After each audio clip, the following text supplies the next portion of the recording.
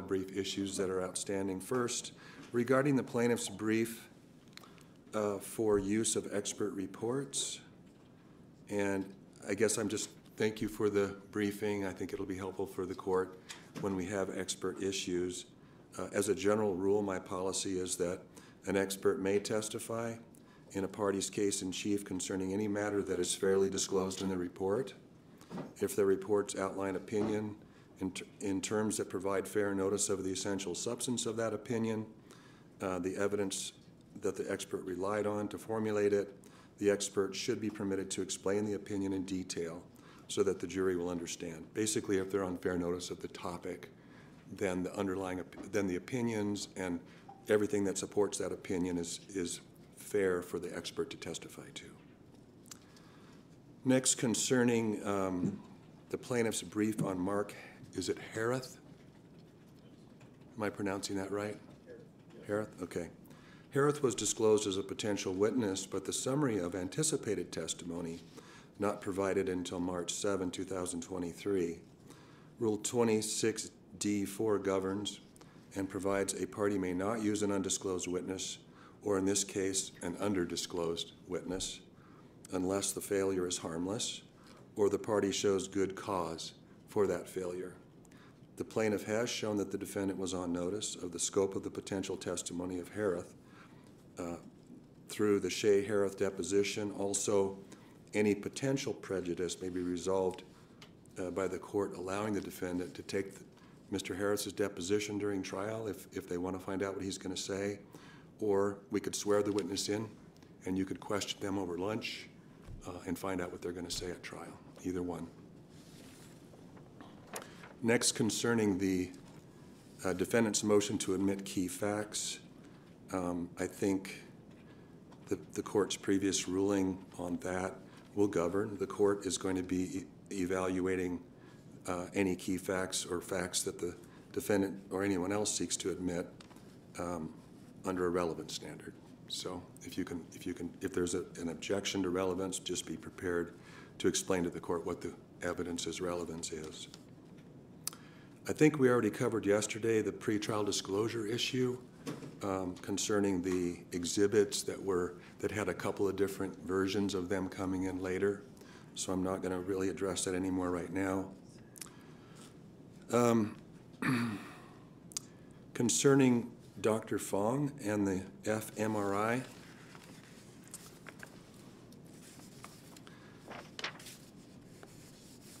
evidence. So there were two motions. There was the plaintiff's motion to pre-admit Dr. Fong's testimony, and then there was the defense motion to resubmit its motion in limine number 17 dealing with Dr. Fong. The court indicated in its earlier March 8 decision its preliminary feelings regarding the pretrial motion number 17 that the defense filed. The court indicated that a deposition of Dr. Fong was forthcoming and that the court would evaluate whether the plaintiff had made a foundational showing of reliability under Rule 702B.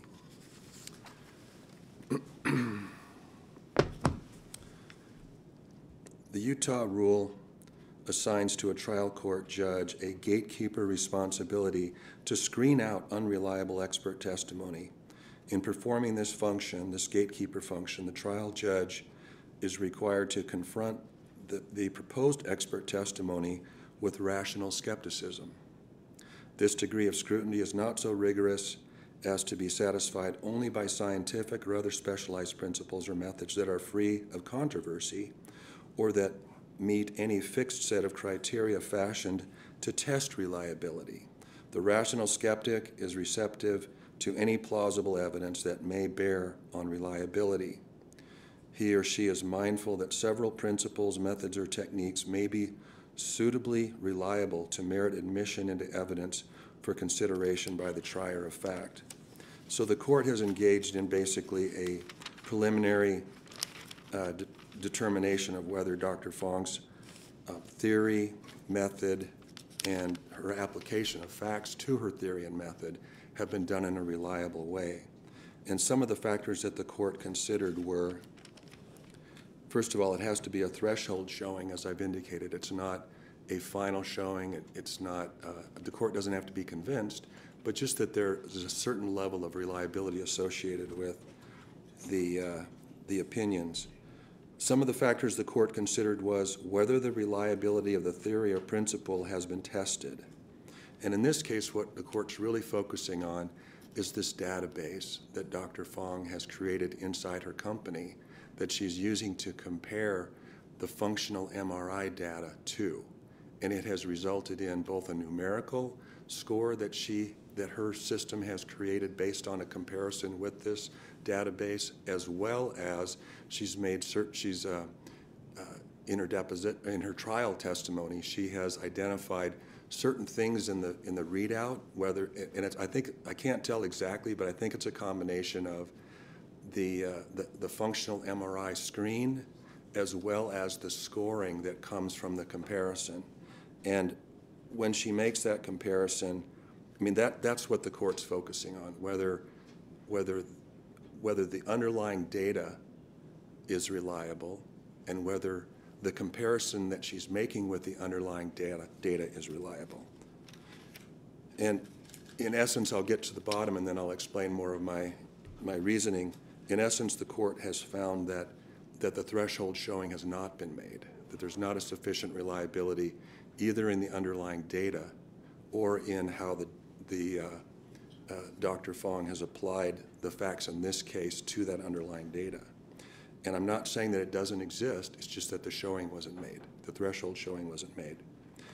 So some of the factors that the court considered is whether the reliability of the data and the application of that data has been tested, either internally by Dr. Fong and her company or externally by the marketplace of scientific ideas. Secondly, whether the reliability of the theory or principle has been the subject of peer-reviewed analysis or publication. She testified at trial that it had been subject to peer review, but she really didn't convince the court that it really had. She didn't explain how this database of 20,000 or 7,000 or whatever it turns out to actually be. That's one problem, is how many entries in the database were there, how were they selected, what did they consist of. And then the court considered that it really hadn't been subject to any outside analysis. And there are all kinds of ways to validate data. There's validity checking, there's statistical sampling that could have been applied to it. She didn't discuss any of that.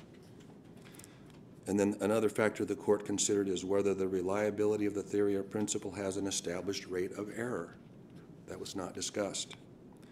And then also, as I've already indicated, whether Dr. Fong was able to state or explain in a way that met the threshold of reliability what it was that she was doing and how she did it.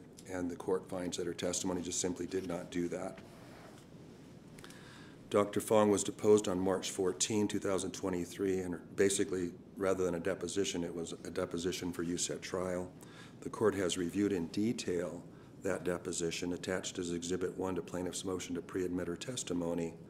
The court again reviewed the underlying briefing regarding motion number 17, defense motion 17, as well as the briefing regarding the defendant's recently filed renewal of motion number 17 and the plaintiff's motion to pre-admit.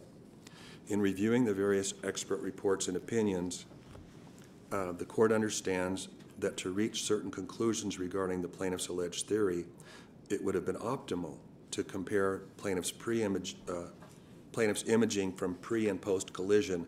However, where such scans were not available in this case, and as the experts have noted, are usually not available, Dr. Fong has analyzed and reached certain conclusions regarding the plaintiff's successive fMRI scans by comparing them to certain database of patients from her clinic. However, her methodology in undertaking this analysis remains unclear. For instance, the patient population of the subject database, including the precise number and relevant characteristics of these patients, has not been well defined. Yet Dr. Fong's methodology, including deriving biomarker scores, heavily relies on this comparative data. She further appears to rely on biomarkers to identify the condition behind an observed abnormality and to gauge a patient's response to treatment. The court's role as an evidentiary gatekeeper relies on being able to assess whether the requirements and purposes of Rule 702B have been met. In this case, the court cannot discern whether Dr. Fong's evaluation of the plaintiff was based on a comparison of the plaintiff's data to relevant normative data.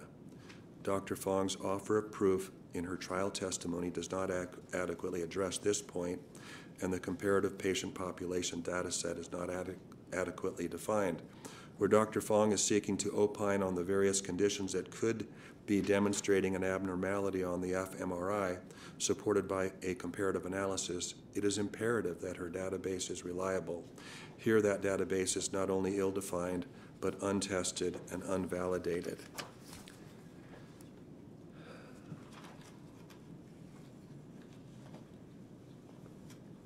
Dr. Fong provided no meaningful analysis as to why the use of her method to support her opinions was reasonable.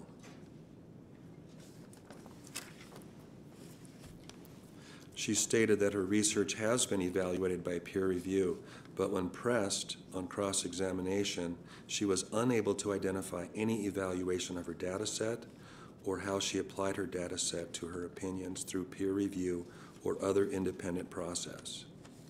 And I understand that it's a proprietary database, and it may not be something that a business wants to put out completely open, but there are ways to still validate that internally, and those were not provided. There's no way for the court to conclude that the database is reliable.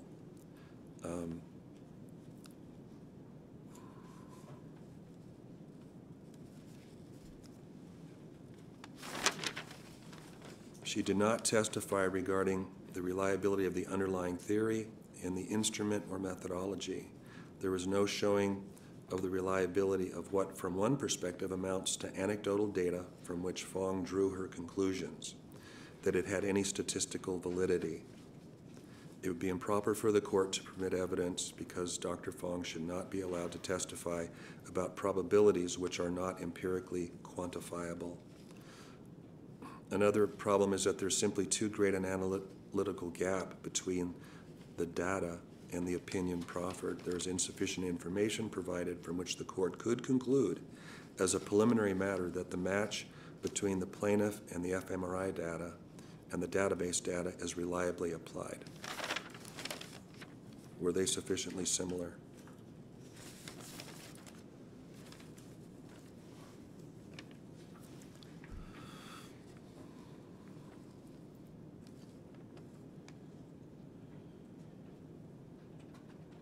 When pressed on the validation through the scientific process, the witness did not, in this case Dr. Fong, did not address how this was accomplished, but instead deflected the questions and never answered how the data was ever subjected to a scientific process, either internally or externally, through independent testing or subjecting her data methods or application of facts to the scientific marketplace.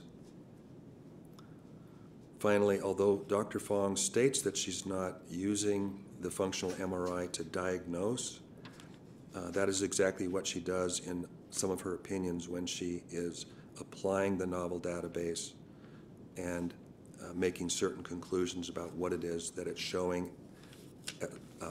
as opposed to a standard deviation or when she references her scoring. And I realize that this ruling is kind of a shotgun, but there were a lot of issues raised by it.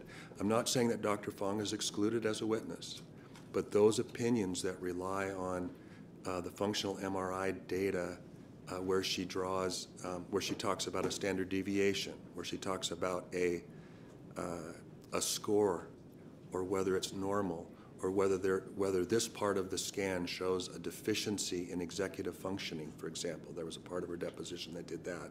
Those types of opinions would be excluded. But she can still testify that there's a persistent, her basic opinion was not based on the functional MRI. The functional MRI was supposedly only used for treatment. So Does there need to be any clarification on, so that you can identify those portions of her deposition or her trial testimony that you do want to use? I think we might need to discuss it a little bit further and maybe have some questions to report back to the court if that's okay. Okay. Any questions from the defense on that? No, I think she's sent to sort of have her witness testimony tomorrow. Is that true? Wednesday. So you can get through that tonight? I guess Wednesday. Okay. And Thursday. Today's Tuesday. you got it. And it's a video taped deposition, so there'll have to be a lot of splicing if they're going to use her. Right, I understand that. Thank you. Concerning, there was an issue of defendant's jury instruction 45 that they wanted to read during opening jury instructions, and as you can see from the packet, it's not included, and I wanted to explain why. In its order dated April 25, 2022, the court did rule that the plaintiff's own ski expert, Greg Skordas, concluded that the evidence indicates that defendant Paltrow's post-collision actions were, quote, reasonable under the circumstances, and that she remained at the scene, specifically that this was not a hit and run.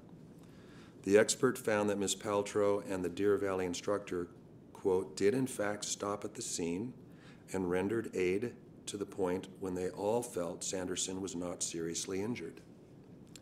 By stating that the court has, quote, already determined, this is in the proposed instruction, that the defendant did not hit and run, the instruction improperly implies that the court reached a factual conclusion in this regard. Rather, because this arose in the context of summary judgment, the court was merely pointing out that there was no genuine issue as to a certain material facts, and consequently the plaintiff could not, as a matter of law, prove his negligent infliction of emotional distress and punitive damages claims.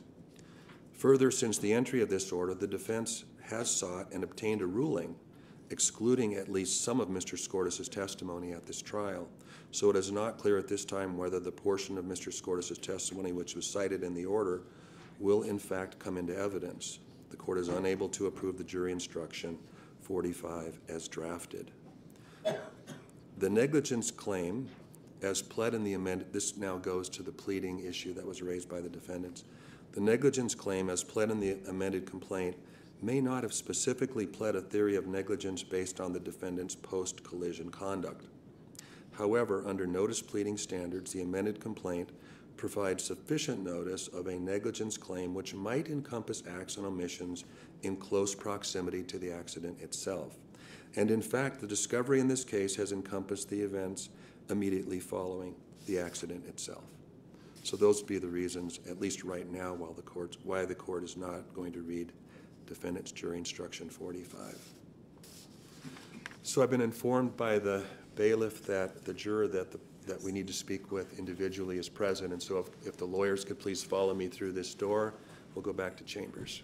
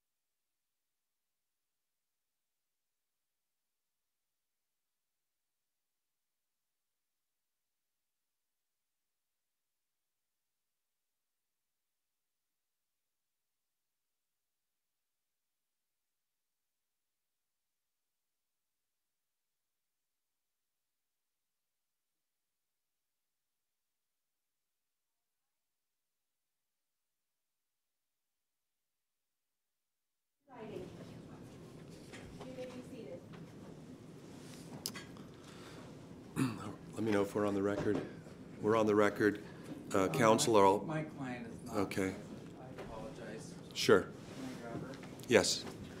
And maybe we could we refrain from photographs to discuss that right now?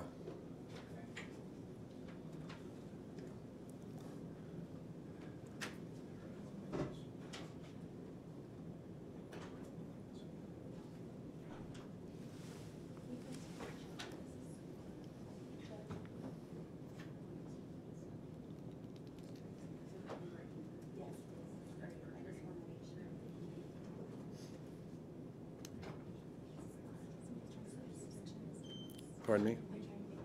I know. Yes, you can.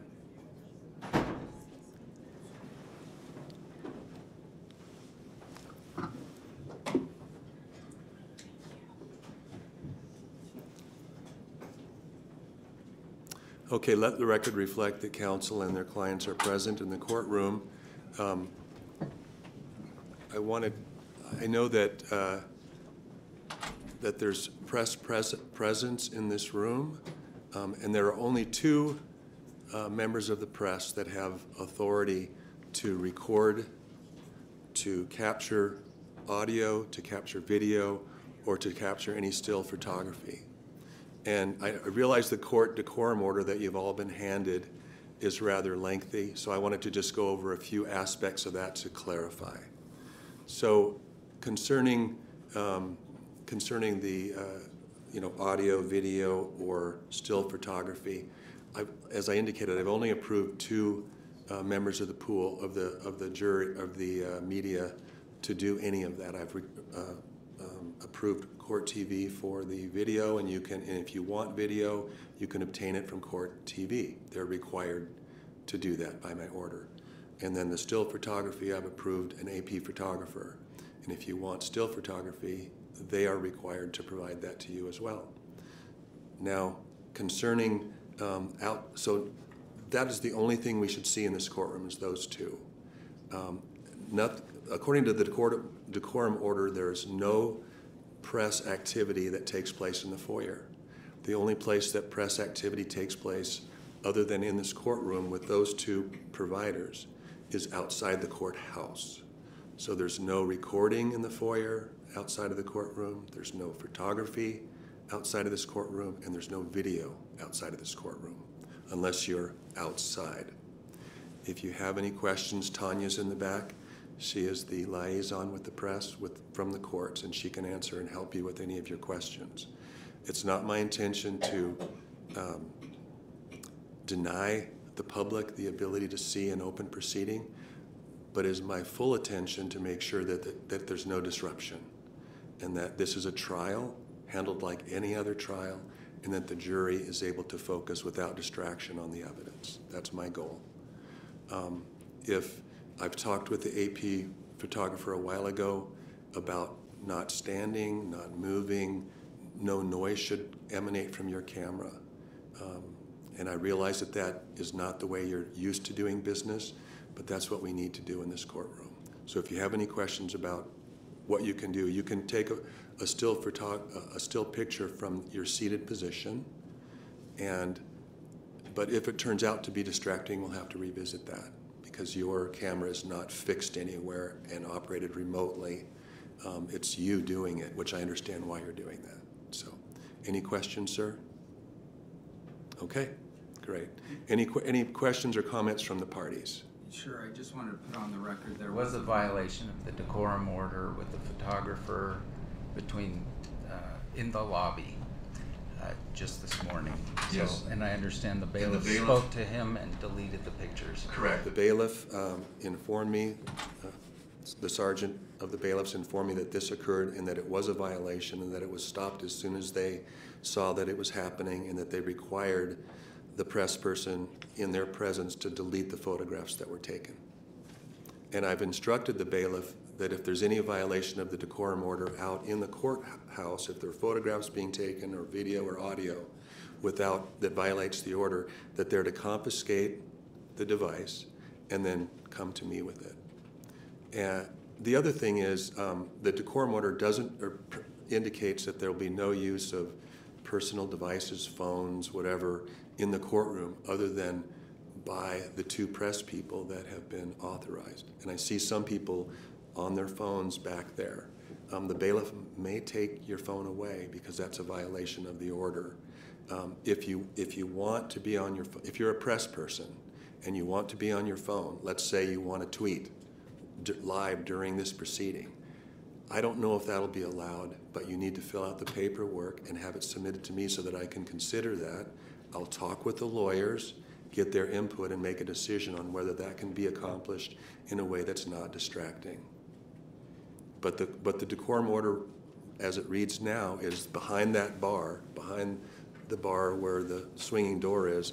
There's no use of personal computers, personal devices, without prior court approval.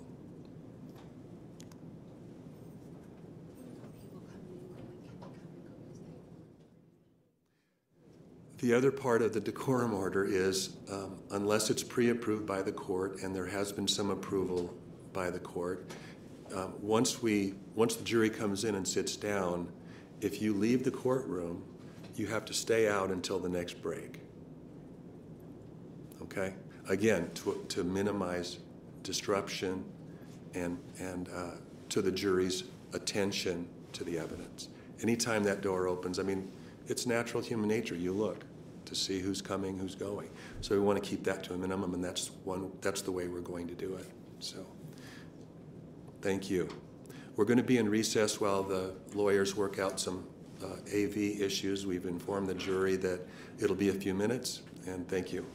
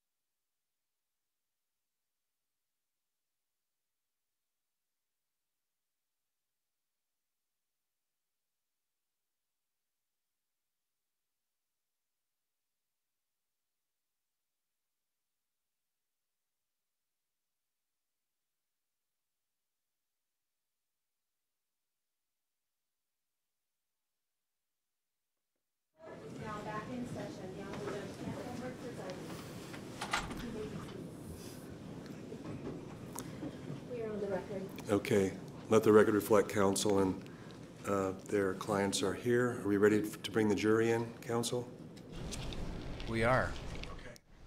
Then I'll have you introduce your tables before I read the opening instructions.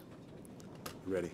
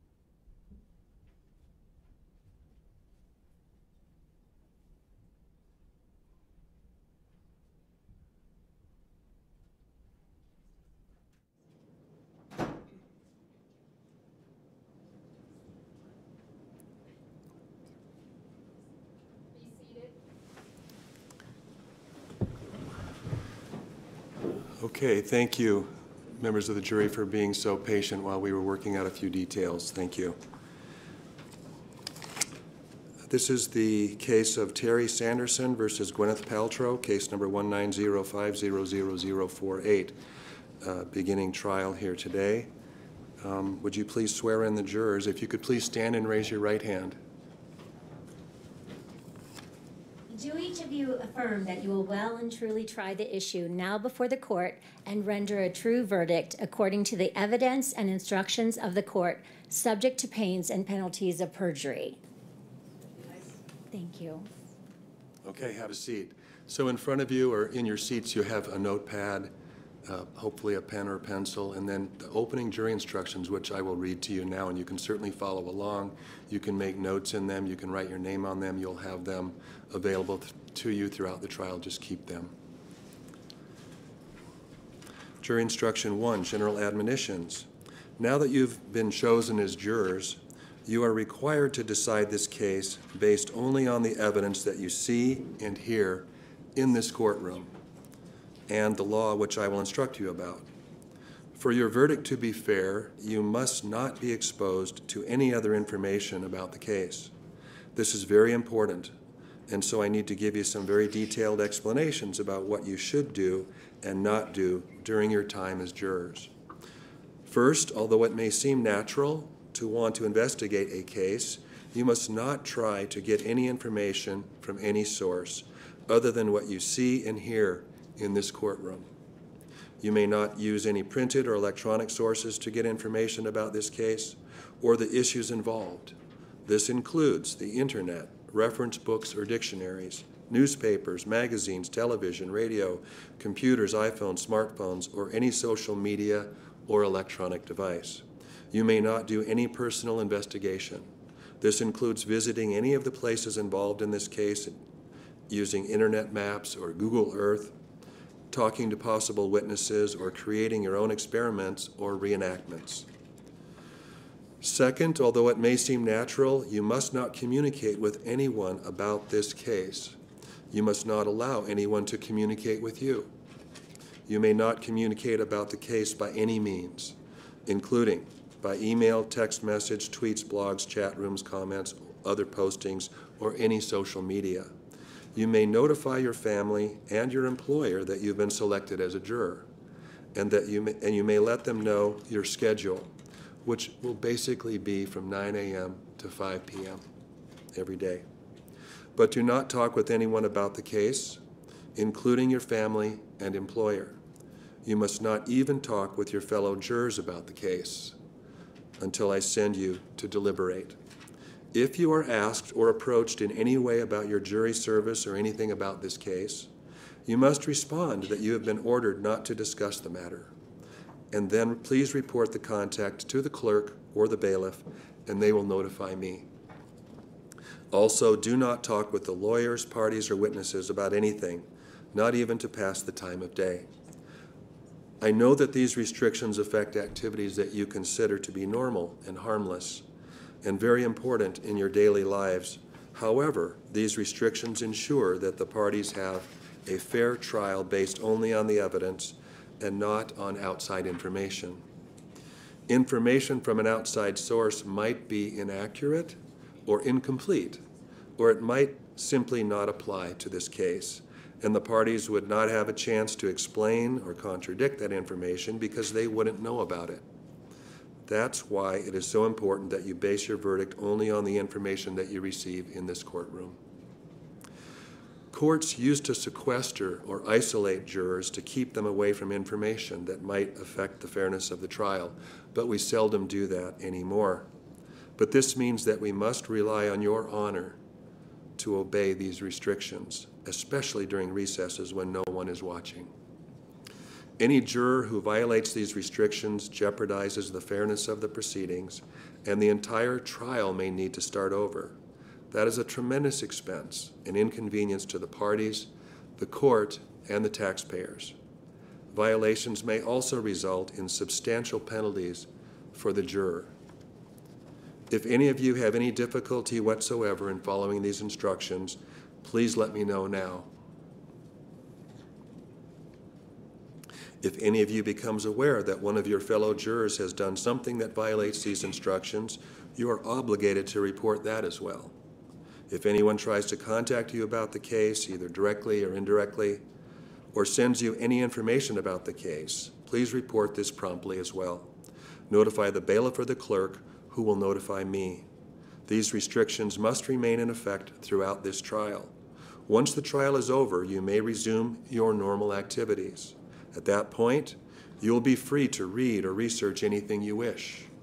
You will be able to speak or choose not to speak about the trial to anyone you wish.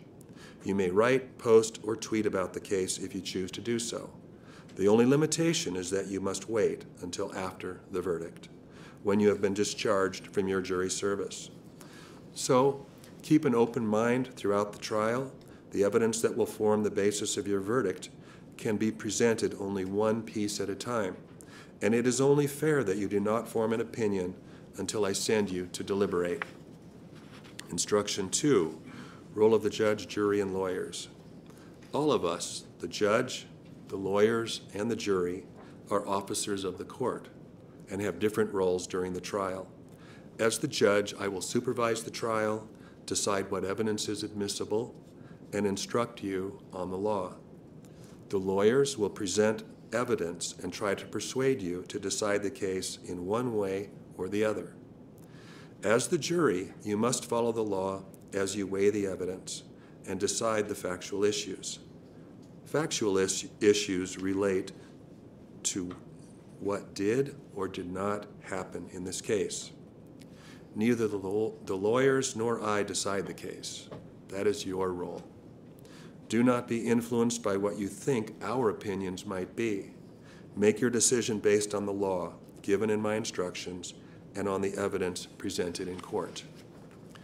Instruction 3, nature of the case. In this case, Terry Sanderson and Gwyneth Paltrow were involved in a collision while both were skiing on the Bandana Ski Run at Deer Valley Ski Resort in Park City, Utah on February 26, 2016. Mr. Sanderson claims that Ms. Paltrow was negligent and that her negligence caused him harm, for which he claims damages. Ms. Paltrow denies that she was negligent, claims Terry Sanderson was negligent, and that his negligence caused her harm, for which she claims damages. Mr. Sanderson denies that he was negligent. Instruction 3.5, Deer Valley Resort dismissed. In this case, there was a claim against Deer Valley Resort, but the court has dismissed Deer Valley Resort from this case. Instruction 4, order of trial. The trial will proceed as follows. 1, the lawyers will make opening statements outlining what the case is about and what they think the evidence will show. 2, Mr. Sanderson will offer evidence first, followed by Ms. Paltrow. I may allow the parties to later offer more evidence. 3, throughout the trial and after the evidence has been fully presented, I will instruct you on the law. You must follow the law as I explain it to you, even if you do not agree with it. 4, the lawyers will then summarize and argue the case. They will share with you their views of the evidence, how it relates to the law, and how they think you should decide the case. 5, the final step is for you to go to the jury room and discuss the evidence and the instructions among yourselves until you reach a verdict. Instruction 5, sequence of instructions not significant. The order in which I give you the instructions has no significance. You must consider the instructions in their entirety, giving them all equal weight. I do not intend to emphasize any particular instruction, and neither should you. Instruction 6, jurors may not decide based on sympathy, passion, and prejudice. You must decide this case based on the facts and the law, without regard to sympathy, passion, or prejudice. You must not decide for or against anyone because you feel sorry for or angry at that person or anyone else. Instruction 7, no record of testimony. At the end of the trial, you must make your decision based on what you recall of the testimony. You will not have a transcript or recording of the witness's testimony. I urge you to pay close attention to the testimony as it is given. Instruction 8, note-taking. Feel free to take notes during the trial to help you remember the evidence, but do not let note-taking distract you. Your notes are not evidence, and they may be incomplete. You must leave your notes in the jury room at the end of each day, along with your copy of the jury instructions. The jury room is kept locked after hours. Instruction 9, multiple parties. There are 2 parties in this case, and each party is entitled to have its claims or defenses considered on their own merits. You must evaluate the evidence fairly and separately as to each party. Unless otherwise instructed, all instructions apply to both parties. Instruction 10, preponderance of the evidence. You may have heard that in a criminal case, proof must be beyond a reasonable doubt. But this is not a criminal case. In a civil case such as this one, a different level of proof applies. Proof by a preponderance of the evidence. When I tell you that a party has the burden of proof or that a party must prove something by a preponderance of the evidence, I mean that the party must persuade you by the evidence that the fact is more likely to be true than not true. Another way of saying this is proof by the greater weight of evidence, however slight. Weighing the evidence does not mean counting the number of witnesses nor the amount of testimony. Rather, it means evaluating the persuasive character of the evidence. In weighing the evidence, you should consider all the evidence that applies to a fact, no matter which party presented it. The weight to be given to each piece of evidence is for you to decide. After weighing all of the evidence, if you decide that a fact is more likely true than not, then you must find that the fact has been proved. On the other hand, if you decide that the evidence regarding a fact is evenly balanced, then you must find that a fact has not been proved, and the party has therefore failed to meet its burden of proof to establish that fact. At the close of the trial, I will instruct you in more detail about the specific elements that must be proved. Instruction 11, evidence. Evidence is anything that tends to prove or disprove a disputed fact. It can be the testimony of a witness, or documents, or objects, or photographs, or certain qualified opinions, or any combination of these things. You must entirely disregard any evidence for which I sustain an objection, and any evidence that I order to be struck. Anything you may have seen or heard outside the courtroom is not evidence, and you must entirely disregard it. The lawyers might stipulate or agree to a fact, or I might take judicial notice of a fact. Otherwise, what I say and what the lawyers say is not evidence. You are to consider only the evidence in the case, but you are not expected to abandon your common sense. You are permitted to interpret the evidence in light of your experience. Instruction 12. Direct and circumstantial evidence. Facts may be proved by direct or circumstantial evidence. The law does not treat one type of evidence as better than the other. Direct evidence can prove a fact by itself. It usually comes from a witness who perceived firsthand the fact in question. For example, if a witness testified he looked outside and saw it was raining, or today it would be snowing, that would be direct evidence that it had rained or snowed. Circumstantial evidence is indirect evidence. It usually comes from a witness who perceived a set of related events, but not the fact in question. However, based on that testimony, someone could conclude that the fact in question had occurred. For example, if a witness testified that she looked outside and saw that the ground was wet and people were closing their umbrellas, that would be circumstantial evidence that it had rained. Instruction 13, believability of witnesses. In deciding this case, you will need to decide how believable each witness was. Use your judgment and common sense. Let me suggest a few things to think about as you weigh each witness's testimony. How good was the witness's opportunity to see, hear, or otherwise observe what the witness testified about? Does the witness have something to gain or lose from this case? Does the witness have any connection to the people involved in this case? Does the witness have any reason to lie or to slant the testimony? Was the witness's testimony consistent over time?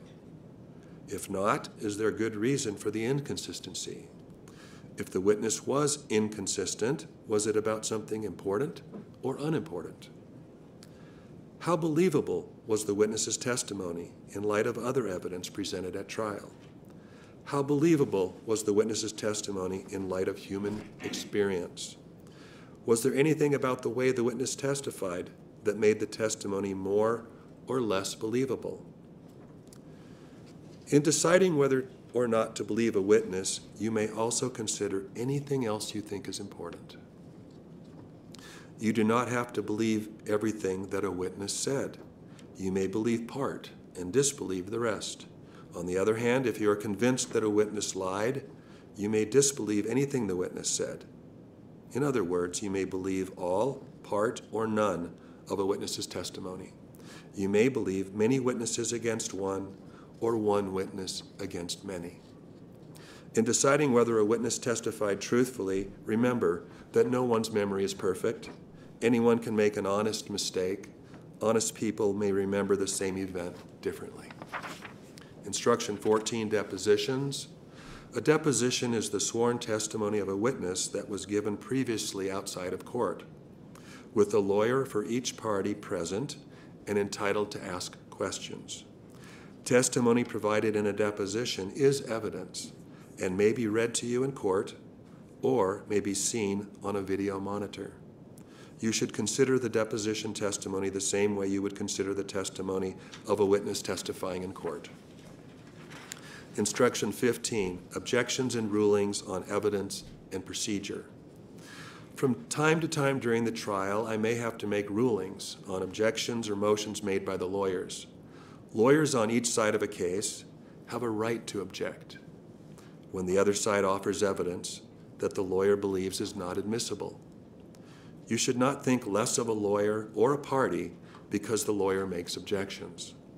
You should not conclude from any ruling or comment that I make that I have any opinion about the merits of the case or that I favor one side or the other.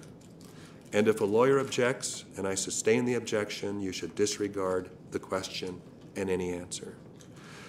During the trial, I may have to confer with the lawyers out of your hearing about questions of law or procedure. Sometimes you may be excused from the courtroom for that same reason. I will try to limit these interruptions as much as possible. Please be patient, even if the case may seem to go slowly. Instruction 16, statement of opinion. Under limited circumstances, I will allow a witness to express an opinion. Consider opinion testimony as you would any other evidence. Give it the weight you think it deserves. You may choose to rely on the opinion, but you are not required to do so. If you find that a witness informing an opinion has relied on a fact that has not been proved or has been disproved, you may consider that in determining the value of the witness's opinion. Instruction 17, charts and summaries as evidence. Charts and summaries that are received as evidence will be with you in the jury room when you deliberate. You should consider the information contained in them as you would any other evidence. Instruction 18, charts and summaries of evidence.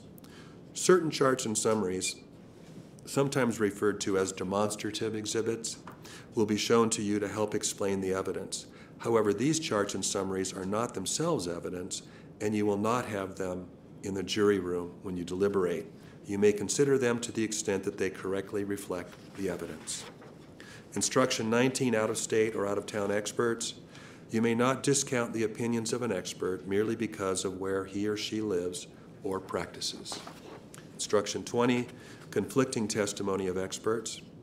In resolving any conflict that may exist in the testimony of experts, you may compare and weigh the opinion of one against that of another. In doing this, you may consider the qualifications and credibility of each, as well as the reasons for each opinion and the facts on which the opinions are based. Instruction 21, questions from the jury not permitted. I want to give you an instruction regarding questions from the jury. The nature of a trial is that we take one witness at a time. No witness can tell the whole story. You may have questions from time to time that arise based on the testimony you've heard so far. Please be patient and wait to hear all the evidence. Sometimes information you need to decide can only be presented by witnesses who may be called later in the trial. For that reason, you should not start forming opinions until after you've heard all the evidence. Also, the parties have spent many months exchanging information and obtaining it from third parties. They have been required to disclose to each other as they proceeded what proof they plan to present to you to prove their side of the case. In some cases, they have asked and obtained rulings from the court as to certain proof that may or may not be offered. When the evidence is fully presented, you will have all of the information necessary to make the decisions that you need to make. That may or may not mean that all of your questions are answered. Sometimes the rules of evidence prohibit the kind of additional information that you think might be helpful, or sometimes the parties have chosen not to present that evidence. In any event, you must make your decision based on the evidence presented to you. You should not speculate as to what other evidence that might have been presented might have shown. So that concludes the opening instructions. Are the plaintiffs ready to begin their opening statement? Yes, Your Honor. Do you want us to introduce ourselves first? If you could, yeah, I neglected to do that. If you could please introduce who's at your table and your client, please. Good morning. My name is Robert Sykes. This is Lawrence Bueller. He and I are the co-lead counsel here. We also have Kristen Van Orman and Peter Sorensen. Altogether, we are honored to represent Terry Sanderson here at the end. Thank you. And the defense. Thank you. My name is Steve Owens. I'm here in town at a firm called, well, I should say Salt Lake City, at a firm called Epperson and Owens.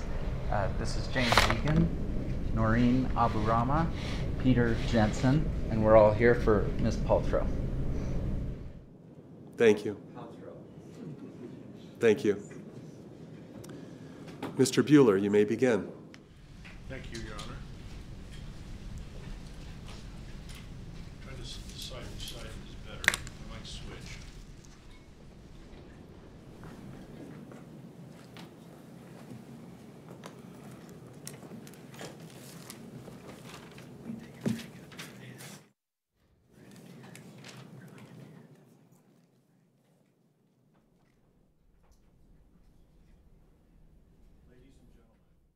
Distracted skiers cause crashes.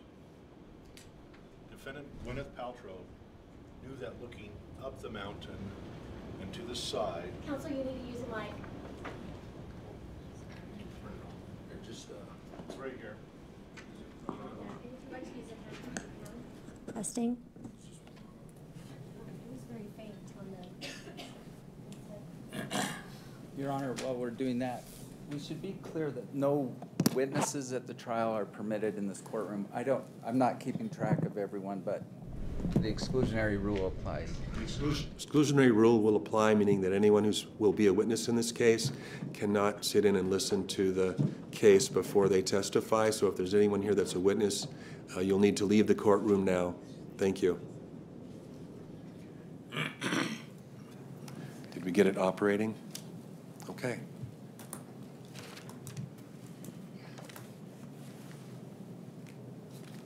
Start again.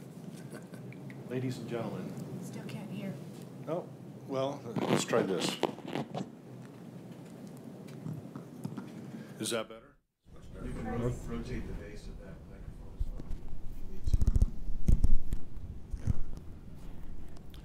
if you need to. Okay. Ladies and gentlemen, distracted skiers cause crashes. Defendant Gwyneth Paltrow knew that looking up the mountain and to the side while skiing down the mountain was dangerous. And she knew that skiing that way, looking somewhere else, blindly skiing down a mountain by looking up and to the side was reckless. And she knew if she continued to ski that way, that it was not a matter of if, but when, by looking up and to the side,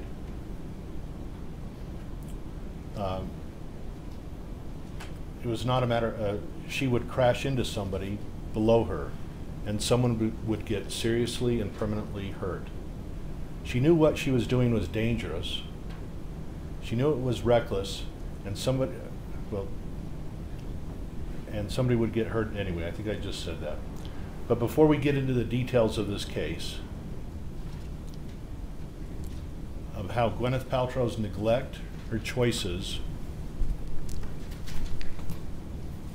and her conscious disregard for other people on the mountain all combined together to cause Terry Sanderson to suffer 4 broken ribs and permanent brain damage, we first have to talk how skiers are supposed to ski down a mountain, what the rules of safety are, and the purpose for those rules, and what happens when skiers break those rules. That way we will all be on the same page, and we can get into the details of this case, okay?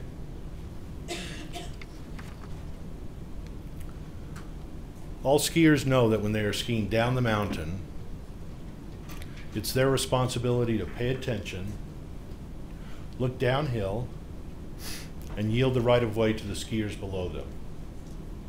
Because the skiers below them can't see behind them to control, as they turn left and right to control their speed, especially when there's multiple people on the mountain, it's the uphill skiers' responsibility to yield the right of way to those below. And it's never enough to say, well, so what if I crashed into someone that was below me on the mountain? That doesn't mean it's all my fault. Because especially on a beginner run,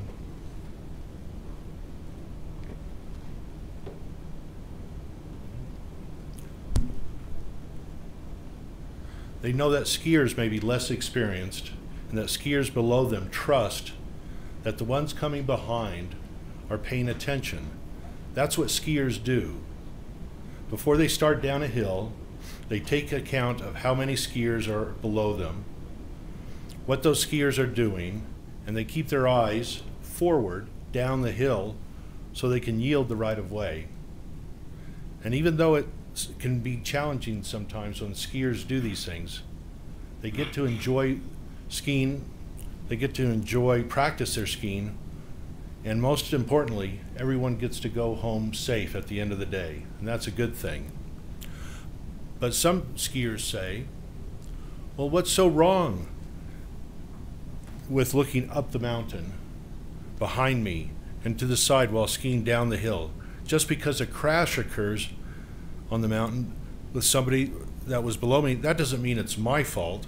And some skiers say, well, what if the person below me on the mountain was changing directions quickly? Maybe it's their fault too. And finally they say, look, what's the big deal? You're not that hurt.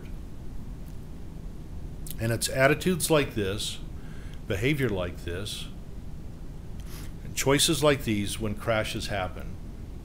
And sometimes it's just a bump or a bruise. Sometimes it's a scare or a close call. But sometimes it's worse. Sometimes it's broken bones. Sometimes a concussion or permanent brain damage. And that's exactly what happened here. So let's get into the details of the case. Defendant Gwyneth Paltrow has skied since she was 3 years old and considers herself an intermediate skier. Miss Paltrow has skied about 6 times at Deer Valley Ski Resort. She hires multiple ski instructors for her children, which allows them to skip the lines. The private instructors cost thousands of dollars per day. On the day of the collision, February 26, 2016, Miss Paltrow is skiing at Deer Valley with 9 people, including her 2 children, her future husband, Brad Falchuk, his 2 children, and 4 Deer Valley private ski instructors. Eric Christensen is one of those private ski instructors. He has worked for Miss Paltrow's family for a handful of ski vacations in past seasons. Eric Christensen knows the family well enough that one time he sent her son some pottery that he hand makes. A few minutes before noon, Miss Paltrow's group of 10 meet at the top of Bandana Ski Run to go to the bottom for lunch. Bandana is a green run about 3/4 of a mile long. Deer Valley grooms Bandana every ski day. Skiers have skied on it for 3 hours. The snow is packed. Although a green run, Bandana is steep enough for skiers to pick up speed unless they make turns. Slow signs are always at the top. I'm just going to show you a picture of that real quick. This is not the actual ski day or the event. This is just an example of what Bandana looks like. I'm going to get it.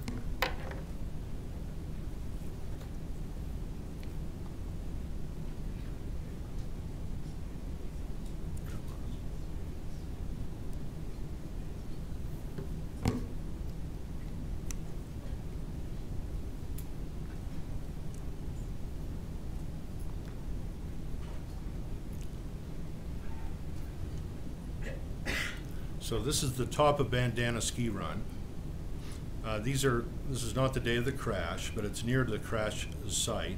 And as you can see, the top of the lift is where people get off and start to ski. And they come down, and the rest of Bandana goes down about another half mile or so.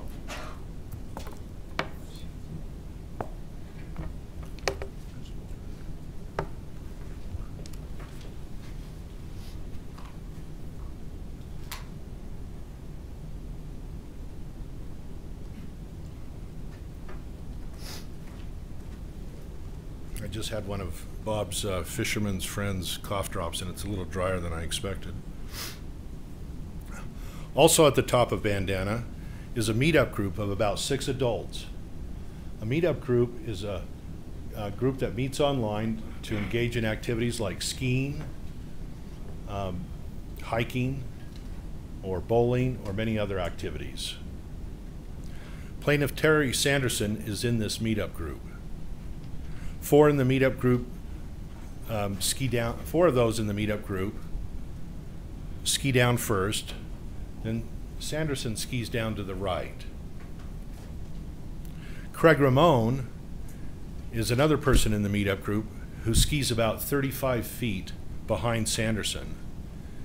Sanderson and Ramone know each other only through skiing in this meetup group. So they're not really close friends, but they know each other. And they've only done about a half a dozen of these meetup groups together. At the top of Bandana, Miss Paltrow, her 2 kids, and their 2 instructors are ready to go down to the bottom of Bandana for lunch. Before they ski, one of Miss Paltrow's children says, "Mommy, watch us ski." Okay. The children and their 2 instructors ski to the left.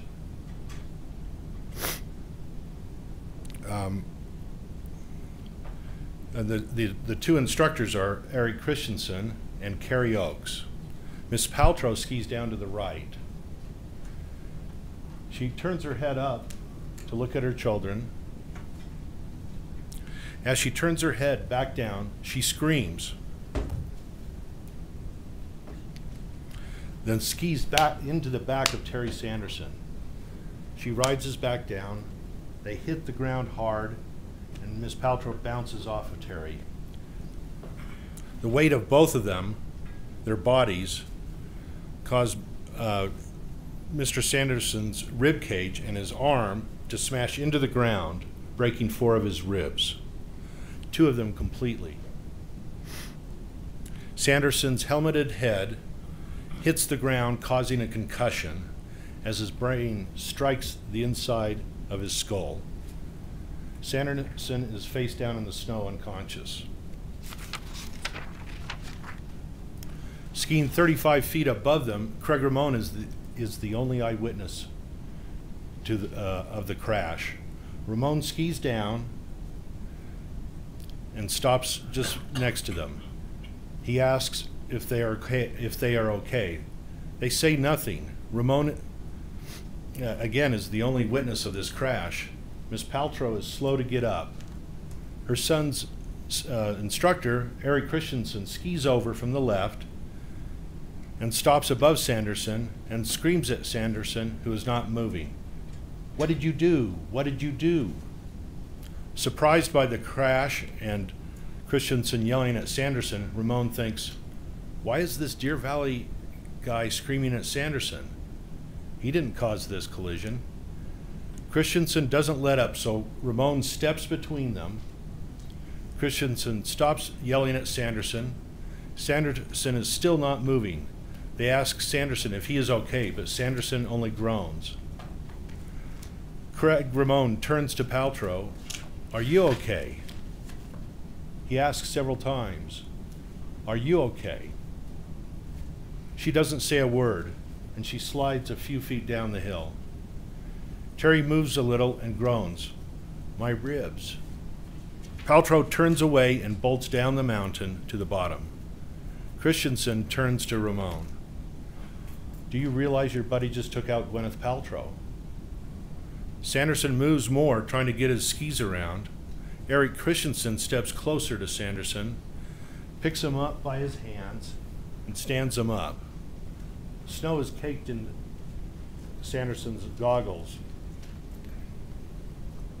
Christensen turns his skis down the mountain and he bolts, skiing straight to the bottom, following Paltrow's group, leaving Sanderson and Ramon alone at the crash site. Sanderson is standing but hunched over, mumbling, and Ramon says, "Do you think you can ski?" "I think so." Sanderson tries but skis poorly. Ramon says, "Stop, stop, you forgot how to ski." "Do you know your name?" "Terry." "Do you know where you are?" "I have no clue."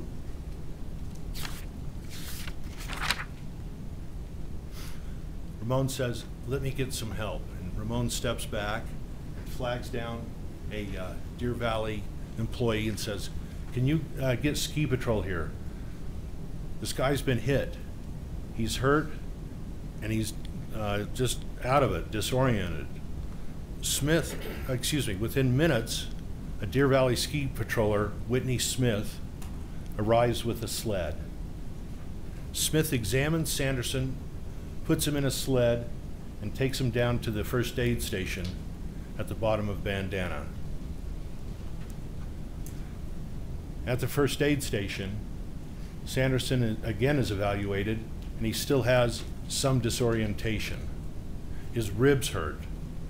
Whitney Smith tells him, and the group of people in the meetup group that are with him, he needs to go to an Instacare in Park City.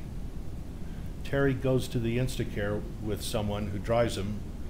He's not sure who it was. And at the Instacare, he's evaluated, but the Instacare says you need to go to an ER room. It appeared that his pain in his ribs might be broken, and he reported that he was unconscious. The next day, Terry goes into the VA emergency room. So what does the defense have to say about these things? First, they say, that's not the way this happened. He hit me from behind. I know the witness Ramon says he heard me scream and look up and saw the crash. I never saw Sanderson before he hit me. Sanderson was the one who hit me. This wasn't my fault. They also say, the defense, this is all Sanderson's fault. He's the one who can't remember the crash.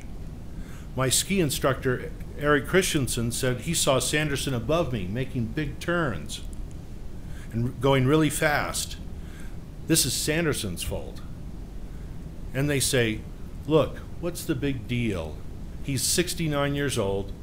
Our doctors say he had some dementia and blindness in an eye and many other problems. Yeah, he broke some ribs, but those will heal. and 85% of people with brain injuries heal. What's the big deal? Oh, and look at his high test scores. He can't have a brain injury. And finally they say, so what if he had a head injury and 4 broken ribs on the day of the crash? 8 hours later, he wrote to his daughter, I'm famous.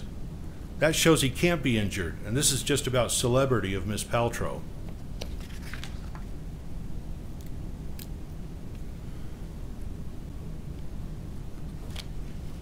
Because of the defense's claims that nothing Miss Paltrow did caused this crash and his injuries, on behalf of Terry and his family, we contacted Dr. Richard Boehm, a neurologist and biomedical engineer. He applies medicine and physics to understand traumatic brain injuries like this.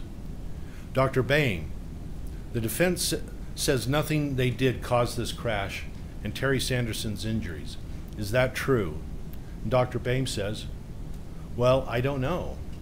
Give me everything you've got, including medical records, scans, x-rays, reports, and so forth, and I want to examine him. Then I'll look at his case. But just so you know, you may not like what I say, but I'll tell you true.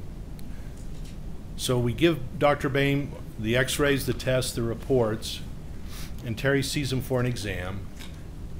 And after Dr. Boehm has reviewed these things, we call him up. So Dr. Boehm, what do you think? Boehm says, no, actually, absolutely, she caused this crash. She hit him from behind, which means she was higher on the hill than him. Well, but how do you know? Well, he broke his 4 ribs when she hit his back, knocking him down to the ground, and she landed on top of him, just like Ramon, the witness, said. The only way for his broken ribs on the right side could fracture like this is if she hit him from behind and landed on top of him, pressing his right arm into his chest. That's really the only way to have broken 4 ribs like this, too severely broken. Well, Dr. Boehm, the defense says he should have recovered from the concussion. Well, that makes no sense, because he still has symptoms more than 18 months after the crash. That means his brain injury is permanent. Well, Dr. Boehm, will you be willing to come to court to testify to our jury so we can get this right? Because the defense says they are going to take this all the way to trial. I'd love to, but I'm busy that week. But I can give you my deposition. So last week, the parties took Dr. Boehm's deposition. You, the jury, will see it this week. And just so you know, a deposition is an out-of-court sworn testimony where the lawyers on both sides testify or ask questions to a witness, and in this case, it was recorded. So what happened to Terry? Well, the day after the crash, he goes to the VA hospital. At the VA, they x-ray his ribs, and they say, yes, you've got 4 broken ribs, 2 of them broken completely. And then a few days later, they confirm Terry suffered a concussion in this ski crash.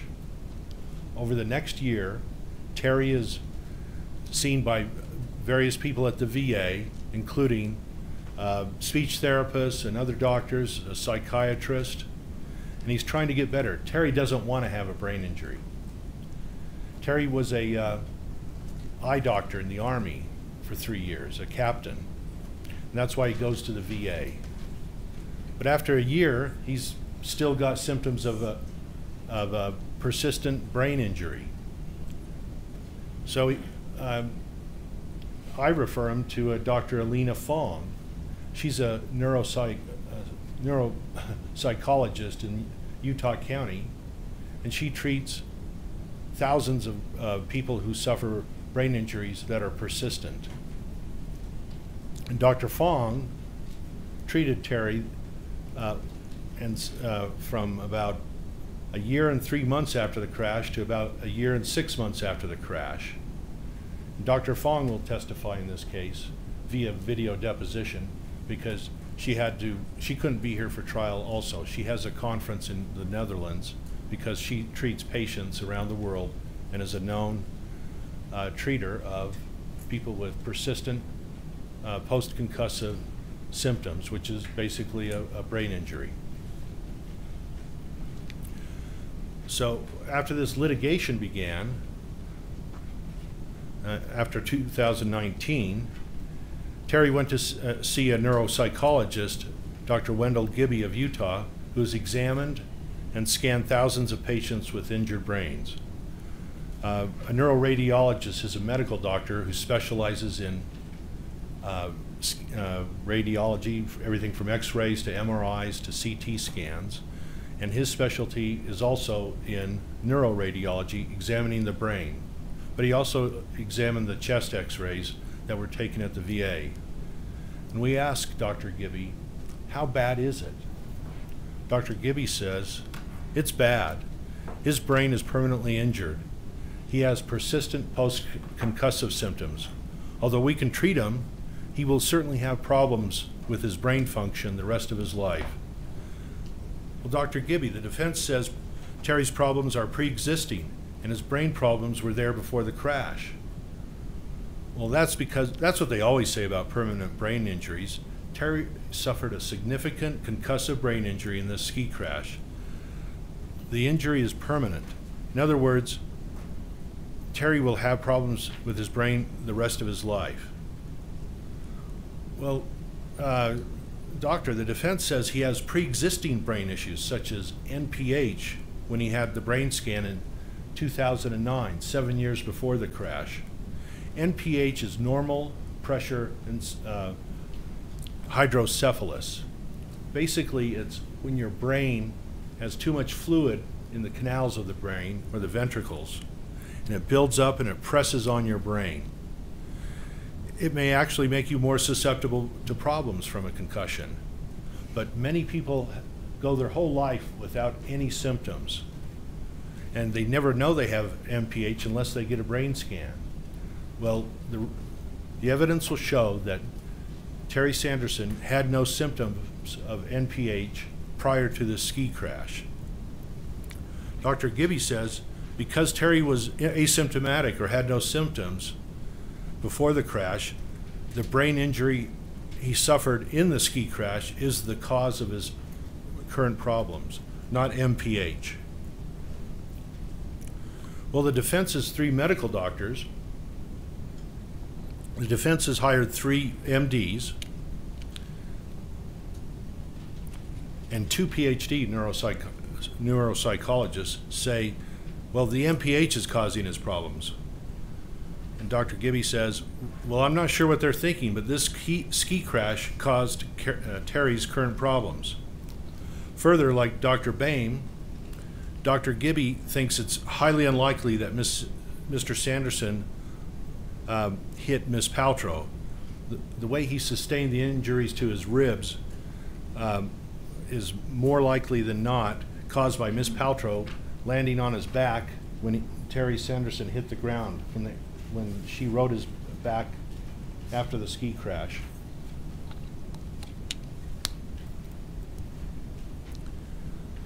Then we talked to Dr. Sam Goldstein, a neuropsychologist who has a clinic in Salt Lake City, who treats patients with brain injuries. He's been treating people like this for decades. We asked Dr. Goldstein, what can you say about Terry's injuries? The defense says it's more likely dementia or NPH or other problems. Well, Dr. Goldstein says, well, it's permanent and significant, this injury he had when Ms. Paltrow hit him, because his family and friends and the people he knows before and after the crash report that he had very few problems before the crash, but after the crash, he has very significant problems. because of that, we know, and because it's lasted for years, more than a year and a half, and now it's been lasted for 7 years, we know he has persistent post-concussive symptoms. Goldstein says, yes, most people recover, but in a situation like this, where Ms. Paltrow denies she caused his injuries, it's like his frustration digs into his frontal lobes, so to speak, and his problems are permanent. Yes, he can alleviate them with treatment and medication, but he will have problems all his life. And these problems didn't exist before the crash. They came after the crash. And there is objective data that his ability to cope with life is diminished.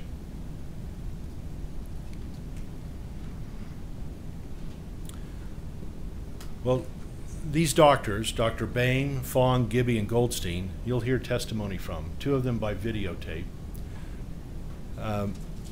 And most doctors like them say that some of the most important pieces of evidence for understanding brain injuries are these before and after witnesses. Again, these are people who knew Terry before and after the crash. You, the jury, will hear testimony from some of them, like his 2 daughters, and either today or tomorrow you'll also hear from Carlene Davidson, the girlfriend Terry had at the time of the crash. They'd been together about a year and a half, and they spent a lot of time together. Miss Davidson spent maybe 3 out of 4 weeks with Terry Sanderson in Salt Lake City. They traveled the world together. Carlene Davidson knew Terry really well, and she'll report on what happened after Terry, or after the crash to Terry.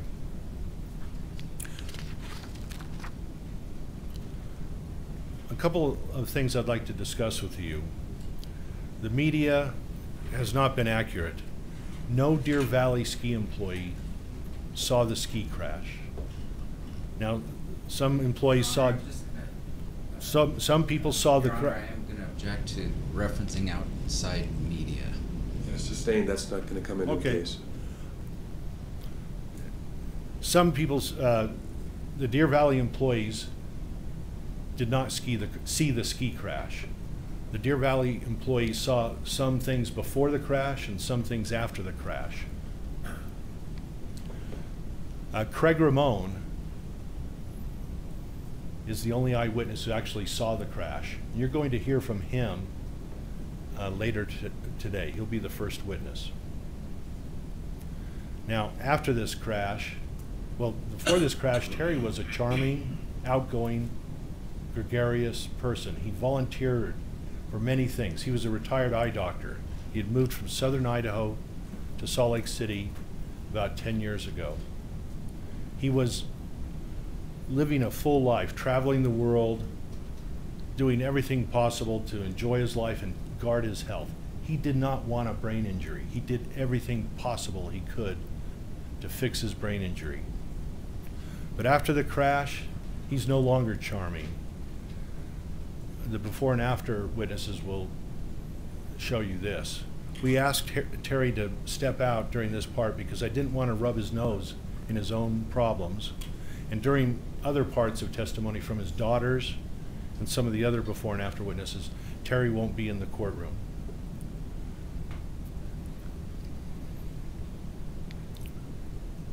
At the end of this trial, the evidence will have clearly and convincingly established that the value, not the cost, but the value of the damages done to Terry Sanderson is $3,276,000. We look forward to showing you all of the evidence. Thank you, Mr. Bueller. Mr. Owens? We have a short break. Can we have a 5-minute break? And I do want to address one thing with the court. Okay. Why don't we take a short recess between the lawyers' opening statements? So thank you.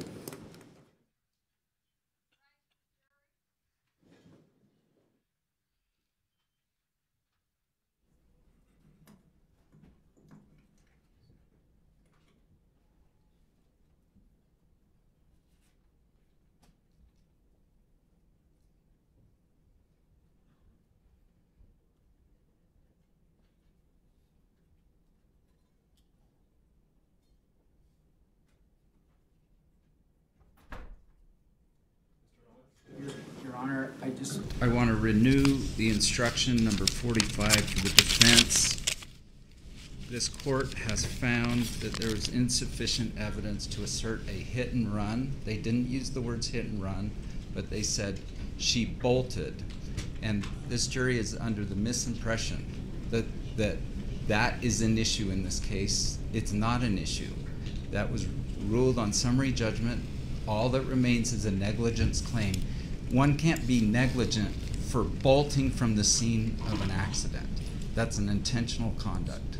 So I ask for that instruction right now, even. Your Honor, the first witness, those are his exact words. And he's testified that in front of, and it's been provided to defense counsel before the litigation, during the litigation, in a deposition. His deposition lasted 6 hours, and the defense interrogated him on this, and he never changed his testimony, and that's his testimony. Now, they can quibble with the testimony and dispute the testimony, but I did not use the word hit and run. Eric Christensen came up, people asked, are you okay? The evidence is, will show that what I said in the opening is accurate per the only eyewitness, Craig Ramon. You know, obviously the concern is that there may be an implication that it goes to duty, and as long as you're not making an implication that she had a duty to do something different, the testimony of the witnesses is what the testimony of the witnesses is. You can ask your questions, you can point things out, you can make your arguments, but my ruling on the instruction 45 will stand. Thank you. Short 5-minute break.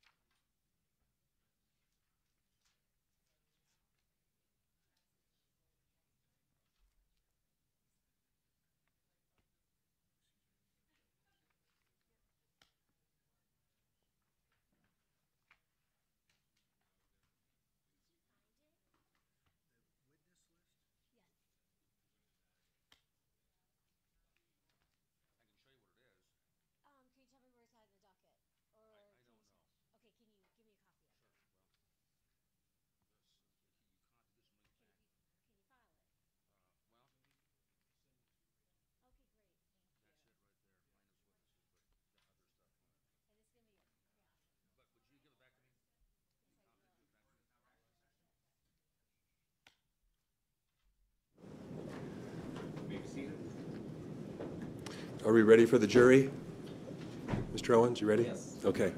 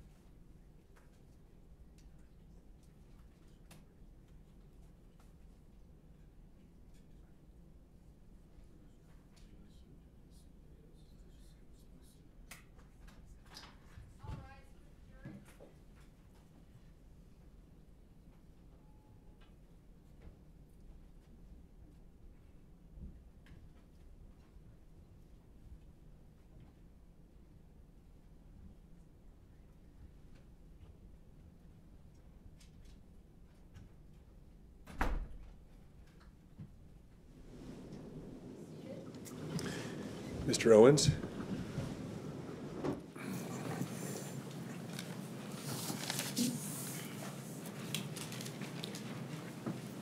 Members of the jury, thank you for being here, partly against your will. It's a beautiful thing, the law. When people are in big disputes, our system, both our U.S. Constitution and our state constitution, allows these disputes to be done openly, publicly, and by a jury of one's peers. And I think it's a beautiful thing. It's slow. A lot of people complain about lawyers, but no one gets hurt in terms of, we don't burn people's houses down, we don't do acts of violence. And oddly enough, if a trial is done right, even the losing party feels that they were heard and understood, and that they feel some sense of peace. So if you can't tell, this is a big deal to the parties, and it's really special that you were chosen. You should feel complimented, and perhaps one day you'll tell your children and grandchildren, I was selected for a jury, and it was an honor to serve, and I helped my community by trying to figure out a difficult problem that the parties have. And so I thank you for that. Even in Greece, ancient Greece, they used to resolve problems like this. Big disputes, bring in some criminal, some are civil. That essentially means, can someone go to jail for it? That's criminal. Is someone asking for money? That's civil. So this is a civil claim. And they would gather the people and listen to the dispute. So this is a very historic tradition. The burden of proof is one of your statements here from the judge, and I just want to comment on it.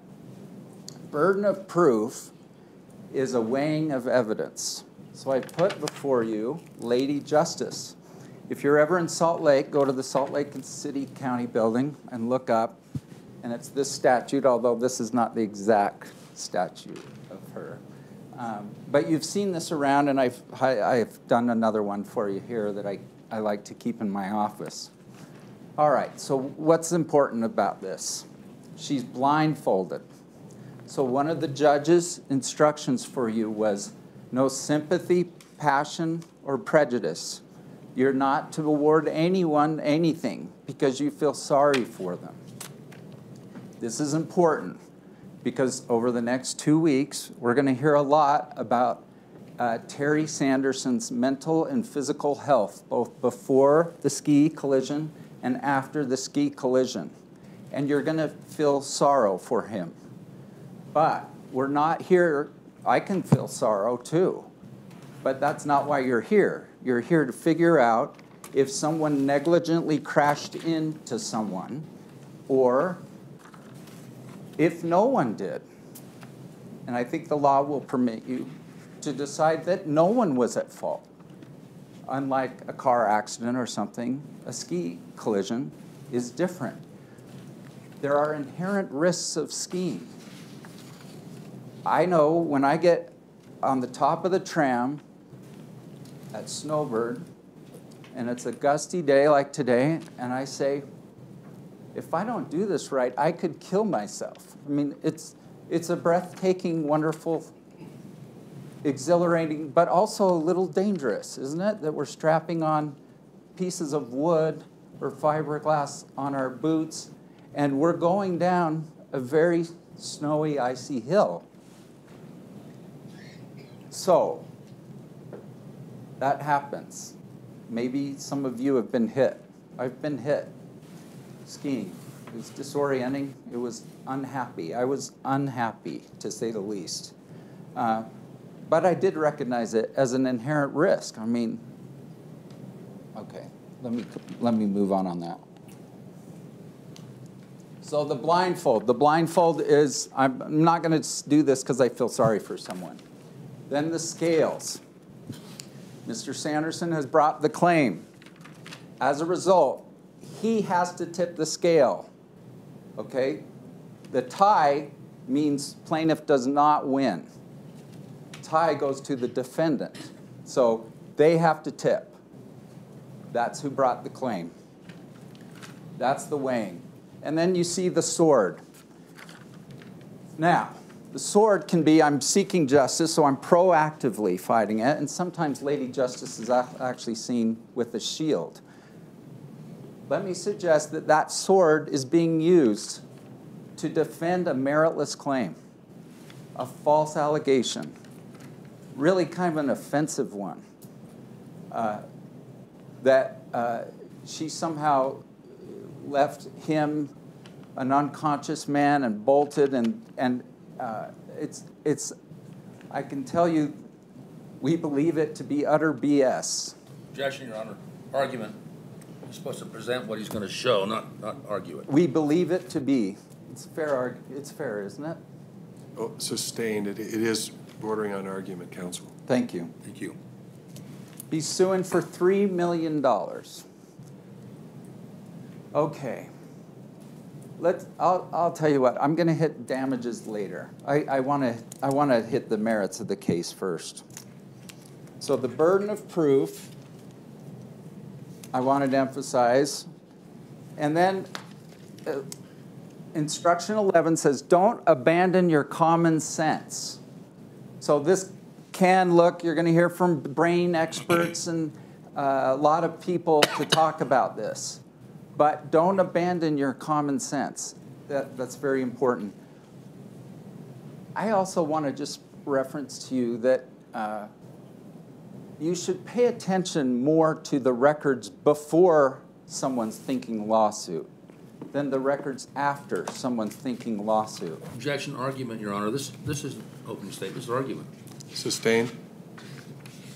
You're going to see a lot of records about what was going on before and during, and then after.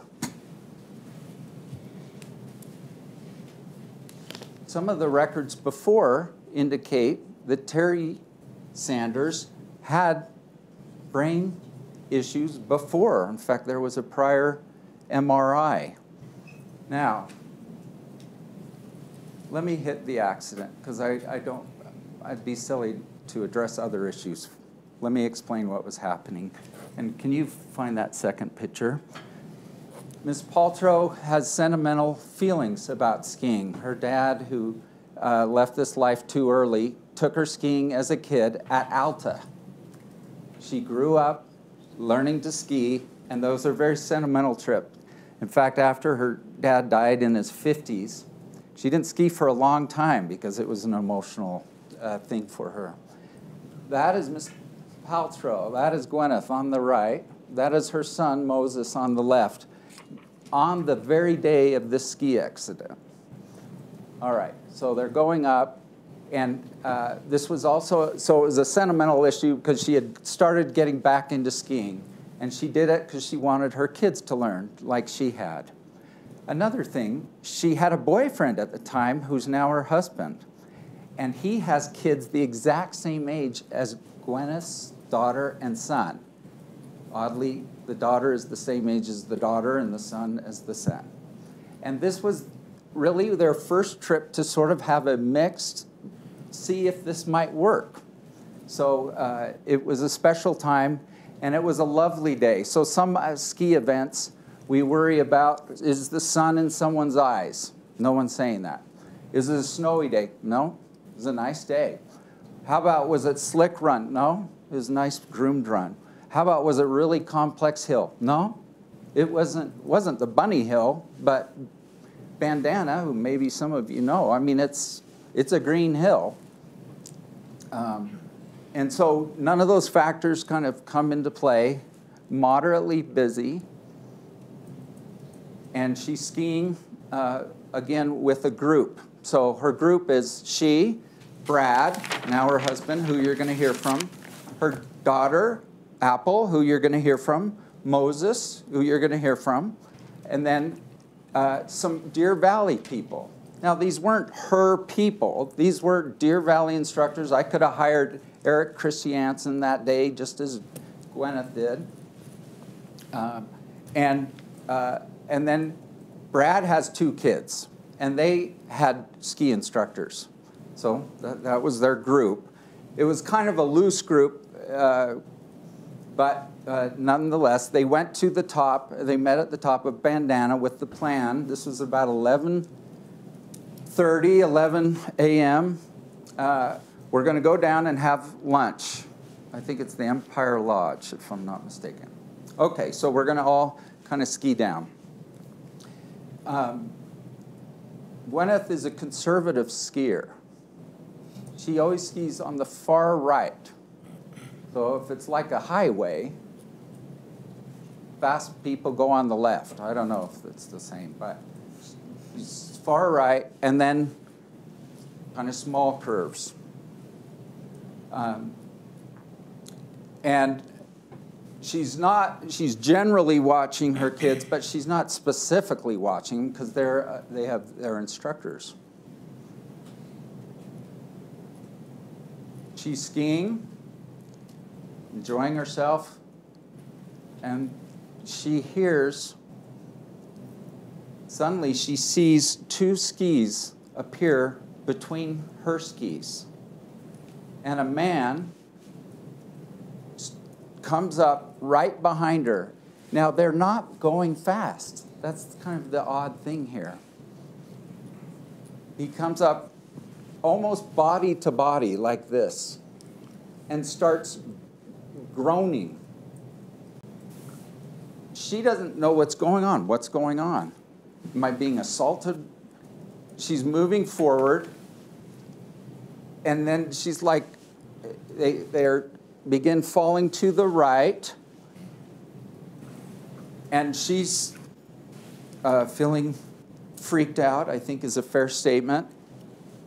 And he hits down, apparently his side and his head, and she is essentially falling on him. But keep in mind, his skis are intertwined now with hers. Her first reaction is get away from this. And so she's trying to get away. What has just happened? Now, she only has to think about this for a few seconds to realize, okay, I'm not being assaulted. But this fellow, she had a more colorful word, has just run into me. And she said, "What are you doing?" Or words to that effect. And he's like, words to the effect, "I didn't see you." And then there's a question, well, who ran into who? And he says, you ran into me? And Gwyneth's like, no, You ran square right into me. And he said, I'm sorry. He doesn't deny saying, I'm sorry. He doesn't remember it, but he doesn't dispute it. Now, she's still ticked off. In fact, much has been said about the so-called only eyewitness. So you're going to hear from him this afternoon. I don't have to give you commentary on him. But he will say he heard and turned. He heard and turned. That's what the Deer Valley guy says. Eric Christiansen, one of the instructors, said he heard and turned and then saw. So I'll comment just a minute more on Mr. Ramon in just a minute. You'll hear about him. Back to Gwyneth's story. She's backed up. She's safe. Eric's on the scene. He's helping people get their skis off. And he's trying to figure out what happened. Now, Eric, backing up, they started at the hill. This is at the very beginning of the hill, by the way. It's not halfway down. It's not 3/4 down. It's the first quarter down. He's trying to figure out what happened. But he had seen Gwyneth go down. Then Terry, who was cutting across the whole thing. If I'm misstating it, we're going to have to defer to their testimony when they testify, but I'm trying to give you a big picture. He's making a wide, much wider turning, and guess what? He's blind in one eye and has decreasing vision in his left eye. He has hearing aids. He's had heart, stroke, many other medical conditions. Just weeks earlier, he had told his doctor, I'm feeling old suddenly. And Terry's story, by the way, is that he's coming across and he sees a struggling younger woman, not younger, a struggling female skier. And he wants to be really clear to stay away from her. So he's actually turning his head to clear the beginner skier. And what happens? He comes right upon Gwyneth. He back turns with his better eye, and suddenly she's there. So the Deer Valley report, do you mind? By the way, Deer Valley is not a party to this lawsuit. The court dismissed Deer Valley. So Gwyneth's not Deer Valley. Deer Valley stands on its own. Objection to argument, Your Honor. Overruled. Deer Valley stands on its own, and I don't know if they're going to assert like there's some massive cover-up or what, but... Objection, argument. Sustained. Okay, back one, I think, James.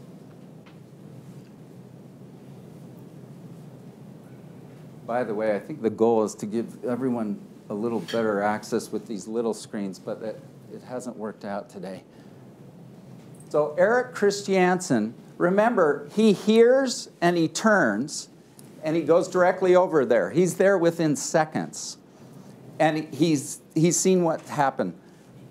And what does he say? Can you blow up the first half? Chief complaint, male skier took her out from behind. He's putting this together, and then let's do the bottom thing, and then we won't focus on exhibits anymore really today on this, but first thing male skier said, does that say said? I can't read it. Anyone?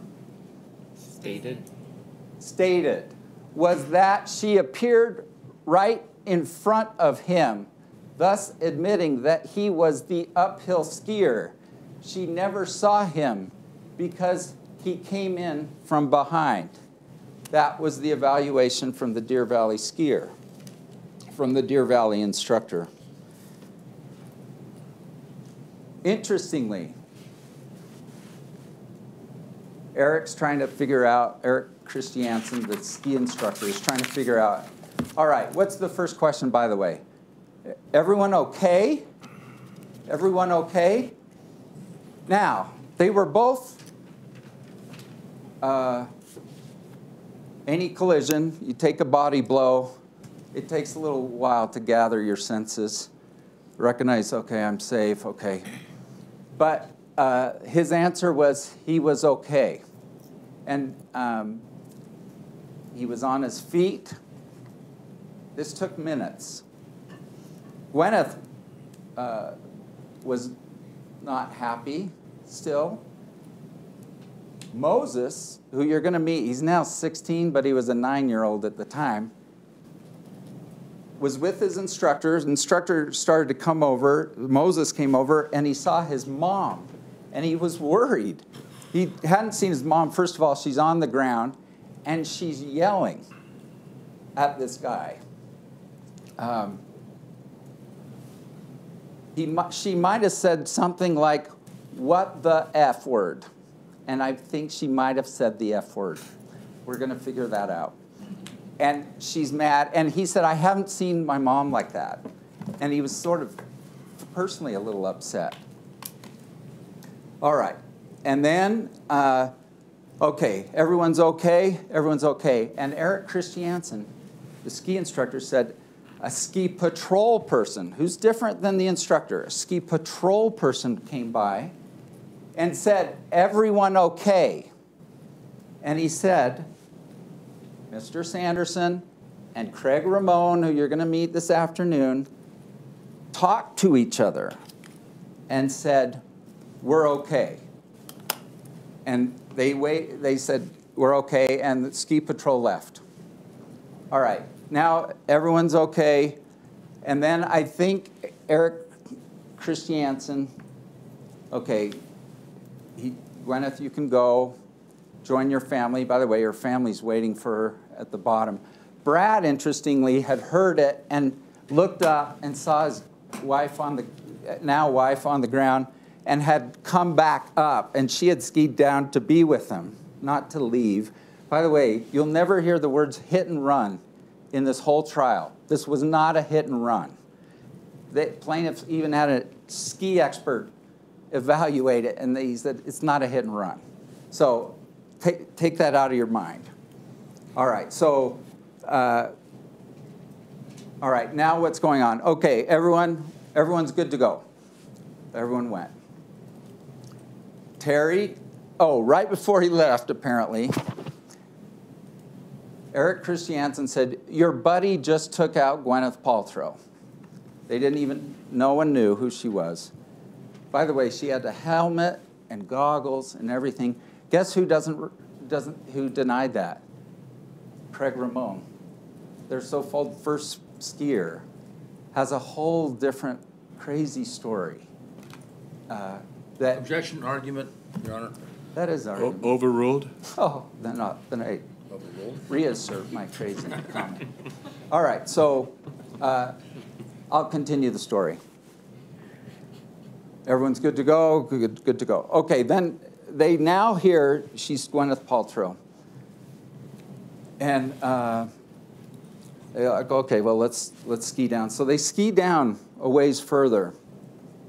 And Terry, I shouldn't call him Terry, Mr. Sanderson, does not feel good. He feels confused, he says. So you'll hear them like, well, let's get a ski patrol person now. We had previously waved one off, but now we've changed our mind. We need ski patrol. Toboggan person comes named Whitney, and she pulls up, and the first thing Whitney says is, "What happened?" And Mr. Sanderson says, "I don't know. I'm not sure." He did not say, "I was just hit." Interestingly, Craig Ramon, the friend, did not correct that statement.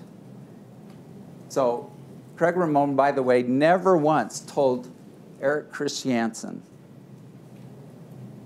she hit him. Didn't say one word about it.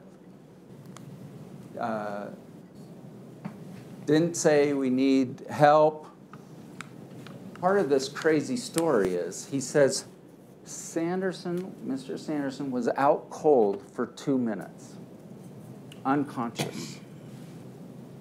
Now, do you know how long it is to look at a person who might be like dead or dying for 2 minutes and not do one thing? He didn't do anything. It's not true. Everyone on the scene was saying, absolutely. If he was out, it was for seconds, not 2 minutes. Christiansen's going to just ignore someone who's out cold. He's saying, I'm okay. He's on his feet. He's declining ski patrol. Very different story than someone who's out cold. I said, did you start CPR, like where you check his breathing and stuff? No, I didn't do any of it. You'll see there are a lot of ridiculous things, I think, about it. Objection, Your Honor, an argument. Sustained. Gwyneth didn't have a helmet. He says Gwyneth didn't have a helmet or a face mask or a goggles on her. She had those things.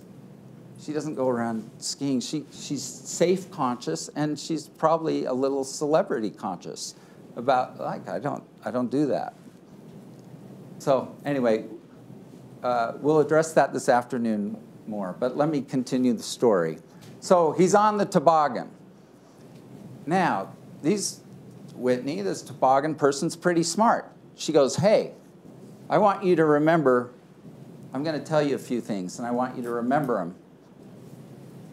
And they're unique things. We'll get into it later. And at the bottom of the hill, she's checking them, and he remembers all of them. In fact, he's a poster.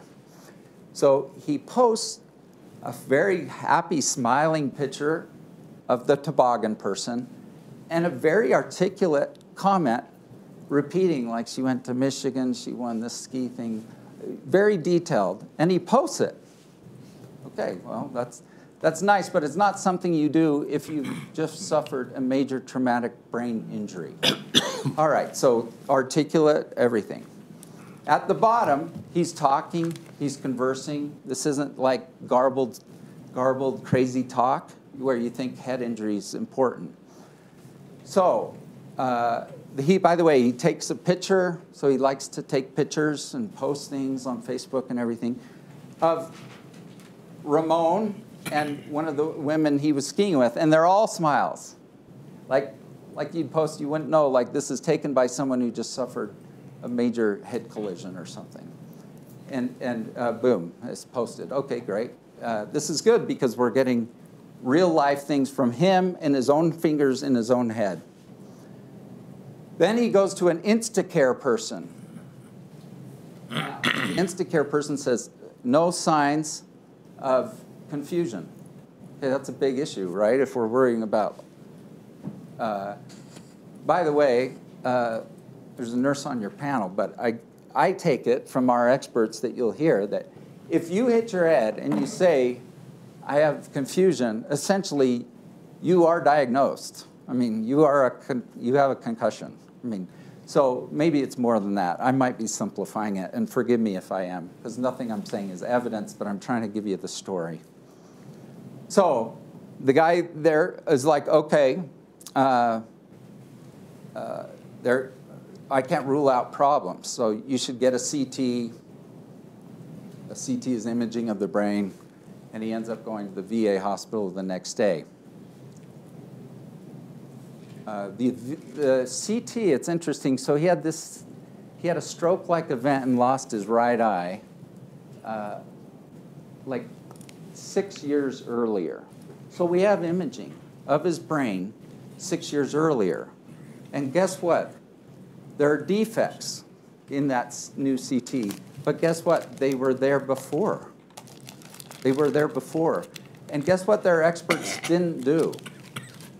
Go back and look to see if the problems in his current imaging is present on his 6-year-old CT of the brain. It's kind of crazy. They're interviewing him. He's telling them things, but no one's actually trying to go back and sort of say, look, is his brain different?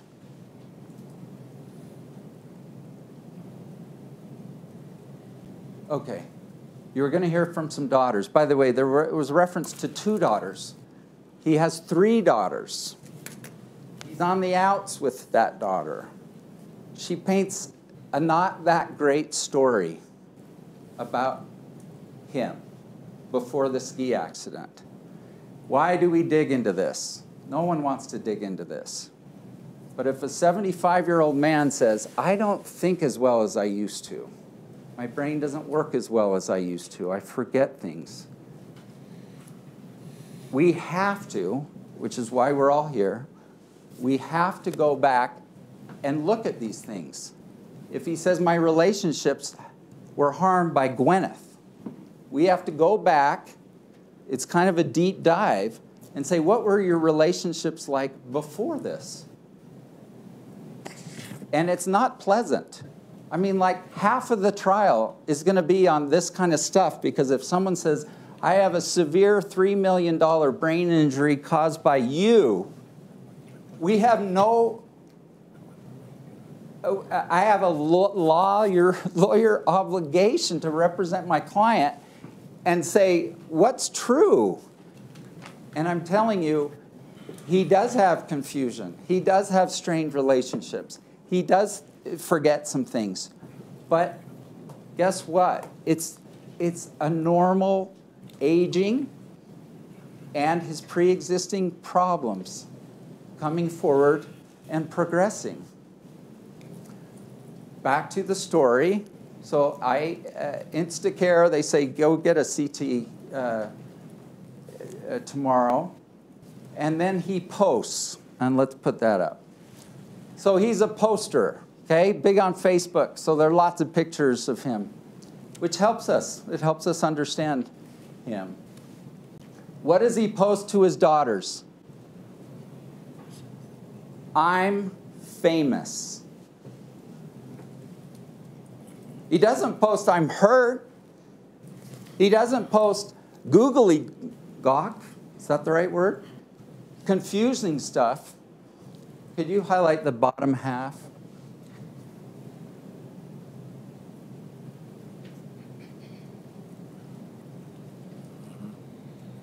I'm famous. This is at 8 p.m. The accident had occurred just before lunch.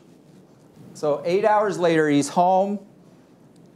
And then he said, here's what happened. From my friend and eyewitness, this Craig. And he posts it. He posts it. Wouldn't you be interested to know what this post was in real time? This video or photo, it's apparently video. Objection, argument. Your Honor, that's just trying to explain the evidence here. So you've got evidence, this is evidence that will come in? That it's not there. Okay. Overruled as to that. Wouldn't we all like to know, I apologize, were it okay? Yes. Wouldn't we like to know what this was? Objection, argument, Your Honor. This is argument. Sustained. It's nowhere to be found. We're in a courtroom 7 years later trying to figure out what happened. It was right there, nowhere to be found. And then, can you do the top half? This is his daughter. I can't believe this is all on GoPro. I can't believe this is all on GoPro. Where's the GoPro? Do we want it? We want it. It's nowhere to be found. I'm glad you're okay. He's telling his daughters, I'm okay. All right.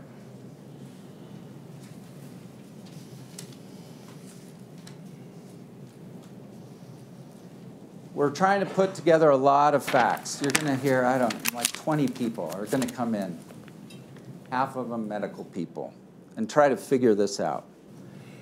It'll be interesting. I think after this trial, you'll go, that was cool, actually. You learned a lot, and you are given to our community. But about half of the information you're going to hear, if you find that Gwyneth did not cause the accident, you can disregard all the damages talk. So we're going to hear a week of evidence on Terry's brain, Mr. Sanderson's brain. But if you find no negligence by Ms. Paltrow, then you can disregard all that. Your Honor, I object. This is a classic argument. Sustained.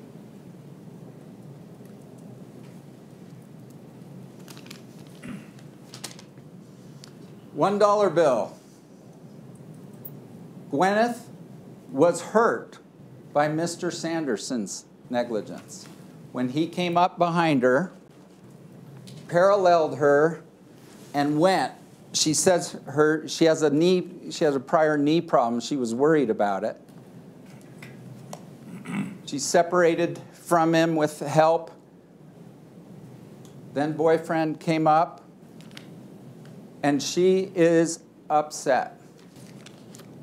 She has, anyone sustaining a blow is upset. She's sore. She never went to a doctor, but for this, by the way. But it rattled her, and it physically hurt her. When they were dismissed, they went down to the bottom of the hill. And who was waiting for her? Her daughter, Apple, now 18, then 8, I think. No. 11. Sorry, I got that mixed up. So, and Apple's like, what took you so long? And she said, some a-hole just ran into me. I think she used the real word.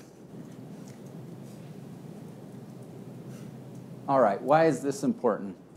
She didn't say, I just ran into someone. She was mad. And over lunch, she was mad. And then after lunch, she said, that guy kind of hurt me. And I'm not going to ski the rest of the day. There's even a text from Gwyneth's own phone to Eric Christiansen. And they're like, Moses wants to know if you're coming. I'm going to go in. That guy kind of hurt me. And she went in. And she lost her full day pass that she had paid for, and she only got to ski half a day. In addition, she had paid for her instructor, who now was diverted from teaching her son Moses to take care of this collision issue. And so we ask you for $1. Now this is a lot to go through for $1, but it's an actual dollar. Because she had come with her family to enjoy a family vacation. Objection, no, this is again an argument. This is classic argument. These are facts. This is closing argument. Overruled as to the comments that are being made right now, those are facts? Yeah, and let's keep the interruptions to a minimum, would we? Well, don't argue then. Well, counsel, go ahead. I mean, the objections have been valid, some of them. So she came for a family vacation. Half the afternoon was kind of ruined. And so that $1 is important to us. It's important to my client. Let me hit a few other things. You've been very patient.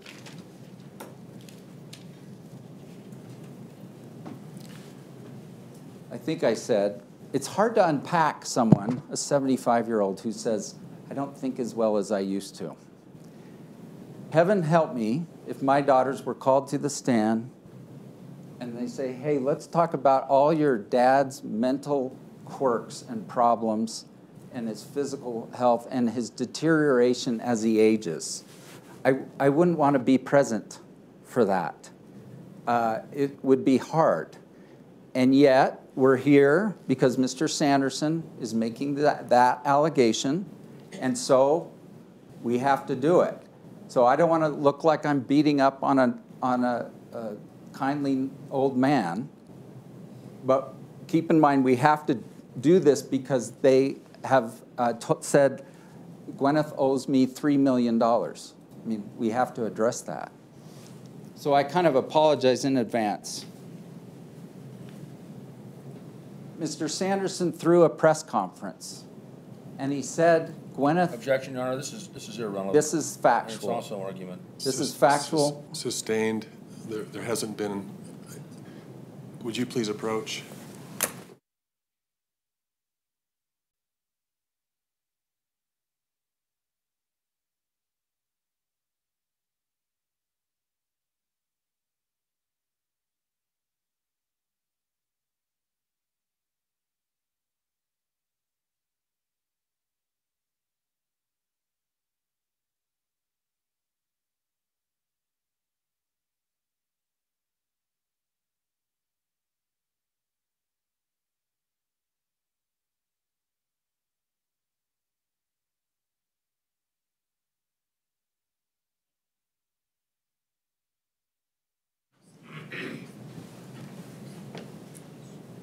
Sanderson said, 3 years later, she came out of the jungle like King Kong, screaming. When asked in real time by Gwyneth, he said, I apologize. I'm sorry. When asked by the ski instructor, he said, she appeared right in front of me. And when asked by the toboggan person, he said, I don't remember. I don't know. Or I'm not sure. Mr. Sanderson said his memories of this case get better over the years. That's all I'm going to say about that. That's not how memory works. One more comment on damages. Plaintiffs, he was a vet. We salute him for that. He went to the VA, and he went at 1 month. He went at 1 year. And I guess 1 year and 2 months, and 1 year at 3 months. Okay, so 3 different assessments, neuropsych assessments. This is where a smart person is trying to figure out, and he is saying, I'm more confused since the ski accident. And they're doing testing on him. These are not hired experts, like many of the people you're going to hear. These are his VA people, and he's complaining, and they're doing assessments on him. And what does he do? Above average, above average, above average, above average, above average. A year and 2 months. High IQ, high verbal comprehension, high perceptive reasoning. Working memory is average. Processing speed, average. Overall cognitive ability, intact. 1 year and 3 months later, goes to someone else. These are 3 different people. 3 different people. He's alert. His affect is appropriate. His speech is normal. His thought process is logical, linear, and goal-oriented. All good. His perception, no disturbance. Attention, concentration within normal limits. Recent memory within normal limits. Remote memory within normal limits.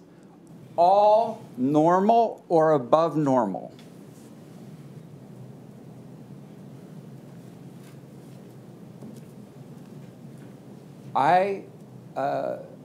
These are not the hired people. Let me just say that.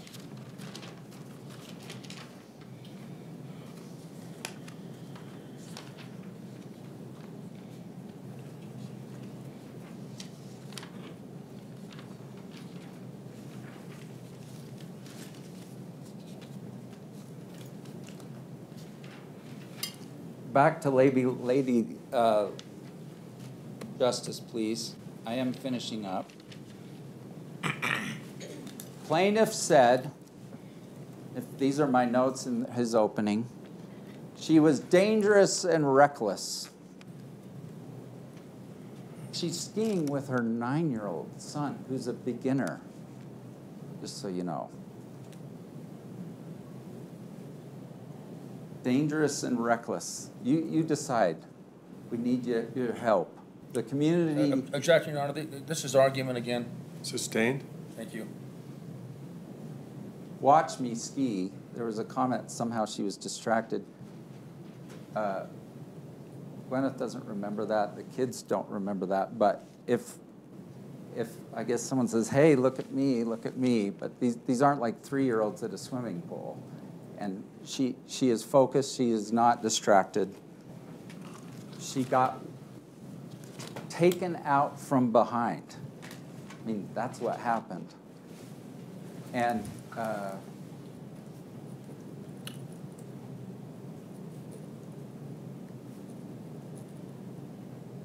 that's enough on that.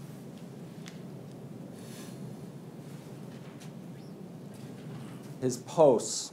So again, we can curse public media or social media, but it does do one thing well, doesn't it? It's like sort of documents people. And he's a poster. So guess what? He went on traveling all over the world after this. After this. Like 10 trips. All over the world. And we'll talk about that. I'm not even talking about the domestic trips, which he did those too. But I'm talking about big, long international trips. He does yoga, he swims, he stays fit. His life is not a disaster. Your Honor, I object. This argument again. Overruled?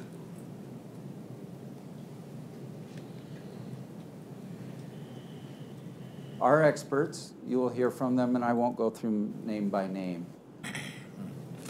2 are Eastfold and Askenazi. These are smart people who are trying to put everything together and are just saying, so he's aging, he has prior problems, and he's now obsessed, essentially, with this lawsuit.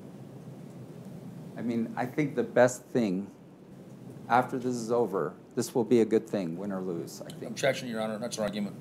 Sustained? They will say that. Our experts. Objection, Your Honor. Our experts will say that. Is that objectionable? No. You've been very kind. I'm going to end here with Lady Justice. So the blindfold you get, we're not going to feel sorry for him. We're not going to make our decision on that. The weighing of evidence, they have to have more evidence than not. And the sword, we are defending a false allegation, and we need your help. And Your Honor, thank you so this much is for argument. doing it. Should be sustained. I'm done, and Overruled, just a little latitude there. that's about 10 overruled objections during my closing, which I think is inappropriate, Your Honor. Why don't we approach the bench, please?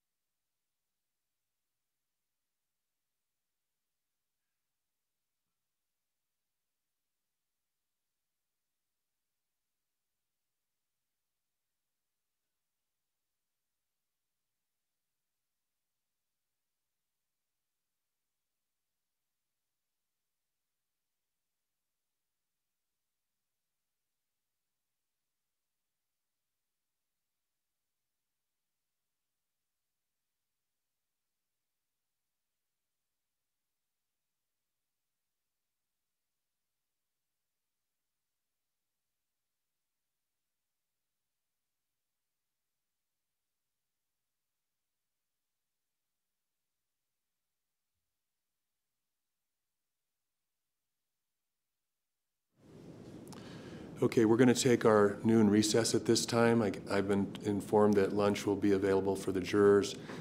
Just to let you know, the parties have agreed to split the cost of lunches so that you don't have to try to travel out to go find lunch. You're certainly welcome to go if you'd like, but lunch will be provided for you, and we'll reconvene at 1 p.m. Thank you.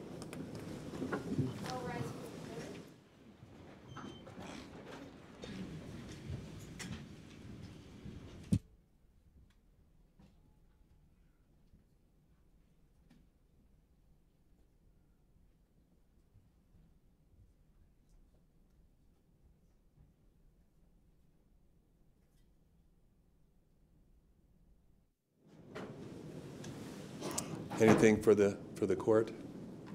Counsel? Okay, we'll see you at 1 p.m. Thank you.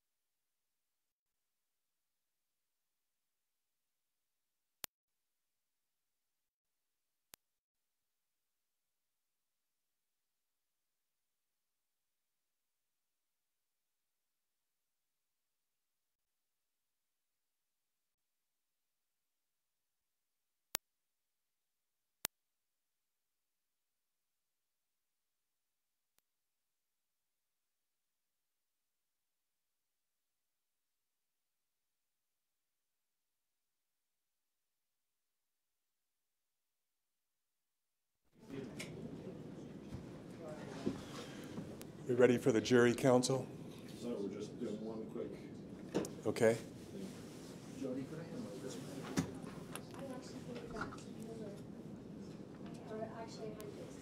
I've got it right here. I've got it.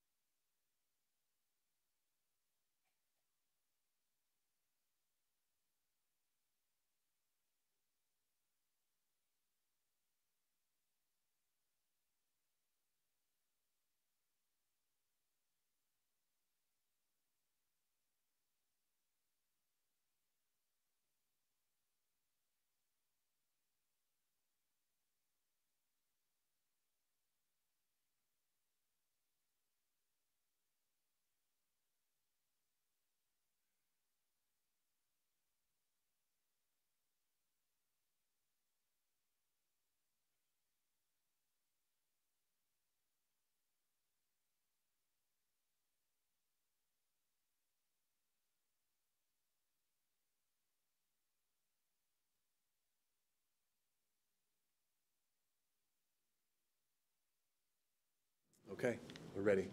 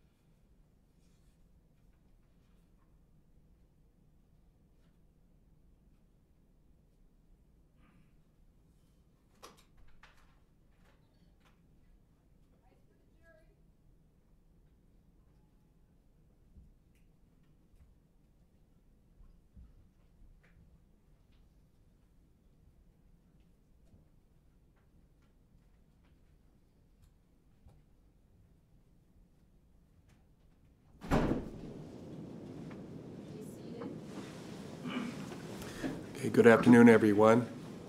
We're ready for our first witness, Mr. Sykes? We are. And who would that be? Craig Ramon.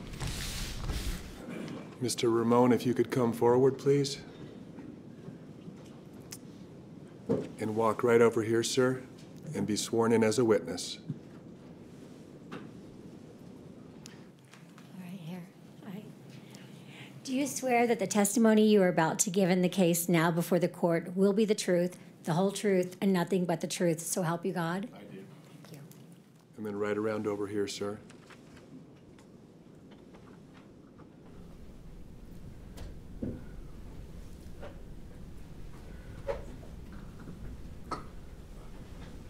Kind of adjust that to get comfortable, okay? Please state your full name and your home address. Craig James Ramon. And how old are you, sir? 58. Okay. Where did you go to high school? Cottonwood High School, And that's in Salt Lake City or Salt Lake County? Salt Lake. Okay. And tell us about your work background. Well, when I was 18, I went to work for a glass company called Natco Glass. Worked there for about a year and a half, and then from there I quit, and then I went to work at Central Glass, Okay. and for about a year and a half. That's in Salt Lake City, Yes. downtown, okay. And then from there I started my own glass company, What was it called? Craig's Glass. Okay.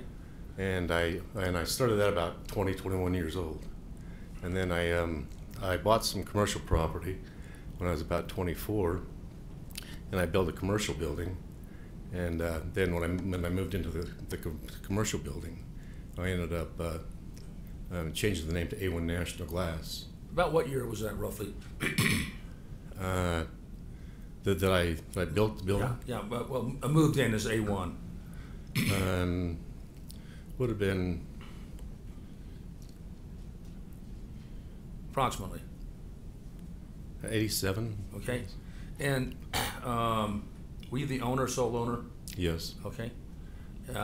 And just so the jury understands the basic background, what kind of glass did A1 do? Auto glass. So auto glass, that was their specialty? Yes. Okay. Okay. And how long did you work with A1? 87 until about what year? 2013. Okay. What happened then? I basically sold out and retired. Okay. And so when you sold out and retired, you were 50? I was 48. 48. Okay. Do you need to work now? No. So you don't work now? No. Okay. What do you do now during the In the wintertime, I like to ski, Okay. and then in the summertime, I like to travel and scuba dive. Travel and scuba dive? Yes. Okay. Now, in skiing, just so they get an idea of your ski ability, what year did you start skiing? I started when I Or was what about- age, I should say? I started when I was about 5 years old. Okay. And by the time you finished high school, what level were you? Okay. An expert. I actually, at skiing, Yeah. I was an expert. I actually competed in freestyle. Freestyle? Yeah. Was your objective to go to the Olympics at some point? Yeah, the Olympics were starting to come around at that time, and I wanted to shoot for the Olympics, Okay. but that never happened. All right. So, some may be skiers, some not. There's beginner, obviously. Intermediate would be number 2. Advanced Yes. and expert. Yes. And you're in the expert. Yes. Okay. Roughly in the last, say, 4 or 5 years, how many days did you ski per year during those years? The most I've skied was 154, and In 1 year, one ski season. one ski season. Okay. And this year I'm about 70. Okay. And there's still snow up there, right? Okay. There's a lot of snow. All right. Now, travel. Tell the jury some of the places you've traveled. South Africa, Papua New Guinea, Sydney, Australia, Bangkok, Phuket, Thailand, Maldives in the Indian Ocean, Palau, Galapagos Islands, Quito, Ecuador, the Amazon rainforest, Costa Rica, Cocos Islands, the Cancun, Cozumel, Bahamas, You're making Grand me jealous. Cayman. You're making me jealous now. Okay, so quite a few places. Yes. And how many? How often have you been scuba diving on those trips? Most of them are scuba diving, and Okay. you know, but what I like to do is a lot of times I like to go to. Background. Some background is appropriate. Thank you. Okay, I'm sorry, I didn't mean to interrupt you. And so, could you repeat that? You know, let's see. Oh, trying to remember. so a lot of times what I like to do is, like for instance, I went to Bangkok and then from there I went over to Phuket to scuba dive. Okay. So they're both in. So sometimes you would combine an overseas trip with scuba diving. Yeah. The only time I ever went on a trip that wasn't associated with scuba diving was South Africa, and that was an African safari. Tell the jury, if you would, how you know Terry Sanderson. My girlfriend at the time, Terry Sanderson, he started a meetup group at Alta, and so. Stop a second. There may be some that don't know what a meetup group. Tell them what a meetup group. Okay, meetup group. It's a meetup group. It's meetup.com, and you can. Somebody can, like for instance, Terry. He started a group there, and then you can sign up for this group. Anybody can sign up for say skiing or pottery or hiking, and then if somebody wants to go skiing one day, they'll say, for instance, we're going to be at Alta at 9 o'clock at this lift, and then anybody can go, and so anybody can go. There's been people from out of the state that'll be in town for the weekend, and they'll actually go and go to these meetup groups. So Yes. was this ski meetup group one that Terry started? Yes. Okay. How many times did you ski with Terry before the ski crash, which was February 26, 2016? About 6. 6 times? Yes. Okay. How would you, excuse me, characterize him in terms of friendship? He's an acquaintance. Okay. Is he a good friend? No. Okay. Do you do a lot of things with him? No. Okay. Before the day of the ski crash, had you done anything with him other than 6 meetup groups? No. Okay. Now,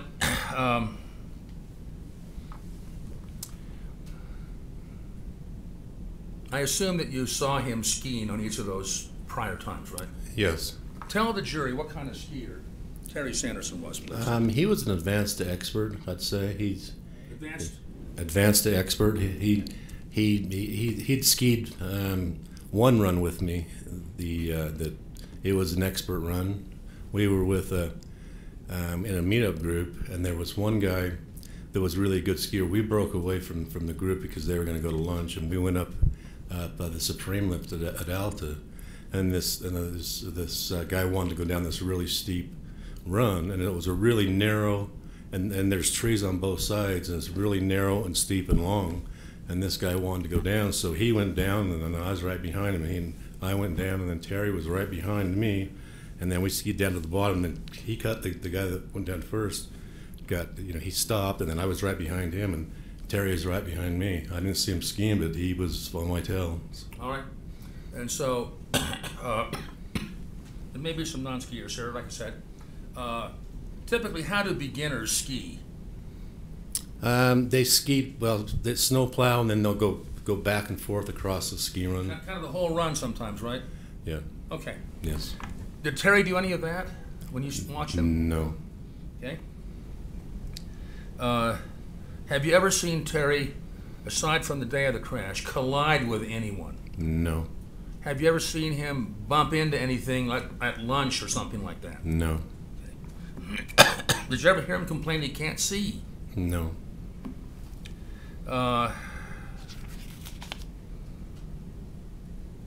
Okay. Now,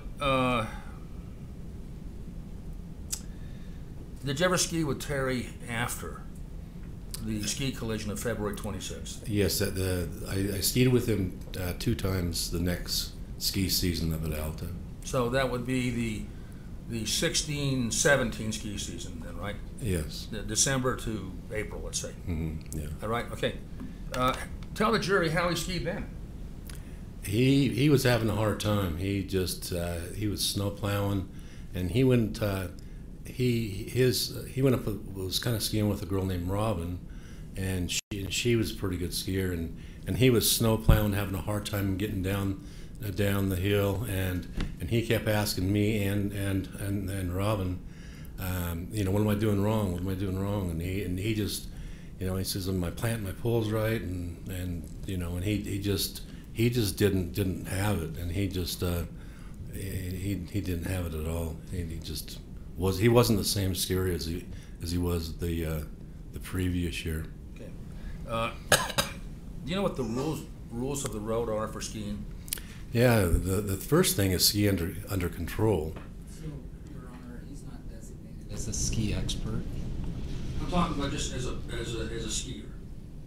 He has to know that. Yeah, Just a second. I'm going to overrule it as to this witness's personal knowledge as a skier and not as an expert Absolutely. in the rules of the road for skiing. Okay. Ski under control. Yes. Okay, what's another rule of the road? The downhill skier has the right of way. That sometimes said yield to the downhill skier? Yield? Yes. Okay. Because downhill skiers don't have eyes in the back of their head, do they? No. Can't see you coming. No. Okay, what's another rule of the road? You never leave an accident. You know, if 2 people are, you know, collide, you never leave. You wait until you make sure everybody's okay, and then you actually give in contact information to each other. Exchange information. Yes. Let's go forward. I apologize for my cough. I'm getting over a cold. I think so. Anyway.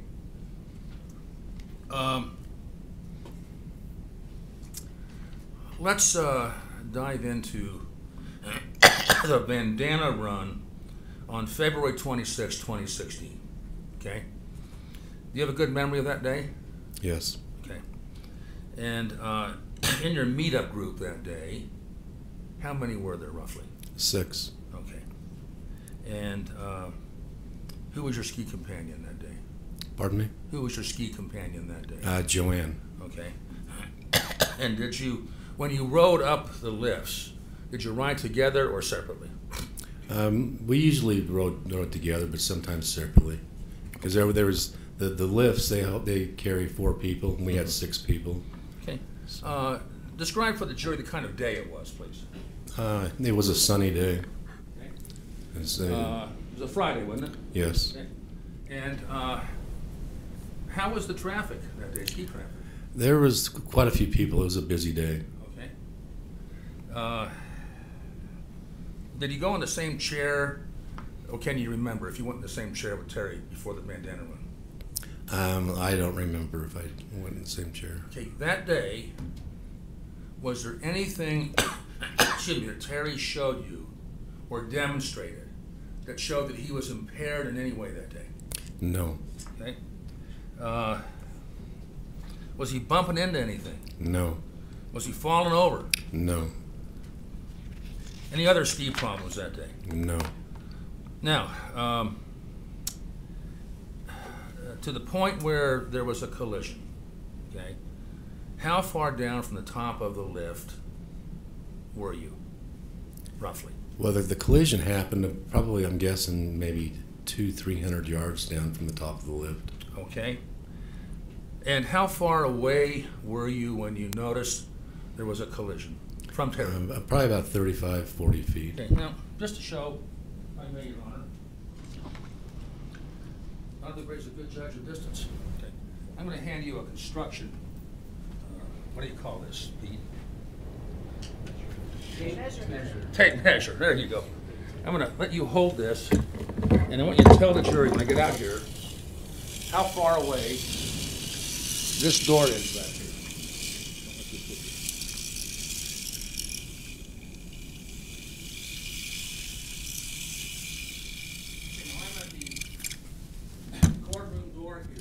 That's 43 feet. 43 feet. Thank you.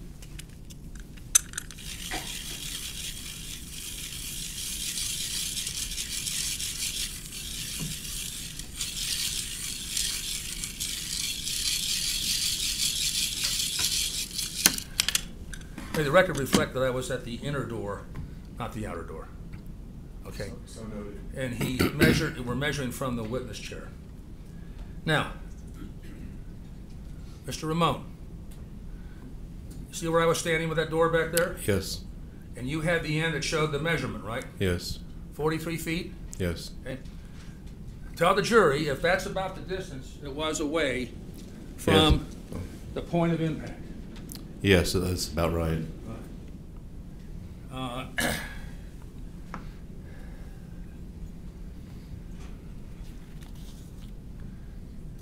At any time that you saw Terry that day, was he doing anything other than parallel skiing? No. All right. Tell the jury, if you would, what you saw and heard that day at approximately 11:45 a.m. on February 26, 2016. Tell them what you saw. Well, we were skiing down the bend, down the run, and then I heard this yell, this scream, and then I looked over, and then about maybe 1 or 2 seconds, and then I heard the scream, and then I see this skier just slam into the back of Terry, and she just slammed him. How hard? Very hard. Very hard. And so Terry, she hits him right directly in the back, and so then his skis are like, when you're skiing like this. His skis actually, the tips go out like this, and he falls face down. So he's kind of spread eagle, and he goes face down, and Gwyneth's on the top of him, and they go down like this, and then Gwyneth hits him, and then bounces off and slides to the right about 5 or 10 feet. Now, at the time, you didn't know it was Gwyneth, did you? No. Found that out later. Yes. So the skier that hit him from behind hit him hard. Yes. And Terry goes down. Does he stop abruptly? Yes. Okay. And how loud was the scream? It was loud. How much time elapsed between the time you heard the scream and saw the collision? About a second or two. Okay. Now, I'd like to ask you to tell the jury, and by the way, describe, excuse me for the cough, describe what happened to the two bodies after you saw the collision, briefly. So the two bodies. So Terry stops, and then Gwyneth kind of slides down about 5 or 10. Was she on top of him or the side or what? No, she bounced off the top of him, and then she slid down to the right side, and she slid down about 5 or 10 feet. And so here's basically downhill. Terry's here, and Gwyneth's right here. What did you do? I skied down, and then I went on to the left side of Terry. Were you uphill or downhill from Terry? I was uphill. Uphill? Well, I was down. Bit? I was uphill, but then when I stopped, I was downhill. I was about equal with Gwyneth, and so Terry was when Terry went down, Gwyneth slid to the down 5 or 10 feet, and I came to the other side, and then I skied down and I was down about 5 or 10 feet, and so Gwyneth and I were basically, when she got up, we were facing each other. How far away? I would probably say maybe 10 feet. Okay. Now, how long did it take you to get over there to that scene? Oh, just a second or two. Okay. All right. And aside from Gwyneth, we now know it was Gwyneth, didn't know at the time, and Terry, was there anybody else at the scene when you arrived? Anybody else at all? No. Okay. What did you do when you got to the scene? Tell the jury. Well, when I got there, I just was asking Terry, "Are you okay? Are you okay?" And Terry, he wasn't moving. His face was actually in the snow, and his arms are out like this, and I mean his helmet's stuck kind of in the snow, and so I'm asking him, and then Gwyneth gets up, and then I'm asking her, "Are you okay?" And then from there. Let me stop you there for a second. From there, at that time, did Gwyneth Paltrow, we now know it was her, say anything at all, utter any words at all to you? No, I asked her if she was okay, and she just looked at me, and then I asked her again. Was she standing up or down on the ground? She was standing up. She got up pretty quick. Did she talk to anyone else? No. Who came over? No. The entire time she was there, 4 minutes or so, whatever it was. Never said it. Did she say anything, any words come out of her mouth? No. What did Terry say, if anything? He wasn't talking. I mean, he didn't even start moving for probably a couple of minutes. Was he unresponsive or was he responsive? No, he was unresponsive. Okay. Now, a few seconds after you got there, did someone else arrive, and who? Yeah, it's Eric. He showed up. Eric Christensen. Yes. Spelled Christiansen, but he says Christensen, right? I'm not sure. You don't know. Okay. Now, did Mr. Christensen ever introduce himself to you? No. You didn't know his name? No. Tell the jury how he was dressed. He had a green Deer Valley coat on, so he was an employee. Tell the jury, then, what happened over the next 30 to 45 seconds. Tell the jury. Well, he came up, and he came up to the left of me, and then he starts yelling at Terry, and he's like, "What'd you do? What did you do?" And Terry's not moving. He's just not. He's not moving. His face down, and he keeps saying, "What did you do?" And so it got, and he was yelling when he came down, but then it just kept getting worse and worse. It kept getting higher and higher, and it's like, "What did you do?" And so I was now, before you go any further, okay.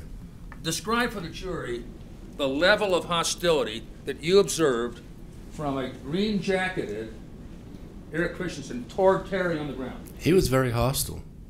Describe it. He was just yelling, and he was yelling to the point where I was thinking, I didn't say anything, but I was thinking to myself, man, you need to mellow out here. And so I got to the point where I was tired of it. I was concerned about Terry. Terry's not moving, and so then I ended up. He was down a little bit lower than I was, so I just moved a few feet in front of him. So he was looking, so he'd be yelling right at me, and then when I did that, he stopped yelling at him. Did the level of hostility concern you as a person? Yes. Explain why. Well, Terry was out. I mean, he was, and I was concerned about, if Terry was, what was wrong with Terry, and I just was, I didn't know how bad he was hurt. I didn't, and when he was yelling, I was just, it just made me just, I didn't know what to think. I didn't know, just the way he was yelling. But I was very concerned about Terry. But when you stayed in between them, he calmed down. Yes, he stopped talking totally. Okay. Tell us what else Christensen said in that sequence. So that's direct hearsay, Your Honor. Sustained? Okay. Did you at some point did you learn the name of the skier that hit Terry? Yes. Okay. And how did you learn that name? Well, she ended up taking off and going down, and then she went down, and then she How kind far? From where she was standing, she probably went down about 15, 20 feet. Okay. And stopped. And she came around and stopped, and then Eric said Gwyneth Paltrow just took out your buddy, And I'm sorry, he said what? he said Gwyneth Paltrow just took out your buddy. Oh, your buddy took out Gwyneth Paltrow? What do you mean? No. What did Christensen Your say? Honor, let's make sure the witness is testifying and not the lawyer. I'll rephrase. What's the question? Yeah, and I'm talking about a res gestae event here. What did you hear at that scene at that time in this excited condition? What did you hear from whom? Well, he told me that Gwyneth Paltrow. This is res gestae, Judge. Overruled? Thank you. Yeah, Eric told me that Gwyneth Paltrow took out Terry. Gwyneth Paltrow took out Terry. Yes. Okay. Was he accusing Terry of taking out Gwyneth Paltrow too? No. Okay. All right. Did at this time and before Miss Paltrow left the scene, okay, did she offer her name? No. Okay. Did she offer any contact information? No. Did she offer any identifying information? No. Okay. Did she ask if Terry was okay? No. Did she ask if Terry was hurt? No. Did she ask if anyone needed any kind of help? No. Did she ask if she could leave the scene? No. Okay. Now, you said she skied down a little bit. Tell the jury what happened then. After she skied down the hill 20 feet or so, like you said, what happened then? Yes. Yeah. So that's that. So she stopped, and then that's when I backed up, and I backed up, and that's when I backed up and was gonna go down and check on her, and then she just bolts and just takes off. And Where did she go? She just went straight down, and then there was just went straight down, and there was a guy and a kid that was, I believe, was with Gwyneth, and they actually stopped about 25 feet above us on Terry's right side, so they were basically above Gwyneth about 25 feet. Okay. And so she takes off, and then the kid actually comes down, and then he goes on the right side of Terry, and then the guy, he came on the left side of Terry, and he skied right next to me, and he's looking at me, just goes real slow, and he's looking me in the eye. This is the adult or the kid? The adult. Oh, okay. The adult comes by and gives me and just is giving me this really dirty look, and I was like, oh, I don't know, why you give me a dirty look? And he just slowly just skied by me, and then they both took off right after Gwyneth. Did the mountain host, Mr. Christensen, ever tell you that he saw what happened? He saw the impact. Did he ever tell you that?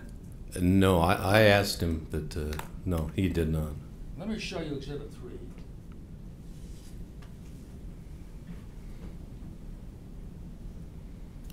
Before you put that out, is there an agreement to admit Exhibit 3?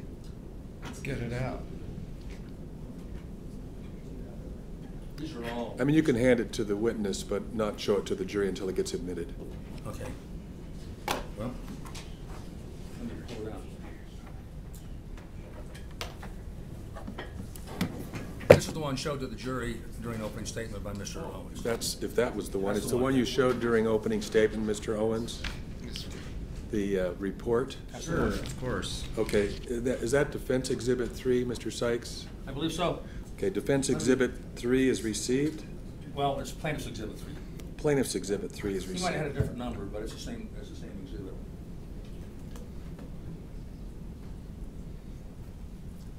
Okay, now, I don't know, can I have my pointer?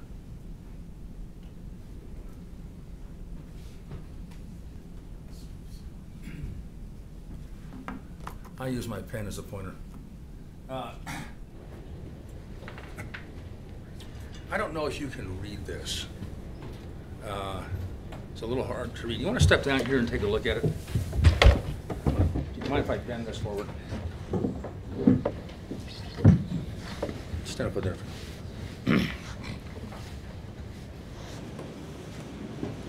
See that date over there, 2:26? Yes. See the time? Yes. Is that about the right time? Yeah. Left, Yeah, right? yes. Okay. Describe how the accident occurred. Can you read that? Or do I read it for you? Yeah, just can you read it for me? Okay. What do you expect? Testing? That should work, shouldn't it?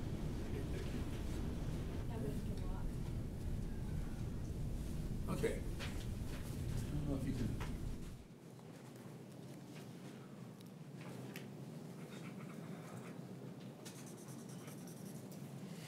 What does that say?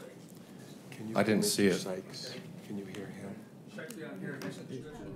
No. Did you witness the accident? What does he say right here? No. Okay, go ahead and do some receipt.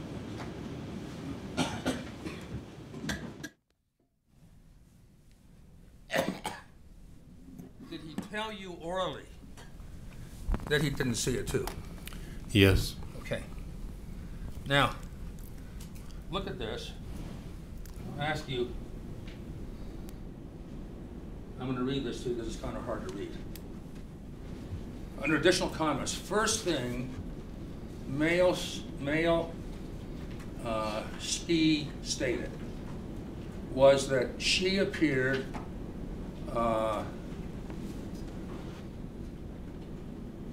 I can't read that.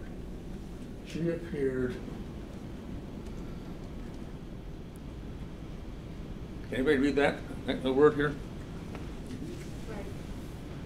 Right, there you go. Thank you. You're right. Okay, I'll read that again. Excuse me. Okay. First thing male Ski stated was that she appeared right in front of her. Now, stop right there for a minute. The male skier is Terry Sanderson, right? Okay. Yes, male skier. Yes. Did you ever hear? So I think this has been misread.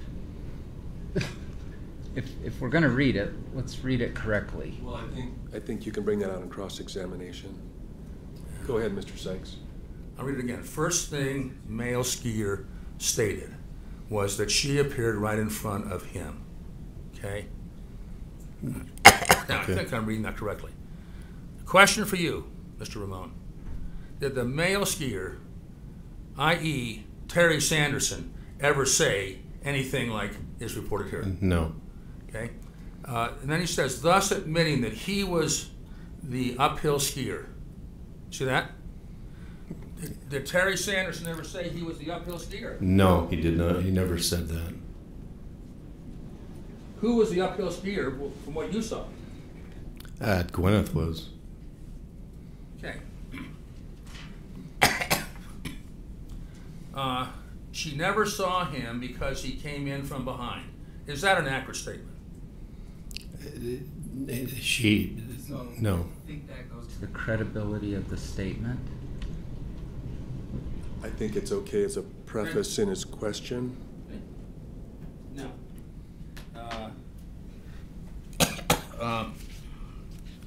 Some have claimed that Ms. Paltrow was at the scene for 8 minutes. What is your recollection of how long she was there? She was there for probably 3 or 4 minutes. Okay. How long was the mountain host there? Probably about 7, 8 minutes. Okay. Now let me ask you about Mr. Christensen and ask you if any of these things happened.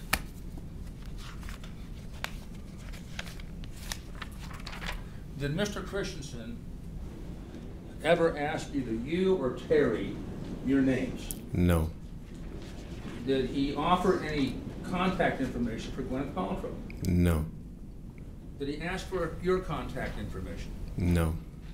Did he ask if Terry Sanderson was okay? No. Did he ask if Terry Sanderson was hurt? No. Did he ask if anybody needed help? No. Did he offer assistance? No. Did he offer to call ski patrol? No. Okay? Now, let me ask you, did he ask if it was okay for Ms. Paltrow to leave the scene without giving her contact information? No. Now, there was a mention in the opening statement, you weren't in the courtroom, but I represent to you that Mr. Owens said that another Deer Valley person came by during the whole sequence. Now, did another Deer Valley person come by while you were there? No, I never saw him. Okay. Now, what happened after the screaming was over? What did people do? Not Ms. Paltrow, but Christensen and Terry. Well, so Terry finally started to move, and then his skis are out like this, and his face is down, and so he needed to kind of get his skis back, and so he ended up lifting his right ski up, I believe, and then moving it to the other side so his skis would be parallel. And if I would have been thinking straight, I would have taken his skis off for him, but I didn't, and I just wasn't thinking. Just wasn't thinking, and so then he gets his skis, so his face downhill, but his skis are still up, or his face is downhill and his skis are uphill, and so then he slowly is just trying to move around and get his skis so they're downhill, so that way, you know, he can get up. Okay. Now, did Terry Sanderson, was he described for the jury at this point in time, when you're, what you just describe Terry's mentation, that's a bad word, describe Terry's conduct and speech. Well, when he finally started to kind of move around a little bit, he was still out of it, and he started to the first thing he started to talk about was he just says my ribs. He was just complaining about his ribs, and that's pretty much all he was saying. Was he able to have a conversation, really? No, he couldn't even talk. Did he apologize to Ms. Paltrow like has been represented? No. Okay. Did Terry Sanderson tell Eric Christensen that Terry Sanderson, was okay? Could you repeat that? Well, did Terry Sanderson say he was okay? Terry Sanderson never said anything. Okay. What other things can you describe about Terry's condition at that moment, during that sequence? Anything else? He just looked totally out of it. He just looked like phased. He looked like he was in a lot of pain. Was he making any sense? No. How about his mental status, mental acuity? He was just out of it. He was just out of it. Now, at some point, did Mr. Christensen leave the scene? Yes. Okay. Now, tell the jury, excuse me, what happened then? Mr. Christensen's gone, he skis off. What happens then? Well, before he left, Eric pulled Terry up, and then once Terry was on his feet, how did he pull him up? He went. Terry's skis were downhill, and so he went and he put his skis next to Terry's, and so his skis couldn't slide. And then he grabbed his hand and yanked him up. And then once he was on his feet, then Eric just took off. He bolted too. Did Mr. Christensen do anything to make sure there wasn't a back injury or a neck injury before he grabbed his hands and pulled him up? No. Okay, so you're standing there on the hill, bandana, alone with Terry Sanderson, correct? Yes. Tell the jury what happened then. Well, so we're standing there, and I'm talking to Terry, and he's still out of it, and I'm at that point I stopped asking him if he's okay because he just wasn't okay, and so then I figured, you know, just let's just get down the hill. I didn't say that to him. I'm just thinking, it's an easy run. Let's just get down to the bottom of the hill, and we'll deal with it then. And so then we start going down the hill, and he's really having a hard time going down the hill. And I mean, he's snow plowing, and he's bent over, and he looks like he's in a lot of pain, and he's just bent over with his snow plowing, and so we get down, and I'm talking to Terry, and I'm like, "Are you okay?" You know, and he's saying nothing, and so we go around this bend, and then I'm like, "Terry, let's stop." And so he ends up pulling over to the right side, and then I came next to him, and I was like, "Terry," I didn't say Terry. I said, "Do you know your name?" And he goes, "Terry," and I'm like, "This isn't good." How long did it take him to get the name out? I'd try to say 4 or 5 seconds. Okay. And so then I said, "Do you know where you are?"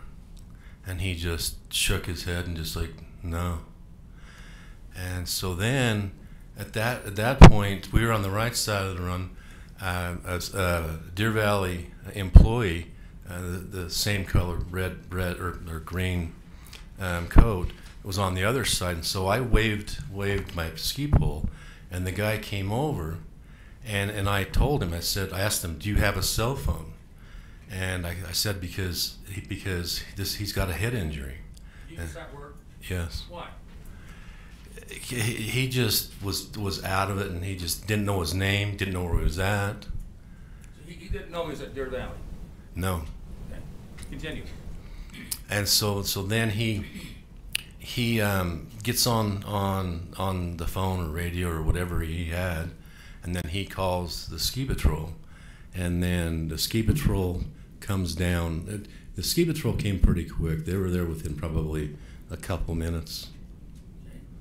So describe how they arrived and who was there and what they looked like.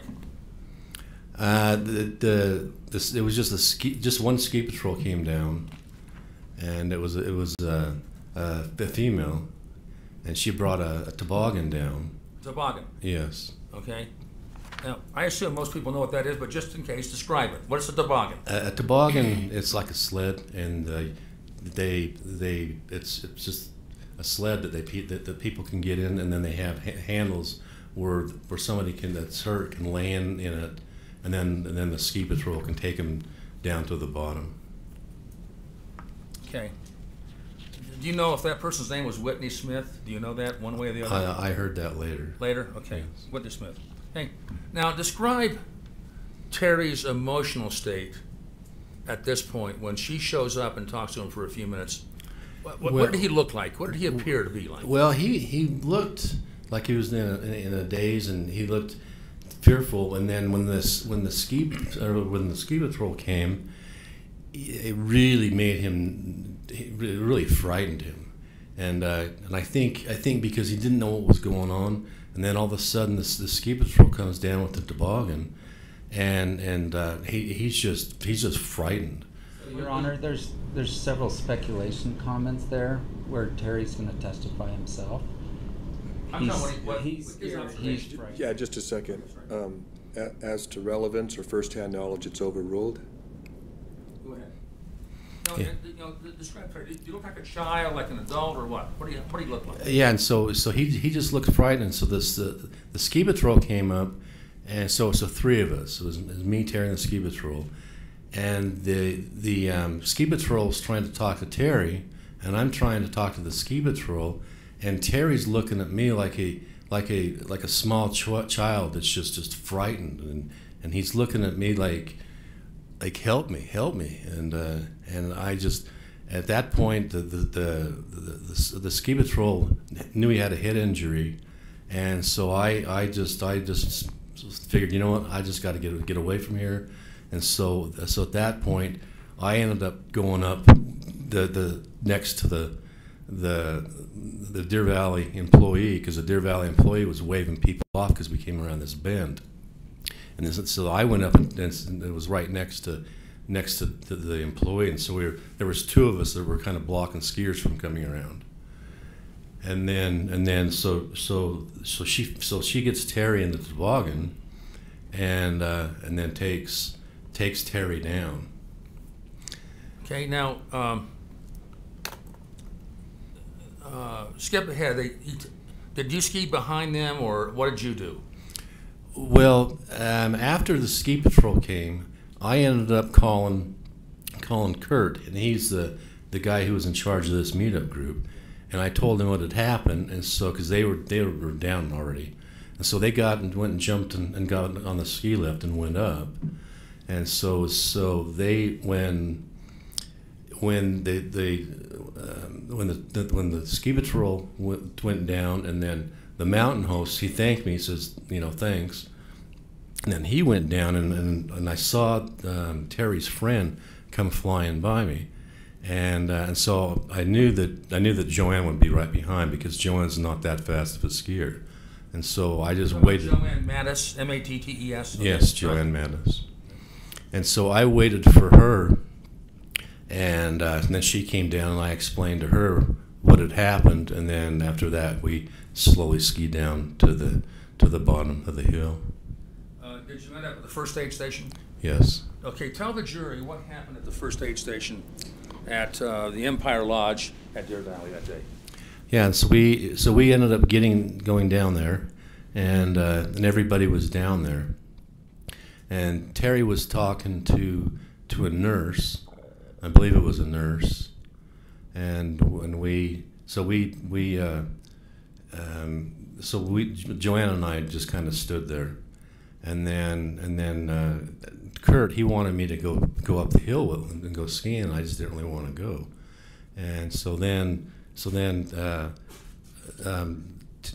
about a half an hour, 20 to 30 minutes went by, and there was really nothing I can do. And Terry was talking to the nurse and whatnot, and so I actually ended up going up and did a couple runs with Kurt and the other guy that was in the group, and then I came back down to check on Terry.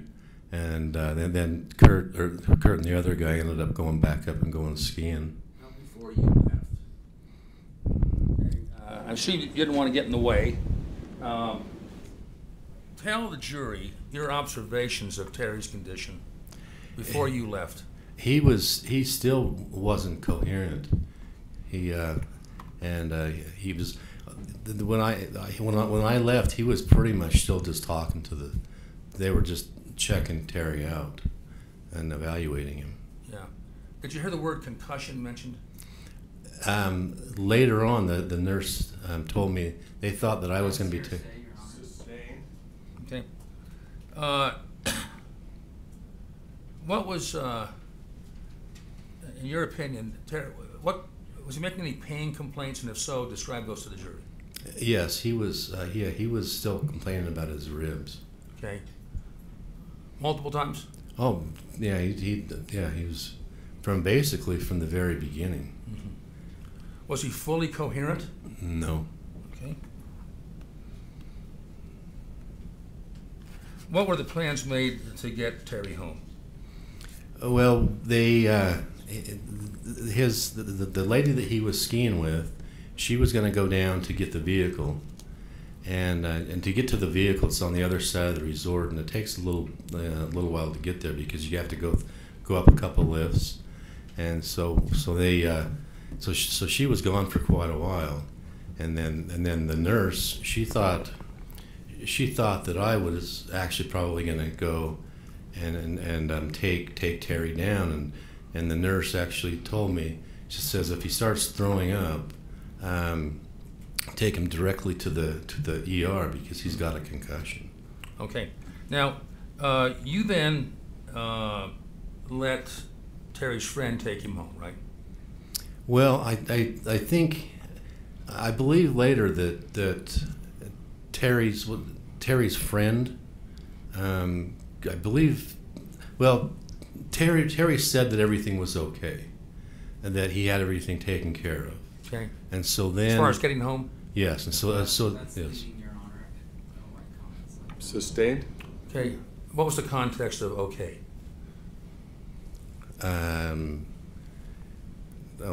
What was the context where he said everything's okay? Yeah. He said, because we were talking about taking him down. Yeah. And then they said that everything was handled, and so he was. Okay. They didn't need me to take him down. Now let me just skip ahead. After February 26, 2016, okay.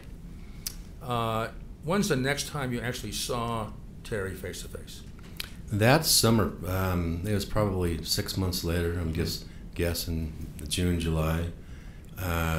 We went down to the Cotton Bottom. Is that like a club, a beer joint? What is it? Yeah, it's just a beer place, and they're known for their garlic burgers. Garlic burgers. Yes. Okay. Heavy on the garlic or light on the garlic? Pardon me? Heavy on the garlic or light on the garlic? Vampires won't get around you if you. Keep the vampires away. All right. And so, how long were you there with him? Oh, probably maybe an hour or two. Okay. And did you have another chance to have a lunch with him, a garlic burger with him? Yes. Okay. And when was that? That was probably a couple weeks later, because Joanne really likes Terry, and we used to go down to the Cotton Bottom and get garlic burgers. And when she found out that I went down there with him, she had her feelings were kind of hurt, and so we ended up going down. So the three of us went down. Okay. Do you know Terry well enough to tell the jury what changes might have occurred in Terry after that accident? I don't know him well enough. Okay. You didn't know him well enough before, right? No, in these meetup groups, you'll have a bunch of people that are just there, and so they're there to ski, and they do chat, like going up the lift and stuff like that.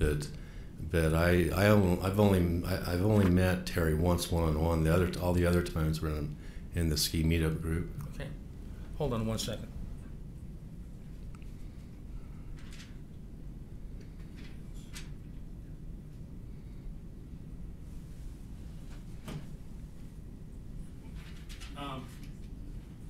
You know that? Oh, you have something?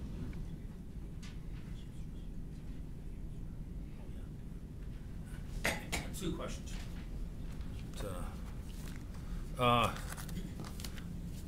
When you were at the hill that day, before the impact, were you in any kind of a trough or a dip on the hill where you couldn't see the impact? No. Okay. Now, that report that we saw here on the screen a few minutes ago, that wasn't filled out by you, was it? No. That was filled out by Eric Christensen? I guess, yes. Okay, no further questions, thank you. Mr. Owens? I'll be a while. Do we want a break, or do you want to? Why don't we take a short restroom break, take about 5-10 minutes.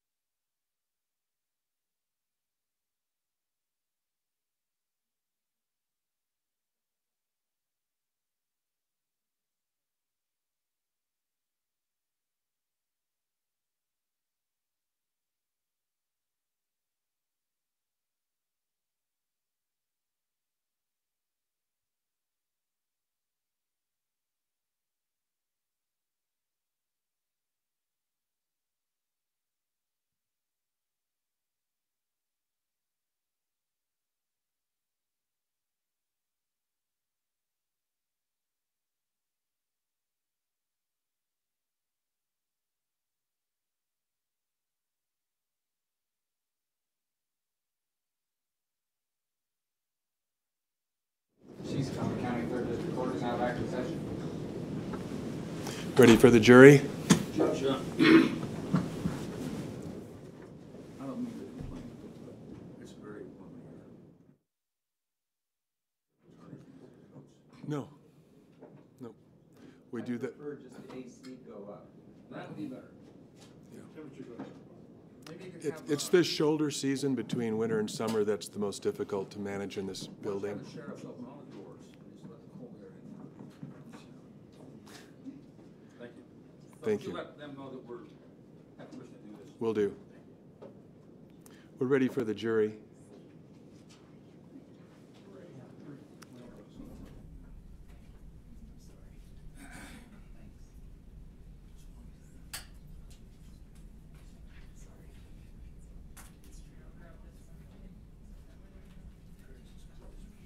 Mr. Ramon, are you in the courtroom? Okay. Why don't you go ahead and come on up here and take your seat so we can be ready?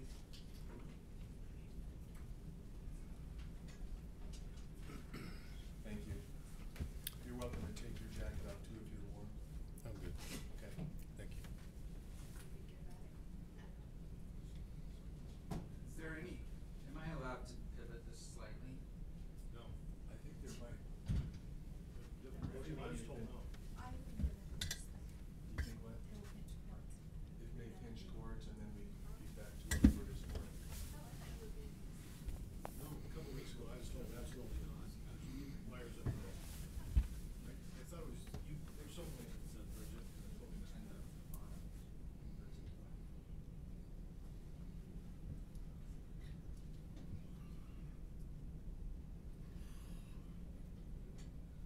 Can I move for admission of 102, defense 102? Or do we need to do this when the jury's present? I'll just make reference to the fact that it's submitted. All right.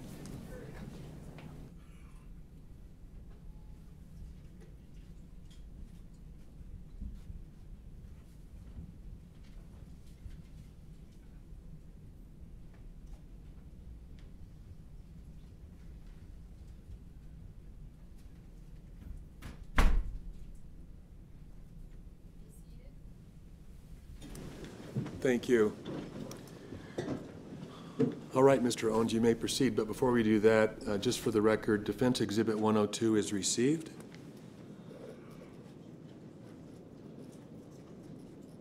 And you were gonna mention Coach. Oh, thank you, Mr. Sykes. Due to the temperature in here, the lawyers have asked for permission and I've granted it so that they don't have to wear their jackets. So if things look a little informal or we're loosening our top button, that's why. Thank you. The jury can, absolutely. If you need to take take off a jacket or loosen a collar, looks like you look fairly comfortable already. But if you need to, please feel free. Mr. Ramon, Steve Owens, we've met before, correct? Yes. In fact, I took a long deposition of you and a long statement several years ago. True? Mm-hmm. Yes. Yeah, yes. It encompassed about 300 pages of transcript. Do you recall that? Yes. Did you once, in that deposition, say that Eric Christensen told you that Gwyneth took Terry out? No. Did you say that today? No. What I meant to say, I get dyslexic when I get nervous. No, he said that your buddy just took out Gwyneth. All right. I was a little confused by some of the questioning. Okay. Okay, so Christensen always said your buddy took out Gwyneth Paltrow, right? Yes. All right. Did you correct him? No. Wouldn't that be the perfect time to say, you are incorrect, sir? I wasn't. He was yelling, and I didn't want to get into an argument with him. I didn't want to even. You had. Your Honor, may he finish his answer, please? Did you finish? Yeah, I didn't want to have a conversation with him. So there's the Deer Valley representative, true? Yes. And he's told you what he believes happened, true? Yes. And you didn't say a word? No. But 7 years later, you're saying it now, right? Saying what? That Gwyneth took out your buddy, not the other way around. No, but he didn't. No, Gwyneth, Terry. What Eric said was your buddy took out Gwyneth. That's what he said. I never said that Terry took out Gwyneth. But you chose not to correct him. No. Okay, and now let's turn to Defense 87, move to admit. Any objection? What is it? Just give us a second. Yes. I did give you this binder yesterday, but it's the picture. Just that one, right? Yeah. Left. Left. Okay, no objection. Defense Exhibit 87 is received. And Peter, are you keeping notes so we can make sure where everything is admitted? Thank you. Oh, you know what? I didn't address this yet. James, do you mind if I do that? Oh, I messed you up. Go back to work. I forgot to address that. Did you record for Terry a little video of you explaining to Terry what had happened? Yeah, Lawrence. Same day. I'm talking The same. same day. The same day as which day? Same day as the collision. No, there was no video. Did you see that Terry, I should keep saying Mr. Sanderson, so I mean no disrespect to Mr. Sanderson. Mr. Sanderson recorded something from his friend and eyewitness and sent it to his daughters. This is Defense 102. Do you know what he's talking about there? I have no idea. You were his friend that was there and claimed to be an eyewitness, true? Yes. You're the only one. Yes. I don't know. I believe so. There wasn't another, I should say, you were the only friend there in terms of prior knowledge of Terry Sanderson, true? Of prior knowledge. At the collision site. I mean, Gwyneth didn't know him, Christensen didn't know him, No. Moses didn't know him, right? Yes, I was the only one that knew him. So something Terry Sanderson sent to his daughters said, "I'm famous." And just so you know, we do have an expert, a defense binder for the witness, and maybe you could track that down. This is kind of, can you crank your neck and see what I'm talking about here? Are you able to read it from there?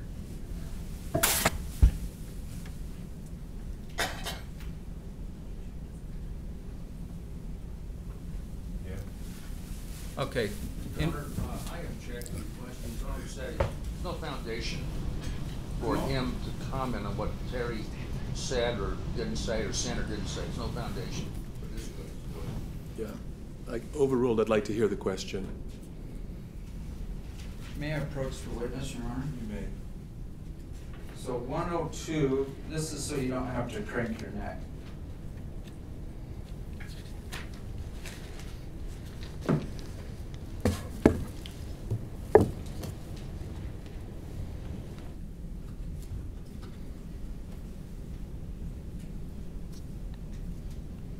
Do you know whether Terry Sanderson sent to his daughters something from you? Objection, No. no foundation. Overruled? Do you know, sir? Can you repeat that one more time? Yes, I'm seeing if you know anything about this document. No, So- I don't know anything about any videos. Here's what happened from my friend and eyewitness, and then something. You don't know what that is. No, I have no idea. And let's go to the top of Defense 102. Now, his daughter respond something to the effect of, I can't believe this is all on GoPro. Do you know what that's referencing? I have no idea. You've never seen a GoPro, have you? I know what a GoPro is. Oh, I'm sorry. Of this exact case, of this collision. No. All right. Let's now go to Defense 87, which is the photograph.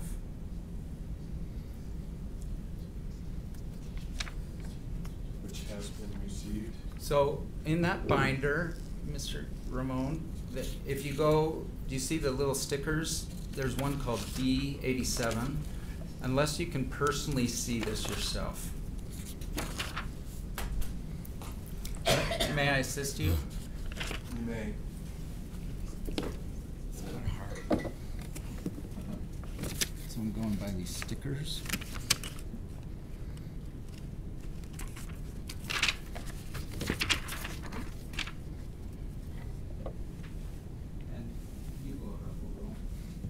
Okay. Is this you? Yes, it is. And who's that? That's Joanne. And that's at the first aid station at the bottom of the hill? I'm guessing. I'm not sure. All right, I think it was Terry that produced this, so we can ask him. Does that look like you skiing that day? Yes. All right, if Mr. Sanderson himself says, I took this picture, do you dispute it? No, I kind of remember that photo. You were all smiles there, it looks like. True? Yeah, but I don't know when that photo was taken. And so I'm assuming I'm going to represent to you, and it's an admitted exhibit that it was at the first aid station.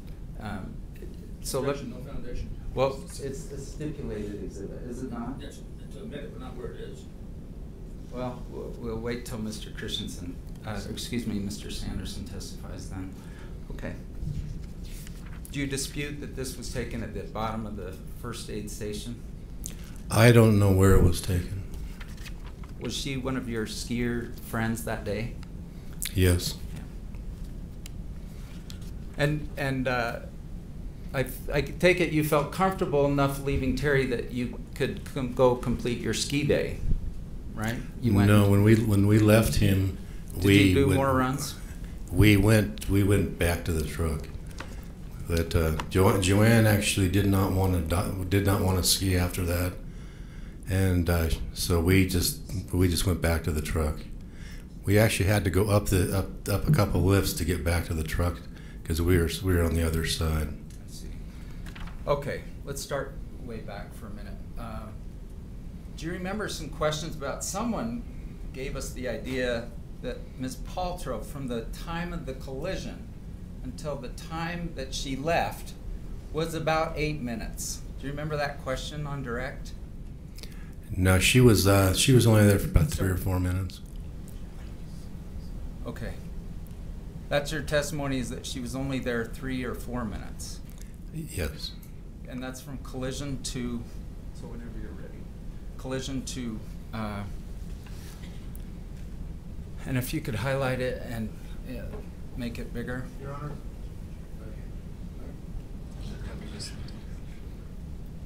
Do you remember in your deposition, it was you who said 8 to 10 minutes? It was eight. Your Honor, I object to showing the deposition to the jury. They can read from it, but it's not an exhibit. It can't be shown to the jury. All I'm doing is asking the question. Your Well, Honor. but still. Sustained. So you were the one that said she was there from collision to leaving for 8 to 10 minutes. Yes or false? True or false? Well, Your Honor, I don't want an objection, Your Honor. That, You don't need to decide if he objects. that's okay? true. That is All right. true. I'll So, be Mr. quiet. Sykes, let's just hear what the witness's answer is. I think it's a proper I don't want question. to upset Judge Owens, but I don't think you should be interrupting the witness and dictating what he says. Here's, Well, let me just instruct you. This is a cross-examination. It's not like a normal conversation between two people. And the questioner is entitled to ask questions that call for a yes or no response. If you can't answer it with a yes or a no, just indicate that. Just say, I really can't answer that with a yes or no. I thought you were talking. No. Sorry. Did you hear everything I just said? No, I thought you were Okay, talking to him. I'm fine. sorry. So this is Sorry. cross-examination. This is not a normal conversation. Okay. And the questioner is entitled to ask you questions that require you to answer with a yes or no. Or if you can't answer it with a yes or no, just tell him, I really can't answer that with a yes or no. And then he'll ask a different question. Okay. And if there's more to be asked on that topic, the other side will have an opportunity to follow up later with you. Okay. Have you previously testified under oath years ago that the time that elapsed from collision to Ms. Paltrow leaving the scene was 8 to 10 minutes? True or false? I can't answer that. Do you need to be reminded? We could pull up your deposition transcript. If the answer is you need to be reminded, I'm happy to do that. Would you like me to do that? Yes. Okay. James, please pull that up. Well, Your Honor. Yeah, you can show him a copy of his deposition and have him look at it. So this is the physical copy of the transcript. Which section? I assumed he would have his transcript with him. You don't, I take it? No. What page are you reading from? And do you have a physical copy I can hand to you? We do. Thanks. What page are you reading? James, what page is that? 139. Judge, we need to approach on this. Sure. Parties, please approve.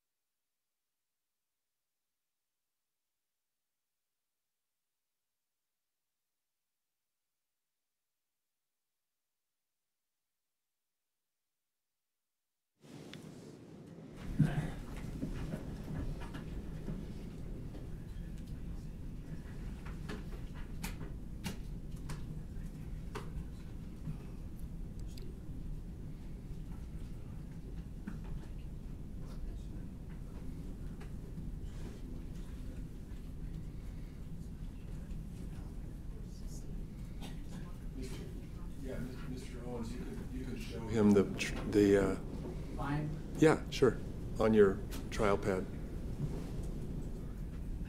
Can you go show it to him?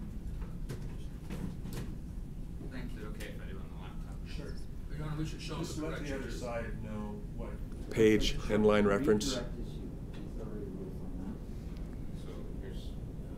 Well, So we're gonna we should grind to show a the halt. correction also, though.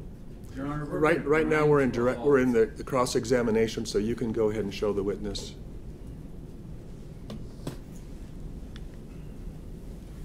Mr. Ramon, you can move back and forth. You don't have to have a room up here. No. Did you happen to read your deposition, like before today? Yeah. Yes. And do you recall what you wrote, what you said in there with regard to this issue, so we're not taking up everyone's valuable time? There was a lot in that deposition. That question. Could you go ahead and read your transcript and If I believe if you scroll down, it. Why don't you ask him? Why don't you specify the line number, counsel, and have him read it? page 139, line 24 to 25. Are you with me? No, You're gonna have to walk them through it, James. I'm not sure how you scroll this down. Just right on that page. Yes, but I believe that what you're talking about was taken out of context. Let's read the question. Can I read the question on Yeah, page yes. 139, line 24? Are you there? Yes. From the What's- time Gwyneth stood up to the time she skied away, how much time was there? And your answer, go ahead and read it. Sorry, I. You moved it again.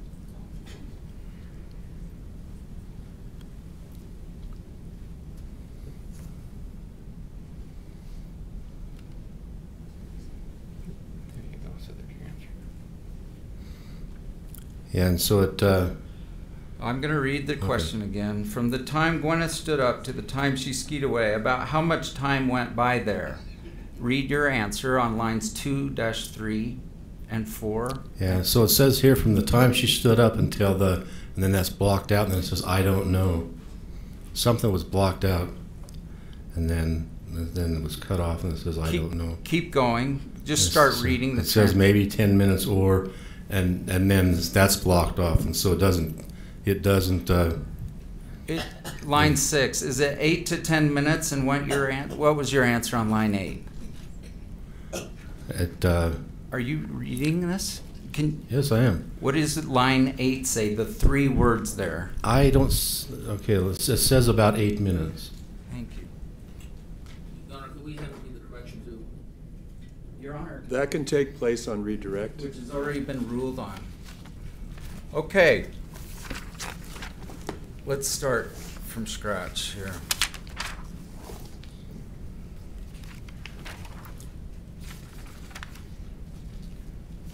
Terry was your Facebook buddy, true?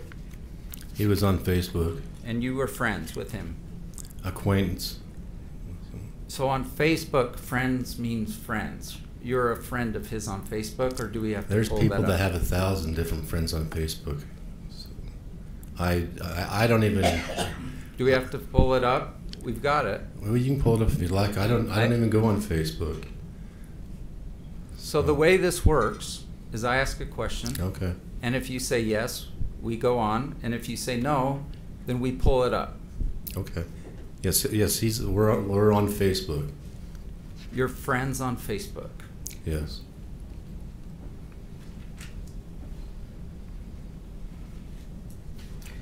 You're colorblind, true? Somewhat, yes. Well, in Yes. your deposition, Yes. you didn't Yes. say Yes. somewhat. Yes. Sorry. So one rule of the court is we can't talk over each other. So I'll complete my full question, then you complete your full answer. You're colorblind. Yes. And you don't know the color, the outfit, for instance, Ms. Paltrow was wearing that day, true? True. And you don't know the color that Terry was wearing that day, true? True. And when they collided, it looked like one person going down. Is that true? Yes.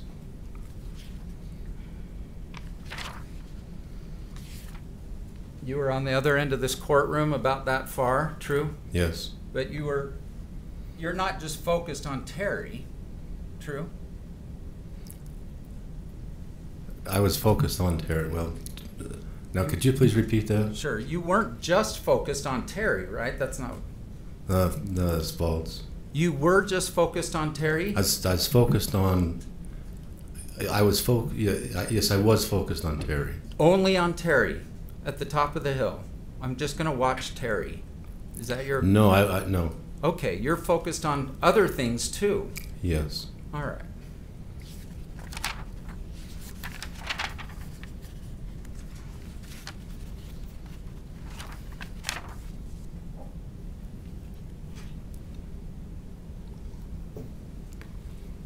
You have not been in the workforce for 10 years, true? True. You spent about half your year scuba diving and about half skiing. True? False.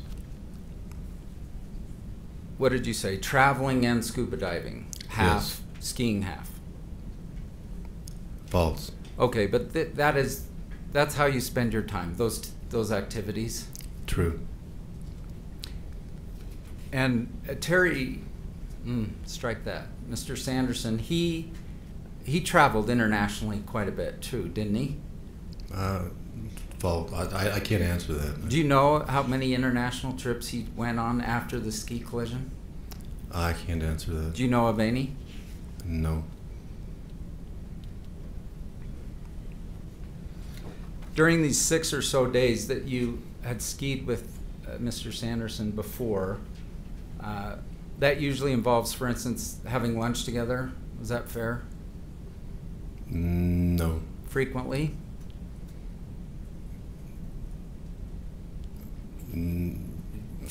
Yes. Yes.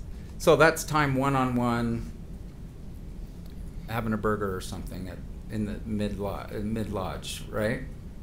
That's false. Okay, tell me how it's false. We're in a group of people. All right. And then sometimes after skiing, you guys would go get some drinks and talk. Fair? I can't answer that.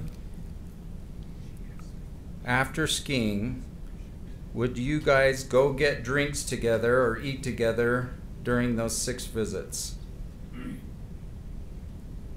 Did you ever do that? Yes. And one of those times was just one-on-one with the two of you. True? False. And one of those was just one-on-one with you. And your answer? Skiing?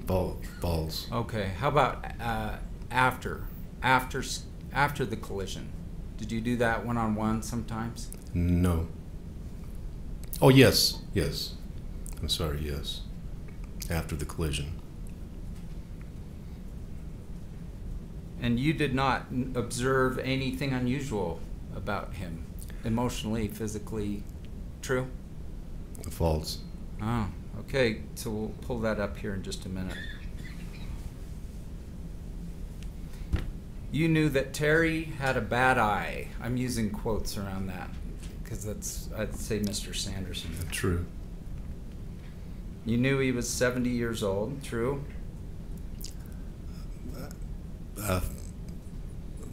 False. You didn't know exactly, but you knew he was about 70 years old.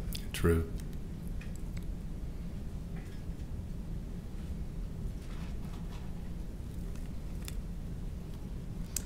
When you were skiing down that day, you heard a noise. True. You didn't know if it was a male or female voice. True? True. And you turned to look. True? True.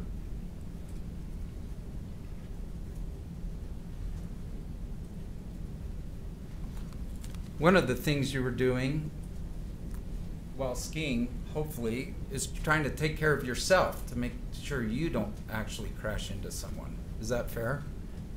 True. This is in, let's say, the 1 minute before the ski collision. You're focused primarily, I assume, on enjoying your day. True. And is it true there was moderate ski traffic that day? True.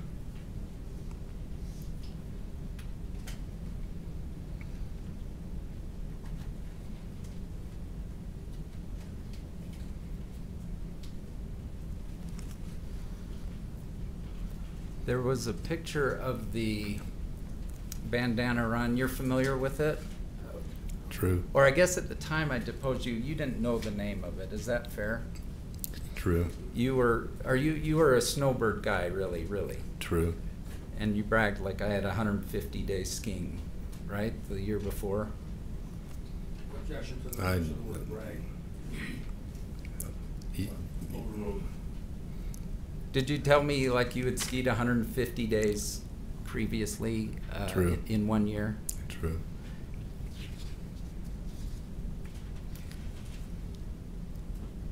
Now, when you heard a noise, that's what drew your attention to Terry.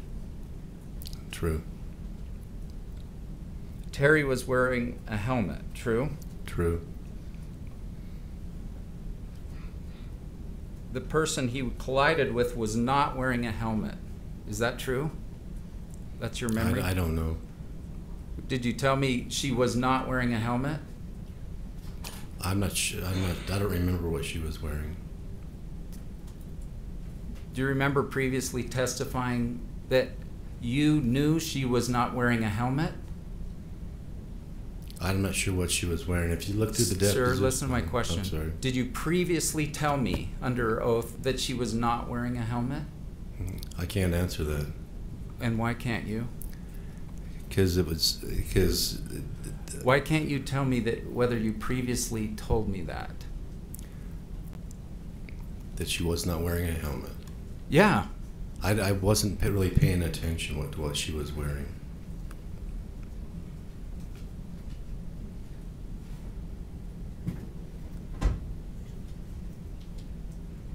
She was not wearing a helmet. I mean, did you tell me that previously? I don't think so. Oh boy.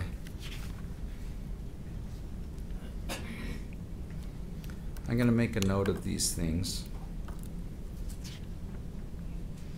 Well, let's go to page 63.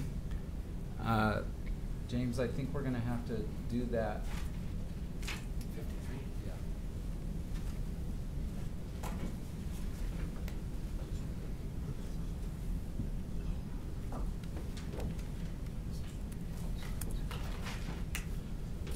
So I'm sorry, it's hard to scroll a little bit, but if you put two fingers, it'll scroll that way. Okay. And those are dashes.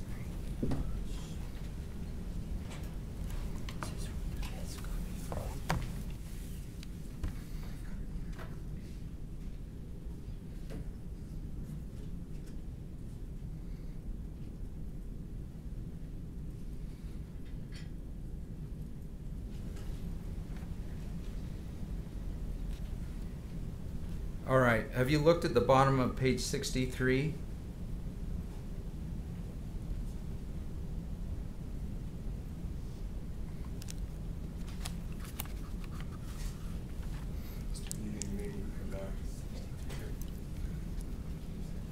Sorry if I said 53, 63.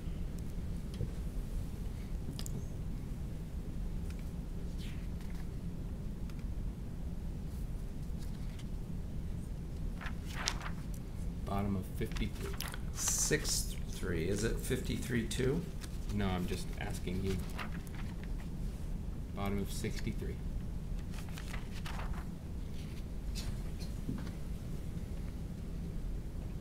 Have you read that, sir? The last 4 lines?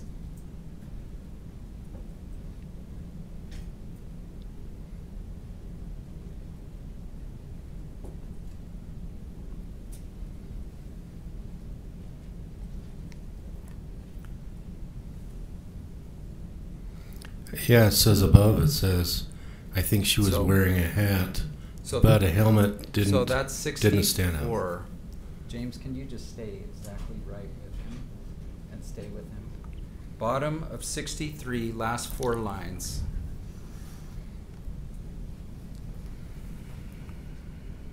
So just these lines is what I was pointing. Just read those to yourself, please. It says. No, just read it to yourself.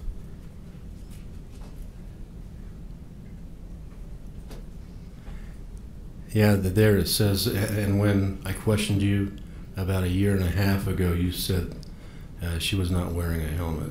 Do you remember that? Yes. And your answer was yes. Yes. Okay, let's keep going. Thank you. And she was not wearing goggles either. True? I can't answer that. Sir, did you read your deposition before this? Yes. Like how many days ago? Yes, I didn't know what she was. I couldn't remember what she was wearing. Can you stay right with them on page 64 at the top. Can you read page 64 at the top? And she was not wearing goggles. No. Okay, I'm going to read the question, you read the answer. So let's just start at the top here. Okay. 64. So is your best memory she was not wearing a helmet? What was your answer? Yes. And she was not wearing goggles. And you said? Yes. No, it doesn't say that. Says, Line 5. And she it was not says wearing goggles. And she was not wearing goggles, no. And I said, is that right? And you said? Yes. And she was not wearing any facial covering? No.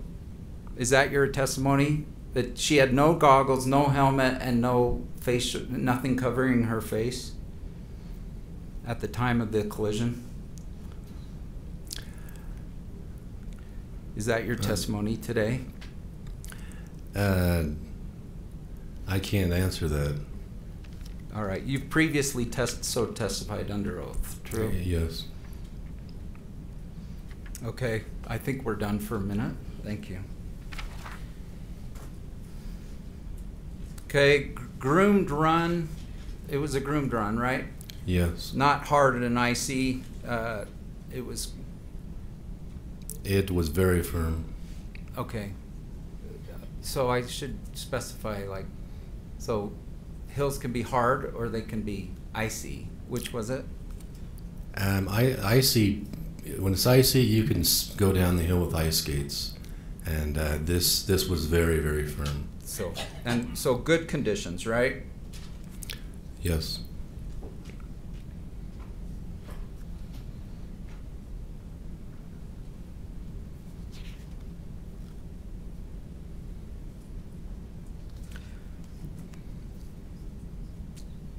Do you recall that from the time you heard a scream, you can't tell male or female, you looked, and in a split second, then is when you then were upon the collision site, true? Your eyes? Yes, it was about 1 or 2 seconds. So in the deposition, you said split second. Do you recall those terms? No. Split second. Do we have to look it up, or are you going to deny it? A second or two. I'd like to make an objection here. This is an improper use of a deposition. You're supposed to ask the question, get the answer, and then show him the deposition and see if that refreshes his recollection. So the objection is improper impeachment. This is exactly what I learned in law school, Your Honor. You ask the question, you make sure you have to look it up, and then you look it up. Go ahead. Today I hear you saying 1 to 2 seconds between the scream and the collision. Yes. But in your deposition, you told me split second. Do you agree or disagree? I could have. Objection, that's improper judgment. Agree or disagree? Overruled? I would agree. Okay, thank you. Now, is this your testimony? She plowed into him, and he went spread eagle, head down. True? Yes. Hands out, skis out. Yes. His skis stayed on, Yes. and she went right over him, spread eagle, head down. No, she was on his back, and then. Her head's downhill. True? Yes. Yes. And then she slid on top of him. That's your testimony. Yeah. And is that true? Yes. And then when they came to arrest, she was below him on the hill. Yes.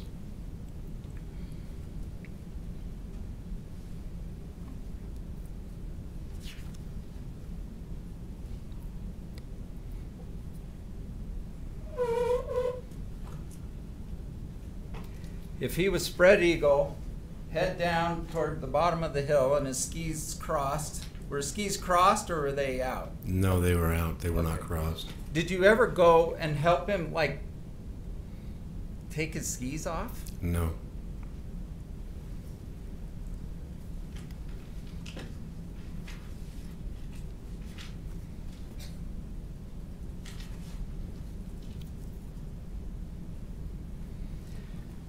let's say the 5 seconds before the collision, you didn't watch where Gwyneth came from, true?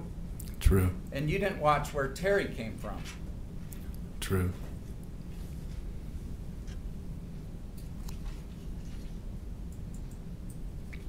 You weren't looking at Terry until the noise and collision. True. Now Terry's a good skier, you said, and he skis parallel. True.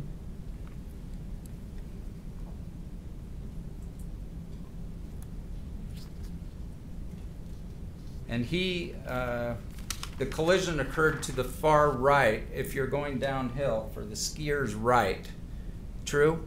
True. And there's a bit of a, not a cliff, but kind of a sharp descent right there. True? True.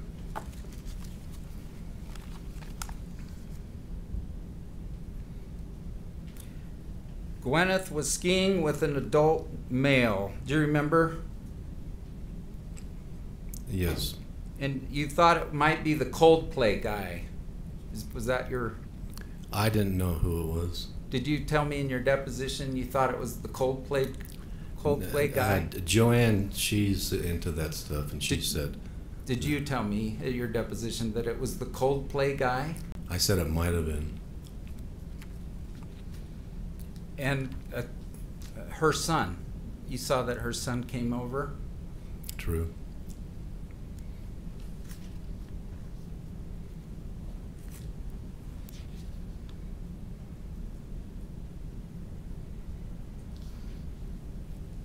I heard you say that you felt the Deer Valley instructor was unprofessional. Did I hear you sort of say that?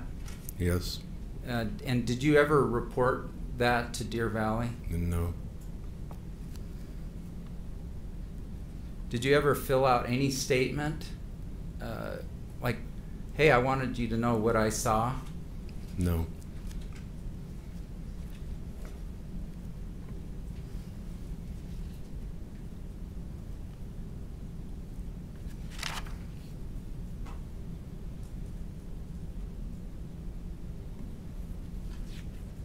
Now, do you agree your eyesight is not as good as it was when you were 18? True. Gwyneth got on her feet. You observed that personally? True. And by then she was like about 10 feet away from the collision site? True.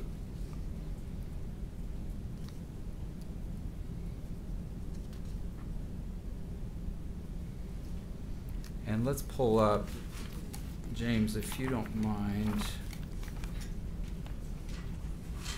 Exhibit 4 of Ramon's deposition. And I don't know what number we've marked it, but I'm going to keep going until you're ready, so let me know. All right, we had you write during your deposition sort of X's. Do you recall this? Yes. X is where things are, and this is it. If you look to your left there, and if you want to come down, Is that an exhibit? I don't think it is. and I'm sure it's not an exhibit because I've only admitted like 3. Why don't we take it down until we can resolve? Is it going to be admitted? Is it demonstrative? What is it? Never been disclosed. So I was going to establish the foundation for him and probably move to admit it. Is it, well, why don't you approach? Yes.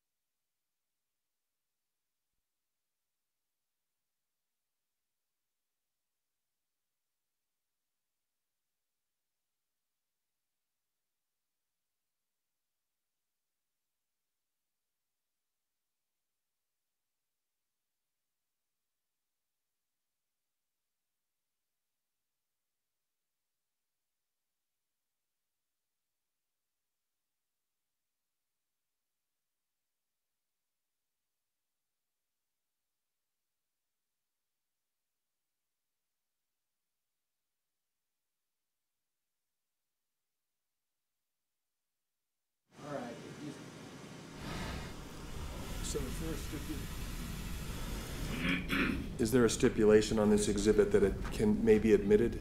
Yes. Okay. Defense Exhibit 89A is received.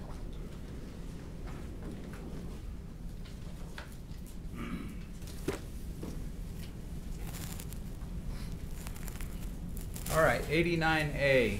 Did you draw this picture?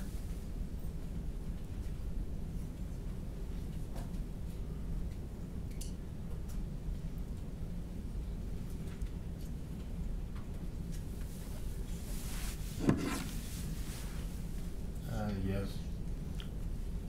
I think you can just use the big microphone there. But you can bring the exhibit to you if you want. I don't want you to hurt your back. Well, I'm fine. Okay. So can I point out a few things? G stands for Gwyneth. Is that true? Yes. And then the X below that is Terry. You wrote Terry? That's actually above. If you look right here, it says top. You're absolutely right. You're right. Thank you. Let's orient us. So at the top you wrote bottom. This is going to be very confusing for the transcript, but BOT, that means bottom, right? Yes. And at the bottom it says top. This is going to screw everyone up. True? Well, it's the top of the hill and the bottom of the hill. Thank you so much. So, and this represents where they came to a stop. Is that fair? Yes. And the right side, it says drop off, right? That's the... Yeah. Yes. And that's your own handwriting? Yes. And, okay, so then you put 2 X's with Craig. And what does it say? Does that say 40 right next to you? Craig 40? What is that? Oh. Yeah, 40. Yes. That's 40 feet away, right? Yeah, from the time of the collision. Earlier, I heard you say something like 35 feet, but you wrote 40 feet when we previously talked, right? Yes. And then that's where you came to a stop initially, and then it says Craig, and what's that word right there? Is Craig after? Is that what you're looking at? Craig after. So you slid down at some point.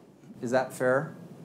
Slid down. Where it says 40, that's where I saw the collision, and then I skied down to after the collision. Right. So what's the before versus after again? Why are there 2 Craig X's? Because that's where I saw the collision, and then after that, where it says Craig after that, I skied down. All right.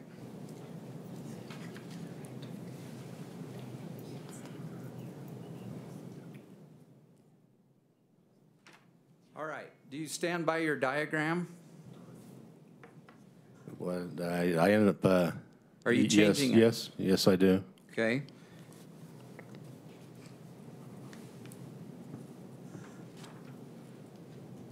Now, have you previously met with the lawyers for Terry Sanderson? The previous lawyer? Yes, I've met with him. Did you meet with his previous lawyer too? No. Okay, I may have misunderstood you, so you can forget my question. You recognize these are not your lawyers, right? They're Terry's lawyers. True. Okay, but they prepared you for your deposition? They just told me just to go in and just say the truth, just tell your story. Okay, but you met with them previously? I've met with them. Without me? I've met with them.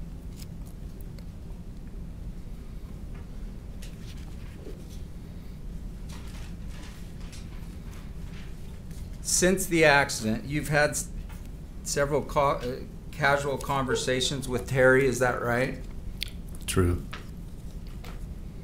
He's someone more than just someone you skied with. I went to once I met him at the Cotton Bottom, and twice I met him at the Cotton Bottom. Then I skied with him 2 times after that, and ever since that I haven't seen him. Did you once say that you could talk, Terry could talk to a wall for 3 or 4 hours and have a good communication, good conversation. Yeah, that's what I was saying. He has the gift for gab. And that includes prior to the ski accident. That was. Yes. No, I don't know about after, but. Prior to the ski accident, He likes to talk.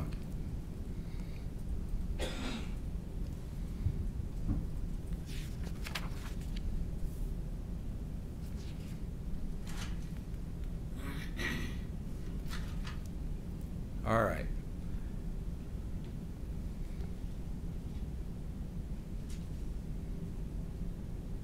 Is it true that someone at least asked Terry if he was all right after the collision? That's true. And he nodded yes. Yes or no? He nodded a little bit, but he did just nodded. He nodded yes. He shook his head a little bit. Sir, do we have to go to the transcript? If you'd like. No, I don't want. He nodded a little bit. He nodded yes. Is the answer yes? He never said yes. Okay. James, could you go show Mr. Ramon page 107? He nodded yes. Answer yes. Do you deny that?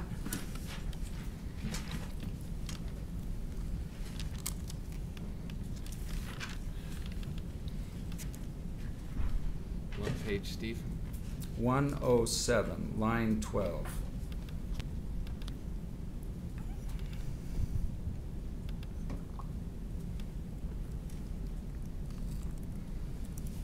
Your Honor, could we have him read the next 10 or 15 verses to get the context? You're on that. You can do that during your redirect. Okay, so here's 107, and then here's 12. All right, I'm going to right read now. the line. Why don't you read it? Line 12 and 13, and your answer on line 14.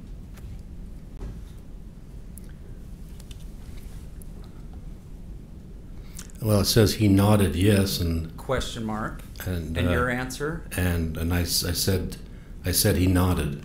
Your answer, sir, on line 14 of 107. Don't commentary it. Just give it to me. It says yes. All right.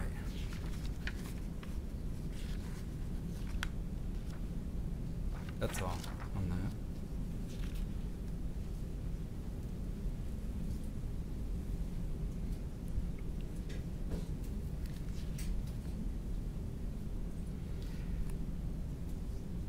Terry was complaining of rib pain after the collision, true? True. He was not complaining of any other kind of pain, true? True. For instance, head pain. He wasn't saying my head hurts. He was saying my ribs hurt. True. Thank you.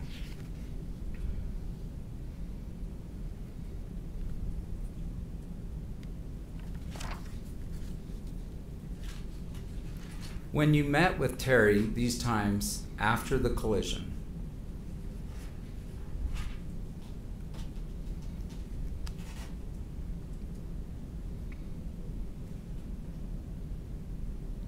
I personally could not tell anything different with Terry. Is that true? True.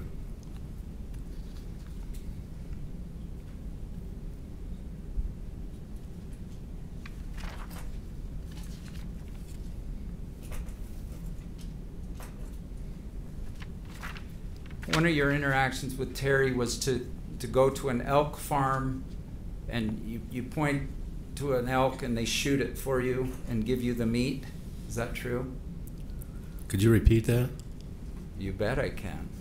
Okay. One of your activities with Terry was to go to an elk farm where you point to an elk and they shoot it right there in front of you, and then you buy the meat. False. Oh, am I making this up that you did this with Terry? Yes. Oh, well, I didn't make it up from somewhere.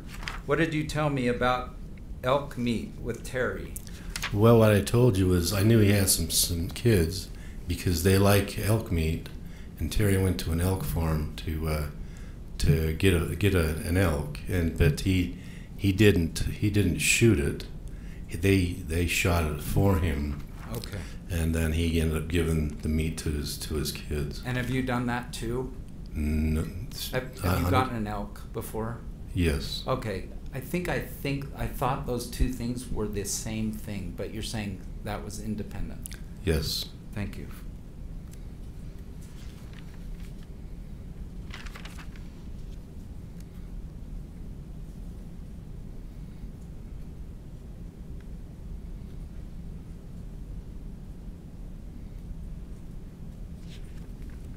Excuse me while I try to wind up here.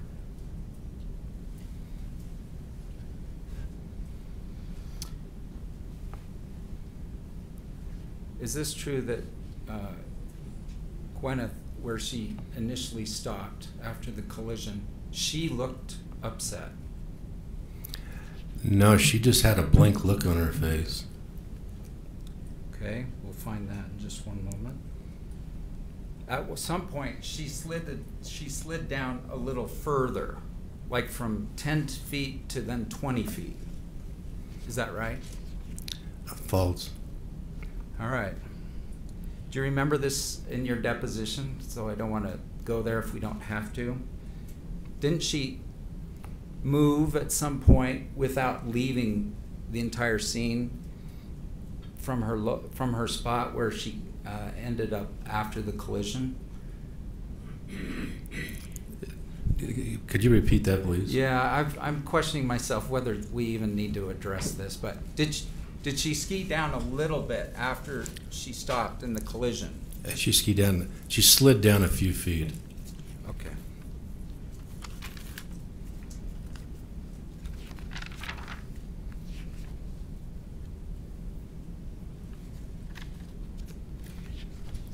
When Terry was going down the hill before the collision, he was going straight down with the skis parallel, true? Yes, he was doing small turns as he was going down. Terry was skiing straight down. Yes, basically straight. Yeah, when people...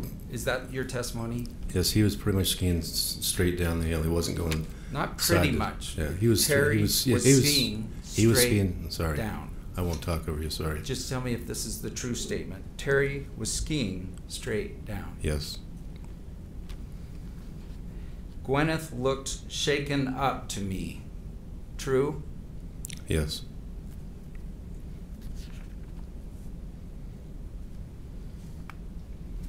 Even though she, according to you, had no helmet on, no goggles, and no mask or scarf, you did not recognize her. No. Is that correct? Yes. I take it you don't know what her son saw, Moses, I do not. or what he heard. I do not. Now, after someone's been hit, you understand the idea that when they go back up skiing, they might be a little more tentative, more cautious, more concerned. True. Like just if I got in a car accident, maybe the next time I'm driving, I'm going to be extra, maybe less confident. Is that fair? True.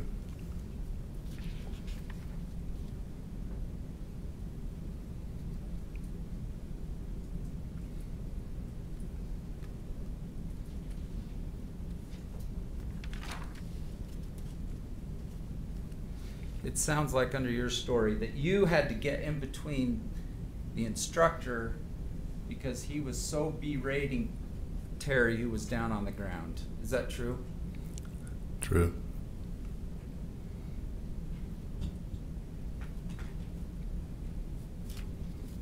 If both Eric Christiansen and Gwyneth's boyfriend at the time, who was not the Coldplay guy, both say you didn't ski up until sometime after the collision. Do you disagree with that? Yes.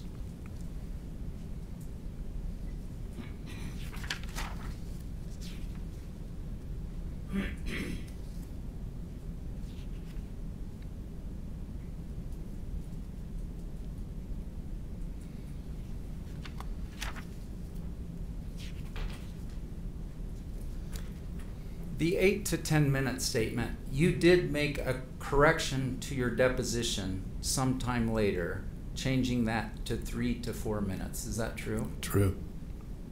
But when I was there, present, deposing you with a court reporter, you told me 8 to 10.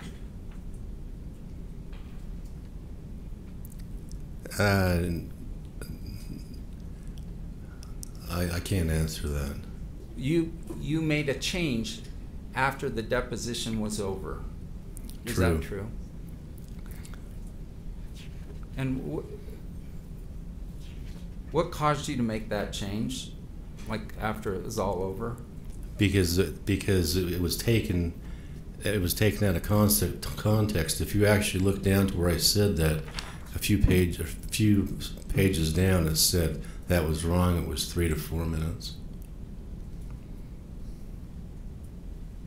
Within a 25-foot diameter of the scene, did you ever see any other instructor come by? No. So if Mr. Christiansen says ski patrol actually came by and said, "Are things okay?" you deny that? Yes, I never saw a ski patrol come by. Did you ever ask Mr. Christiansen, "Hey, I think we ought to get a toboggan here"? No. In fact, Terry was standing at some point, true? True. And that was before the ski instructor left. True. Do you agree some things may have been said that you don't remember among the group? There was no... Yes or no, please? Could you please repeat that? Sure. Do you acknowledge you don't have a perfect memory and that some things may have been said that you don't remember? I pretty much remember. So, just say true or false. I have a perfect... False. I've got to re-ask my question. I have a perfect memory. Go ahead. True? I think that's an unfair question. True or false? Overruled? There could have been something that I... True or false? I have a perfect memory. False. Now I'll let you finish your statement. Go ahead. There may have been some things that were said that you don't recall. True.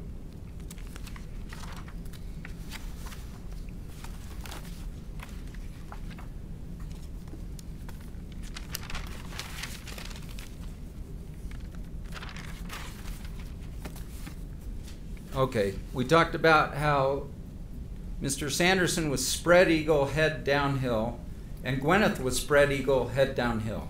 True? False. Okay. Was she... It's a compound question, so I'm going to separate. Was Gwyneth spread eagle down... Go ahead. No. Okay, and was her head downhill? Yes. Okay. And how were her skis? They were parallel. Okay, head downhill. Was it straight down, like 90-degree angle, or was she at a angle? Her head was straight down, and her skis were up above. To the right or to the left, or straight? I'm not sure whether her skis were pointed to the right or to the left, but she was on her side. Okay. At some point, Eric Christiansen said, or Christiansen, apparently I've been pronouncing it wrong for several years, said, your buddy took out Gwyneth Paltrow. True? True. And you, upon hearing that, actually backed up because you were going to go to get a closer look. Is that true? True. And when Gwyneth saw you doing that, she left. True. You were trying to talk to her, and she was not responding to you. True? True.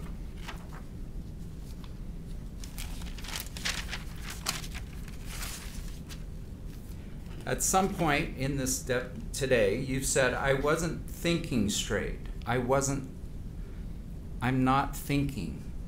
Did you say that today? True. And you were talking about at the time of the collision. True. You understand Deer Valley is not on trial here today. True.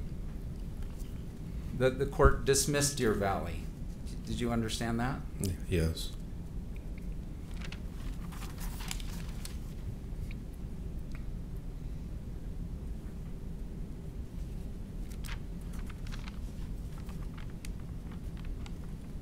Do you agree with this concept that there are risks in just going skiing? True. They're sort of inherent with the physical outdoor activity. True.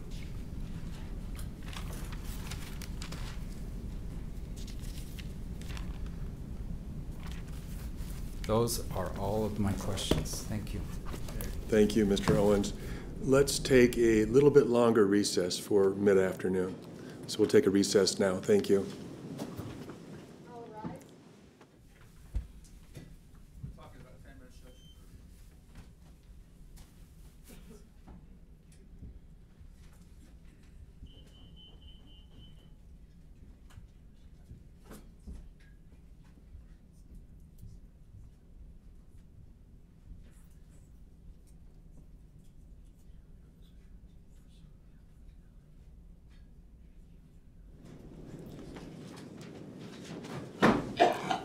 Thank you. Would counsel approach, please?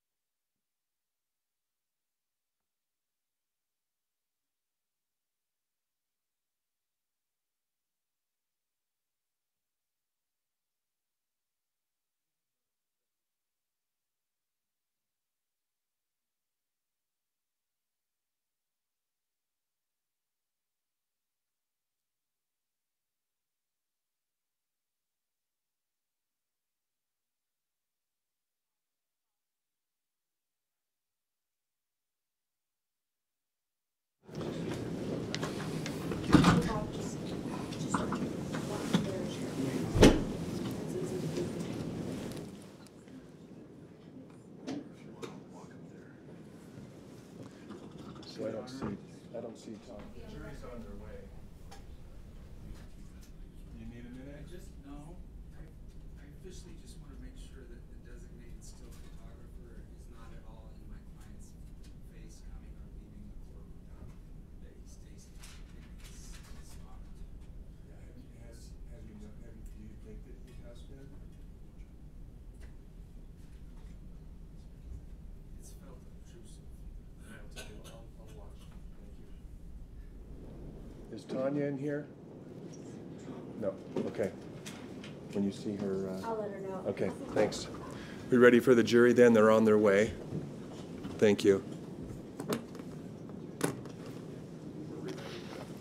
We are.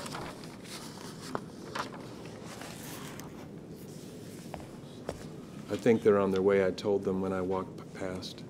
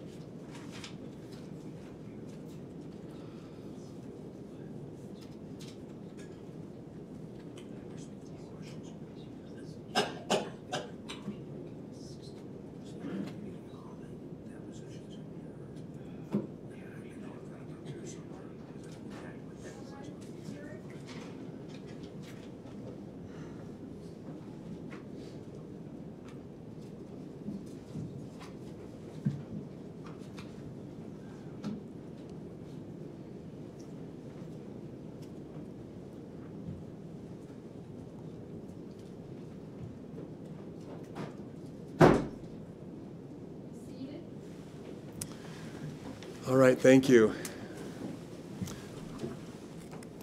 Mr. Sykes, are you ready for redirect? I am, Judge. Let me just.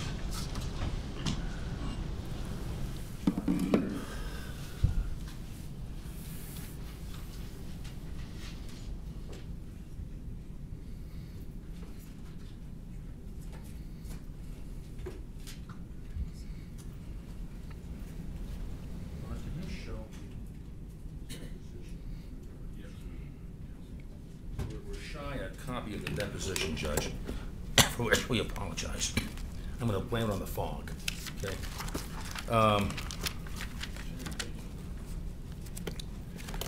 Mr. Ramon, I got just about 4 or 5 questions for you, briefly.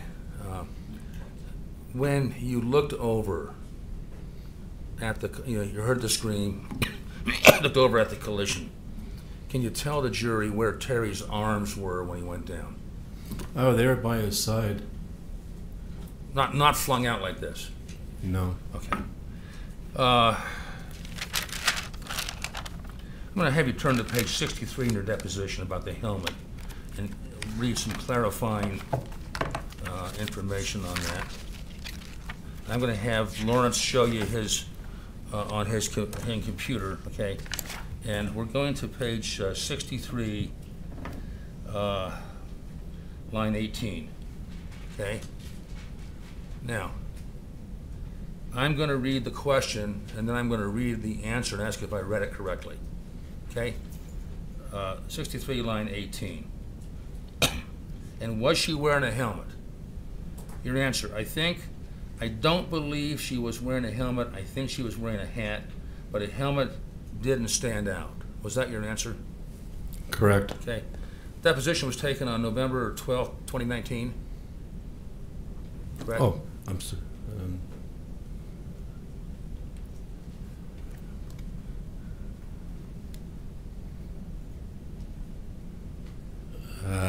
Yeah, 12 of 2019. 12th November, right? So No, 3.5 November. years after the collision. Yes. All right. Now, By the way, do you remember how long, stay there, Lawrence, if you would. You remember how long you were deposed that day? 7.5 hours. Okay. Have you ever been deposed before? No. First time, right? Yes. What a joy, right? Yeah, it was a long day. Okay. Now, Mr. Owens asked you about nodding okay. I want you to turn to this is what he read here, 107, 17 through 23. I'll read the whole thing. So, Your Honor, form of impeachment, I think he needs to answer a question, and then if there's a contrary answer, then we go to the transcript. Actually not. On redirect, he has a right Right now, to he's rehabilitating Yeah. based on your impeachment, Okay. so I'll permit it. Page 107, line 12. Mr. Owens' question was, he nodded yes, and your answer was yes. Question, Terry nodded yes to the question, are you okay? Your answer, yeah, he was trying to get around, and when he got up, he didn't really bring up an are you okay with him, because he wasn't okay. You could see that. I mean, if it wouldn't have been for the mountain host pulling him up, Terry never would have, never wanted to even get up. Is that your full answer? True. Okay. And let's go to 109, 17 through 24. Okay. And the question was, does that sound like your answer? He probably said he was okay. Your answer was, I don't know what context this is coming from. Terry wasn't talking. I mean, he wasn't. It was like we're having a conversation right now. He was mumbling. He didn't come right out and say, yeah, I'm fine, I'm doing great. Is that your full answer? True. Okay, turn to 110, 2 through 6. Okay, line 2. Do you agree that when asked, Terry said he was okay? Your answer was, he never said he was okay. Question, so no, that's a no? Yes. And then turn to 112, 2 through 12. Your Honor, there wasn't even a question. So can I just read portions of the transcript I like? This is improper. And I have a right to rehabilitate the witness and show the true context. I've got 2 more of these and then I'm done. I think you need to confirm. I mean, you didn't ask him a question on the last entry. Oh, okay, well, I'll do that. Okay. On page 112, do you see the question by Mr. Owens? He was nodding yes. You see that? Oh, sorry. Oh, yeah. No, I'm just asking if you see the question. Yes, number 2. Okay, yeah. And your answer was, yeah, he nodded, and then there was an interruption. And Mr. Owens said yes. And your answer was nodded yes as he's laying there not speaking because he can't talk. Question, and the reason I say that is people can nod no, nodding doesn't help us. Answer, when he nodded yes, he was nodding with just like a small movement, you know. He wasn't, I mean, he couldn't even talk. Is that your full answer? True. One more. 114, 4 through 7.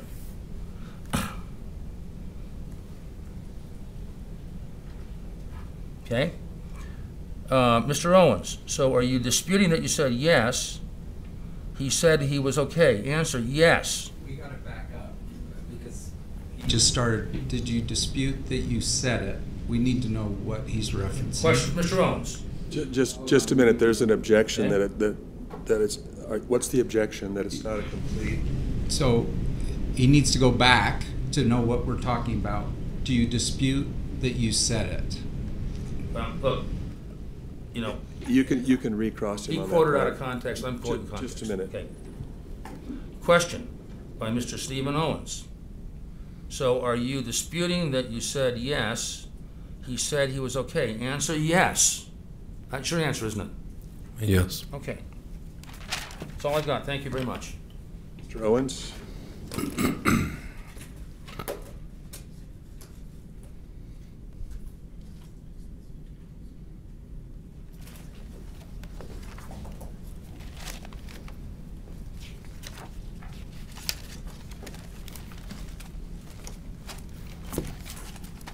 The term spread eagle, was that, you testified that Terry, after the collision, was spread eagle, did you not? When he was laying on the ground. Right, that's what we're talking about. Yes, when he was laying on the ground, he was spread eagle. Do you agree that Terry was out cold for several minutes? Yes. Several is more than 2 minutes. Well, 2 minutes. Your Honor, this is beyond scope. That's as much as I think I want to say, except we're trying to figure out where he was. It's beyond scope. Well, I'll allow a little bit of it overruled if you're going to the scope of redirect. He was asking about sort of his positioning. So that the entire time he was out cold, he was spread eagle on the mountain? Yes. And did you do anything for him? No.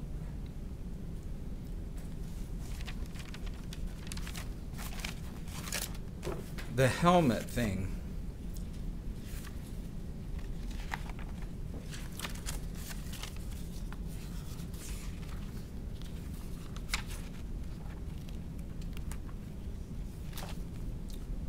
Let's address it again.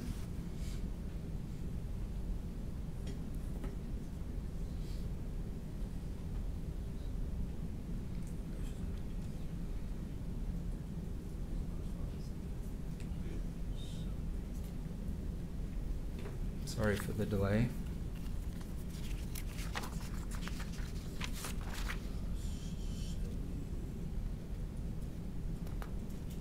Do you remember telling me that you thought it was odd she didn't have a helmet? Your Honor, this is improper, sir, rebuttal, because we've already discussed that and he's answered, so. Overruled. All right. True? You thought it was odd. Like Gwyneth Paltrow doesn't have a helmet? I don't recall that.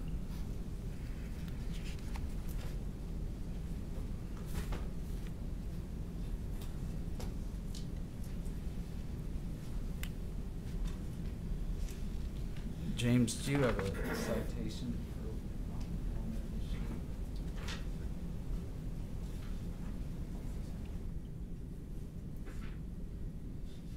I would have noticed a helmet. So no helmet, right? Yeah. I don't recall that. Oh. All right. You want to go over to Do you know, did I ever say, like, what I just said? Do you deny that? What I just read? Do you deny it? If you look at the deposition, I let her said I wasn't sure exactly what she had on her, what she was wearing. It could have been a hat. I would have noticed the helmet. So no. What picture are you on, sir? I'm just gonna. This is. I want him to say it, and then I'll. That's the question. Well, he's reading something. I would have noticed the helmet. So no helmet, right? I'm sorry, Yeah. What page are you on? Can I stop getting interrupted while I'm doing this, Your Honor? That's the only fair thing. When he refers to the deposition, he'll have to give you the page reference, but right now he's not referring to the deposition. He's reading from it. Well, he may be reading from it, but he's not referring to it. This is a statement that he made to me. Do you remember before your deposition you made a statement to me? I don't recall. Do you remember I came to your house with plaintiff's lawyers yes, and you we did. put a little dictaphone right in front of you and said, "Can we interview you?" Yes, you did. And did you testify truthfully in that interview? Yes, I did. And that interview was far before the deposition. Yes. Do you deny saying these words? I would have noticed the helmet. I don't recall that conversation. Do you deny saying that? I don't recall that conversation. Okay, let's go to it then. James? So this is Exhibit 5 of the deposition. It's the interview. It's page 31. We approach the bench on this one. Sure.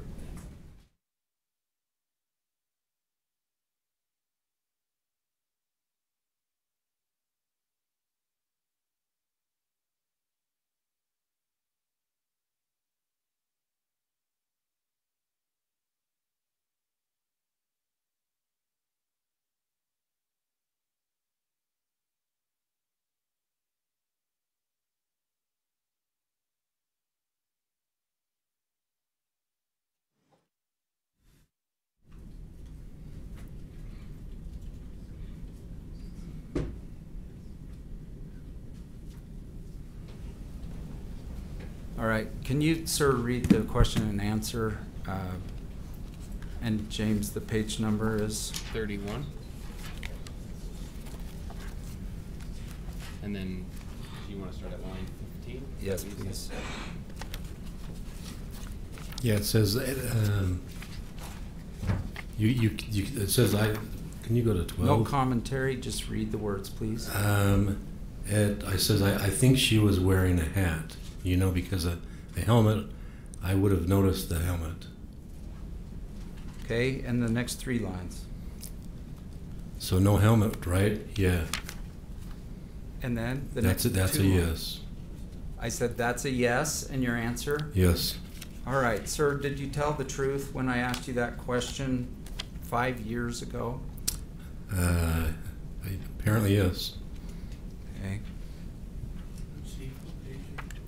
We're moving on. Sorry. 34, I think he said. Jury member, you're going to have to stay there, I'm afraid. He said he was okay. Do you remember so testifying 5 years ago? He never said he was okay. That wasn't my question. My question was, did you answer my question 5 years ago that he was okay? He said he was okay. He never said he was okay. He could hardly stand up. Okay. He could hardly speak. So you deny ever saying that? Maybe, we'll just finish his answer there before he's interrupted. Did you finish your answer? No, but we So James? about 2 minutes before the ski patrol came and came down, he could hardly he had a hard time knowing what his name was. I mean, it took him 4 or 5 seconds to even know what his name was, and he had no idea where he was even at. Your Honor, my question was, do you deny saying it? This is the narrative. May I? So you're taking this. You're taking this. Hold on. there's no question. Oh, okay. So sorry. you. Sorry. All right, let's dig it out.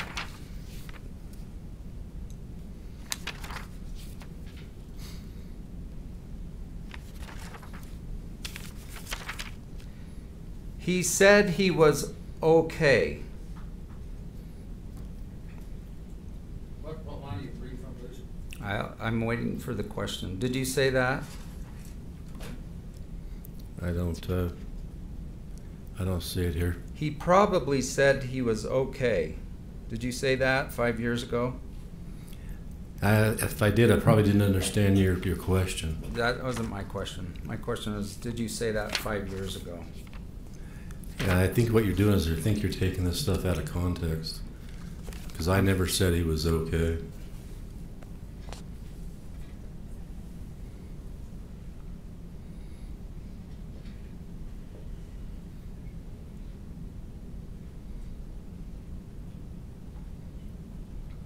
Terry said, yes, I'm okay. Did you say that? He never said he was okay. Have you told me that 5 years ago? Yeah, I think what you're doing is I think you're taking this stuff out of context. Yes, he said he was okay. Do we need to look it up? Yes. Okay. James, could you get over there? Yes. It's from the interview, page 68.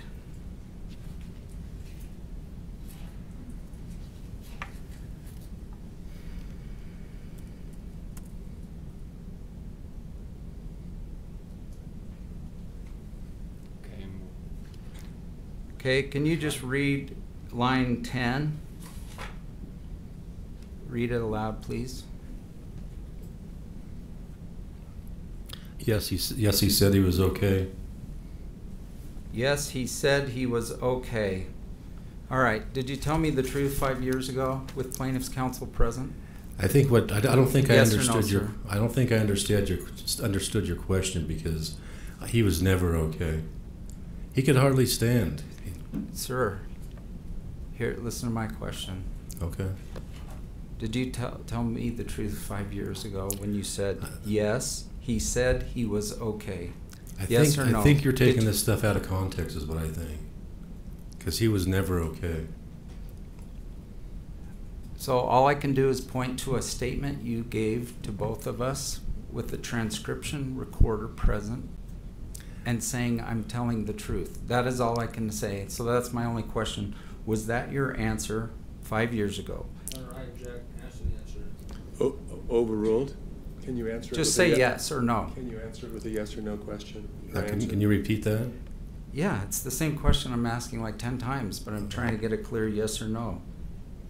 Yes, he, meaning Eric, or excuse me, Mr. Sanderson, said he was okay. I'm not sure exactly what okay means. We're this. Yes or no, sir? I don't know I don't know exactly what we were talking about when he was okay. Well, we can go back and look.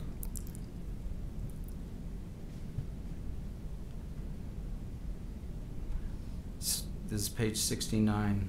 So I know what the mountain host is going to say. He's going to say, I asked him, and he said, Terry said, yes, I'm okay. Yes. And then he skied away, meaning the mountain host. And I'm wondering, are you saying that's true or not true? Yeah, he was. Yes or no? Yes. He said he was okay. Did I correctly read that? I didn't have the right. You said 69? Top of 68. But it's 68. Got it. Okay, we'll go back up. Your Honor, I apologize. So tell us where you're starting, which line? Yeah, I don't want to spend any more time on this. Thank you. Does that conclude your questions? Okay. No further questions. All right. You're welcome to step down. Is this witness under subpoena? And may he testify again in the case? He's not under subpoena, I don't. Okay. Yes, he is. He may testify again?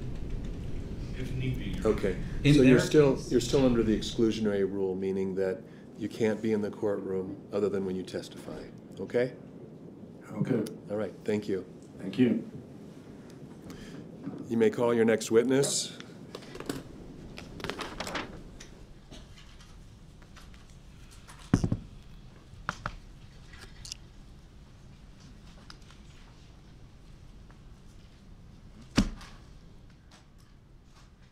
Mr. Sykes, who is your next witness? Carlene Davidson, Your Honor.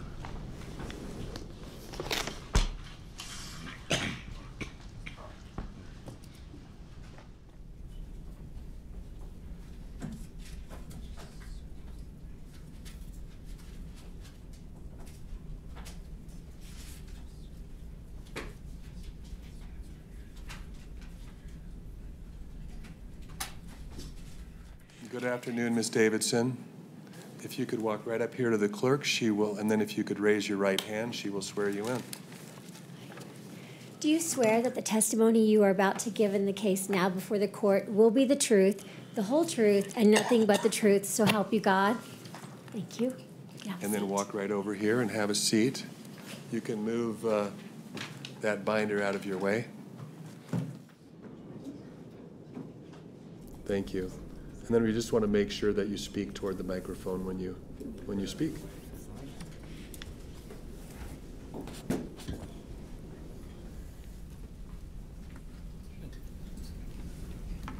Good afternoon. Good afternoon. Would you state your full name and tell the jury where you live? Yes, Teresa Carlene Davidson, St. George, Utah. Okay. And you go by Carlene, correct? I do. Right. Tell the jury where you were born, where you grew up, what your education is. Okay. I was born in Tachikawa, Japan. My father was a fighter pilot with the Air Force, and I moved all over the world during my first 18 years of life, and ended up in the Salt Lake Valley, where I worked for KSL for a few years, and then ended up at a dental lab as an accountant. And I have 2 awesome daughters and 7 beautiful granddaughters that I'm enjoying in St. George, Utah. And there's an interesting thing about you. You graduated, at least almost, from Athens High School in Athens, Greece, correct? Yes. All right. Almost graduated, yes. I had to come back for my senior year. Not a pleasant thing, senior year in California, but that was all Talk right. about Athens, Greece, not Athens, Georgia, right? Right, exactly. Okay. No, I have a very rich life. I've been very blessed. And tell the jury about your training from standpoint of university or higher education. Where'd you go and when? Higher education, I went to Brigham Young University for 1 year, and then after that kind of got my MRS, as they say, and ended up married and raising children. All right, good. And with respect to, excuse me, let's see here.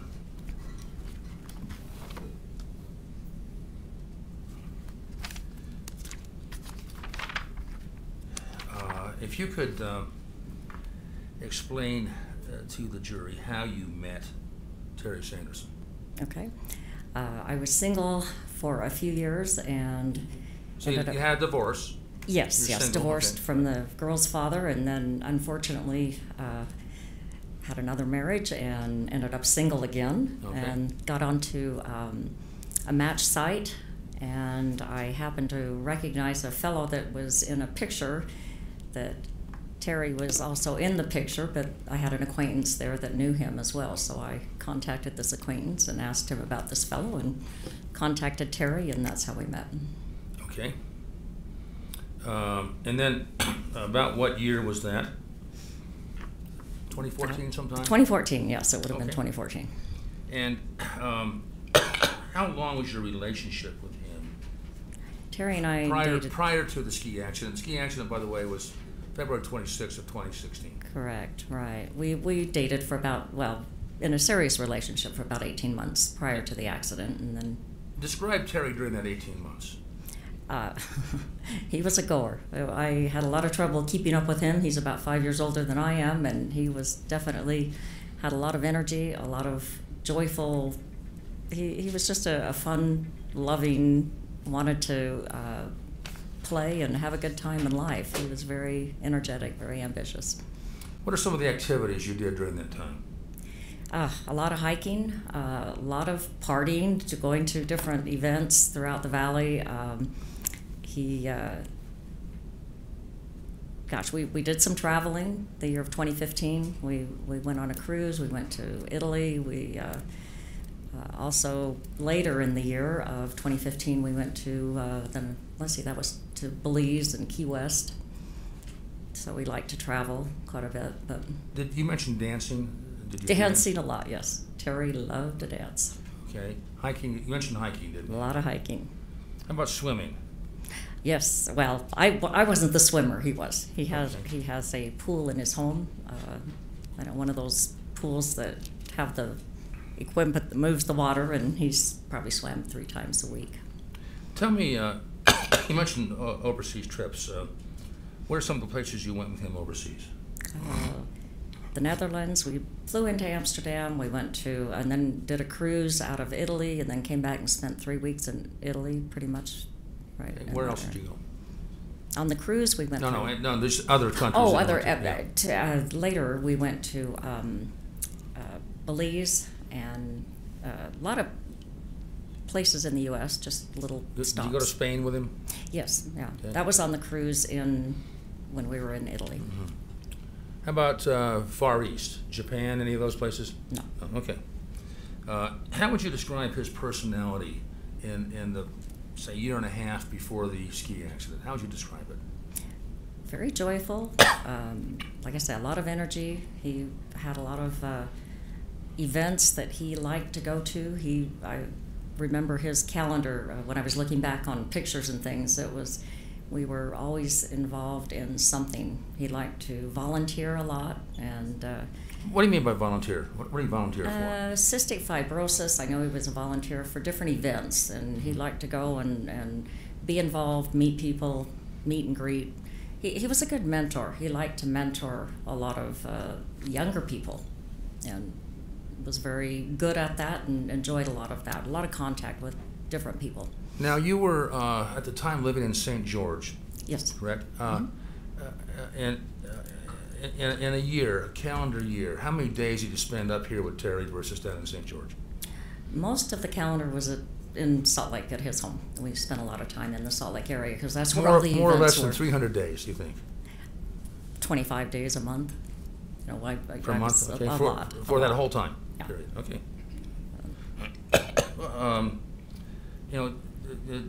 Describe him in terms of kindness, gentleness, communicative. that kind of thing?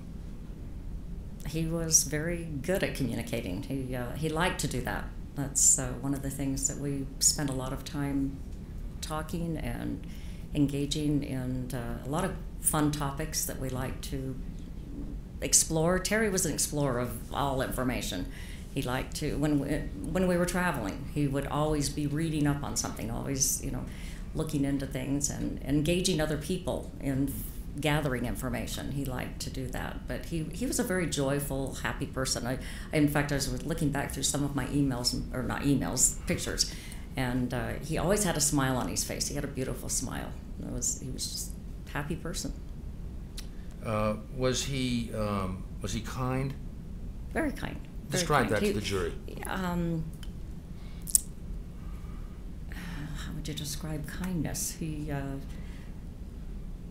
engaged with people, and I guess the way his kindness showed through would be just his patience with talking with people about different aspects of their lives, and he just had a gentle nature. He was very easygoing that way, and liked people, my grandchildren even, the kindness that he had with opportunities that he had to explore and speak with them, and he just had a gentleness about him.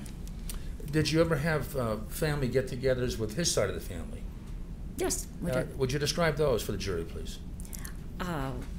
One of the first times I remember going when his granddaughter graduated, and with the whole family, and his first wife was there, and I remember his daughter coming to me, and she said, "Thank you so much for putting up with the family aspects of." It was the first time that he had been around his former wife for quite some time, and it worked out very well. How did he treat her? Enjoyable. Oh, fine. It was actually saying we had a great big family reunion, family dinner, family fun. It worked out very well. Now, did he ever use alcohol when he's with you? Sure. Okay. And did you ever observe him to use alcohol to excess? No. There would be once or twice that we might take a whole bottle of wine and enjoy it, but okay. No, not very often. Okay. When you dated for about 18 months, or close to 2 years, were you exclusive? Yes, as far as I knew. What's that? I say as far as I knew. All right. Well, you were up here quite a bit. Right? Yes. Yeah. Was this a love relationship? Were you heading toward marriage, or how would you describe that? I wanted it. I wanted it long term, and I was looking forward to having a long term relationship with him. I adored him. He was a great guy. I was hoping that it would go long term. So were you in love with him? Absolutely. Was he in love with you, in your opinion? I thought so. Yes. Okay. Yes. And at this point, he's about 70 or so, right? That time, yes. At the end of your relationship,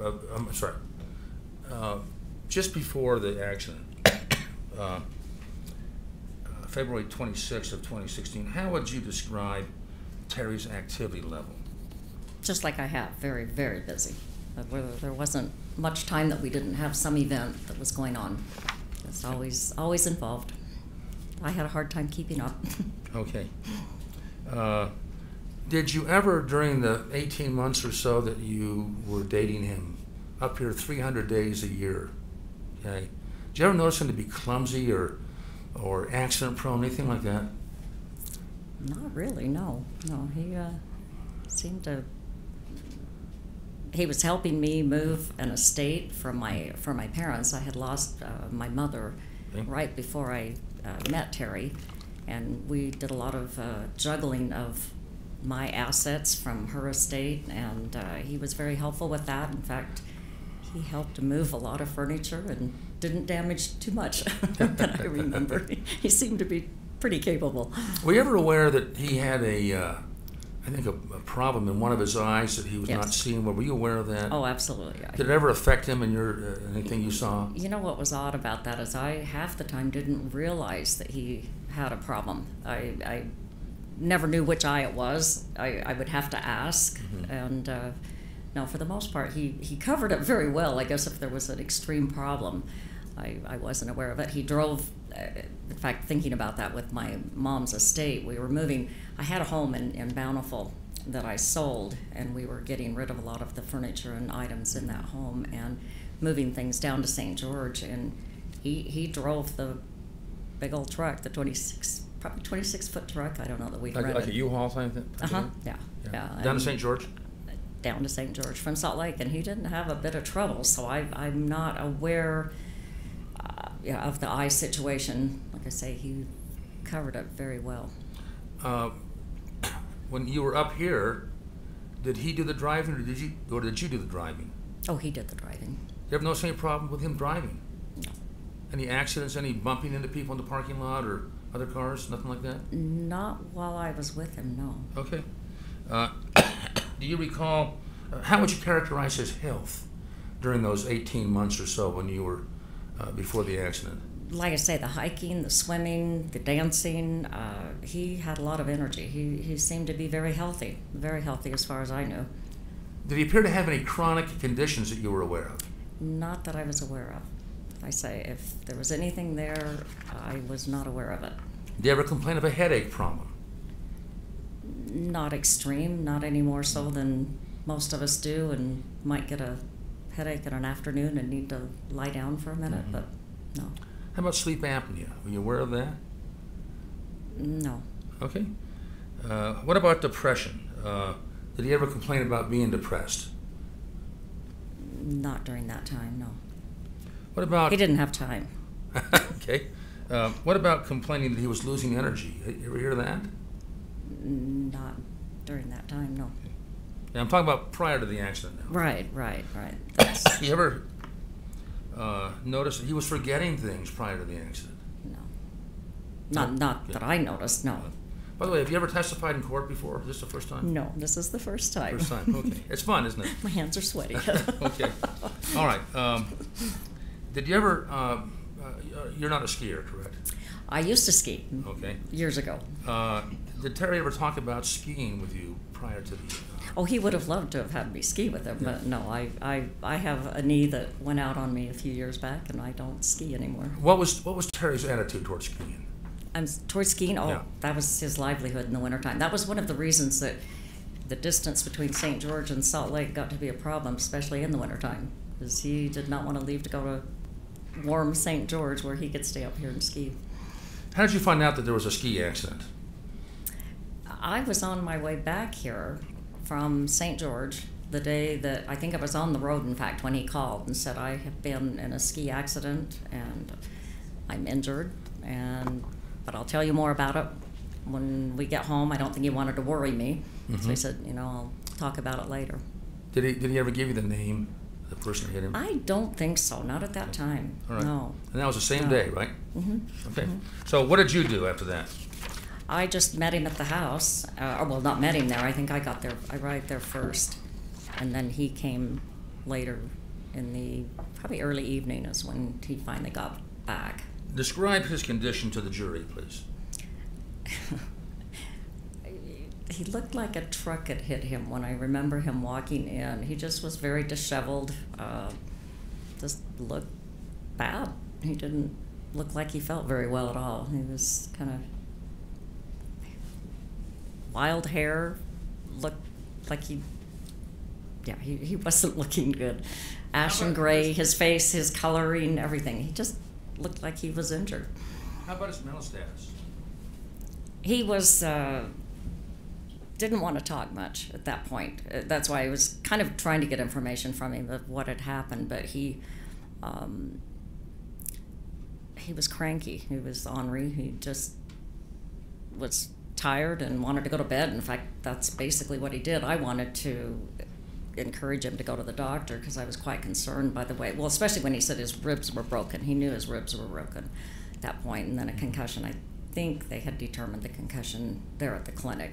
Slight concussion. No, maybe not. I don't know if that even happened. I just know he had really sore ribs and looked really banged up. Did he talk about whether he lost consciousness or not? He did say he lost consciousness, yeah. Okay. Did he tell you how he was taken off the mountain? He went in a toboggan, I know that. Okay. Was he able to move around at all very well? Not when he got home. No, he was a very sore Jose. He didn't move well at all. In fact, he went to bed quite. When he got home, it might have been, like I say, early evening, 6:30, 7 o'clock, and he wasn't up for much after that. He just headed to bed. Was he pale? Very. Did he complain about weakness? Yeah, he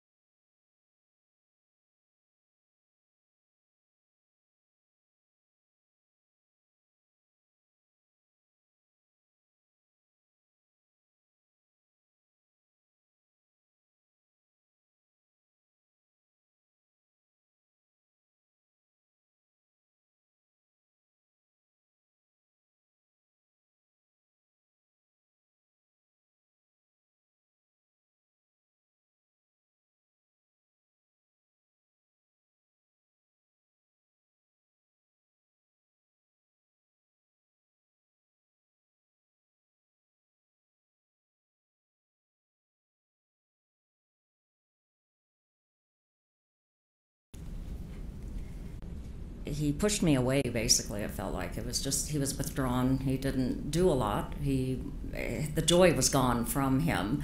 And of course I kept trying to realize, he was injured. He didn't feel good. But at the same time, he was pushing me away. And at that point, I started spending more time down in St. George. And the relationship just dissolved eventually after 6 months. I mean, it took some time, but it didn't happen quickly, but it just wasn't good after that. He had no joy left in his life, but at the same time, I would have stayed there, but he pushed me. He just didn't push me away. Did you observe why he had no joy left in his life? What was going on?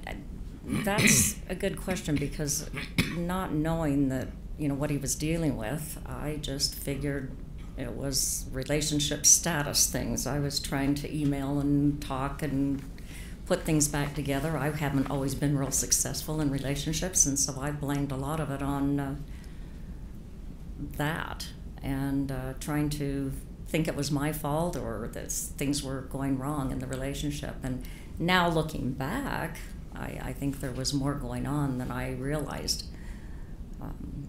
Did he become obsessed with anything that he hadn't been obsessed with before? If so, what? His health. He felt very conscious of his mental status and capabilities, and it seems like he just. Explain that to the jury. It's hard after 7 years to think back on specifics. Just little things that he would try and do. He felt like he was not capable of getting things done like he was used to, and I know he'd spend a lot of time on his laptop, and he was very involved with the Fidelity and his finances and different things. He would, get involved with his broker and talk about things, and they would do things on the laptops, and they would, I don't think he felt like he was where he was before the accident. He just couldn't. I know there was one time, silly little thing, but he was putting up an antenna on the window of the house. Terry was very conscious of saving a dime. He wanted to, fix things and do things on his own. And so he was putting in this antenna, and he got really kind of disgruntled about putting in a simple antenna on the window of his living room. And things like that. Yeah, he just, that's what I saw. But as far as, what he was feeling, I think he was real discouraged, and that's where he was putting that across too, that he just felt real discouraged with what he was trying to do. Did Terry seek therapy, if you know? I think he did. Yeah, I know that, yes, he did. He had doctor's appointments and things that he was doing after that accident. I think he was struggling with that and trying to figure out what was going on. And like I say, Terry hides things really well as far as, I think he didn't want to let on that he was struggling, but at the same time, being his partner, I think he would let on a little bit more that, he was having some issues with things, but I think he kept trying to overcome as well, but was still hurting. Did you seek counseling? Did I? Yes. For what was happening with Terry? Well, I sought counseling for myself. Yes, I Explain did. that. The relationship was falling apart, and I was taking on some of that blame and wanting to find out why and figure out what was going on with me. And so I just sought counseling in St. George. I went to a counselor for a few weeks. You told me once you were heartbroken. Explain that. I thought I had met the love of my life when I met Terry. We were just a cute couple. We did great together, and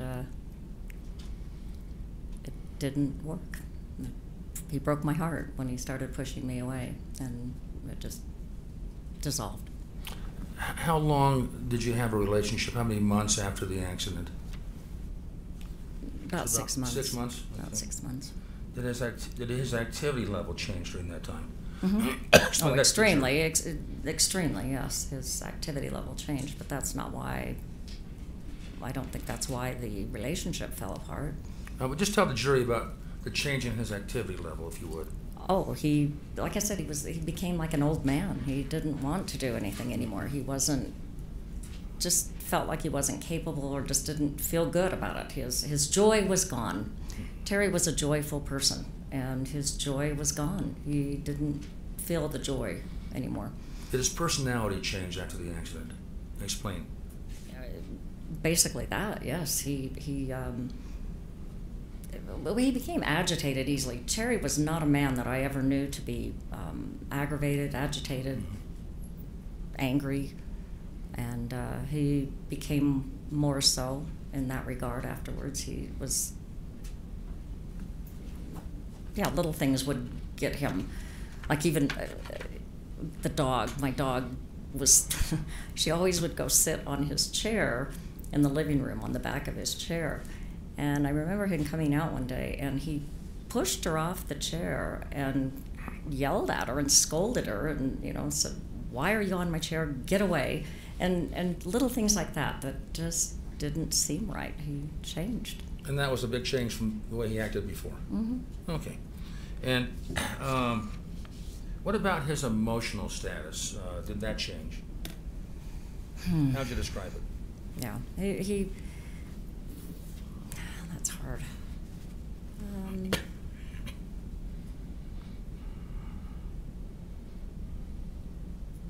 It's kind of silly, but he seemed to cry easily. Like get frustrated and tear up, and that was something that he didn't.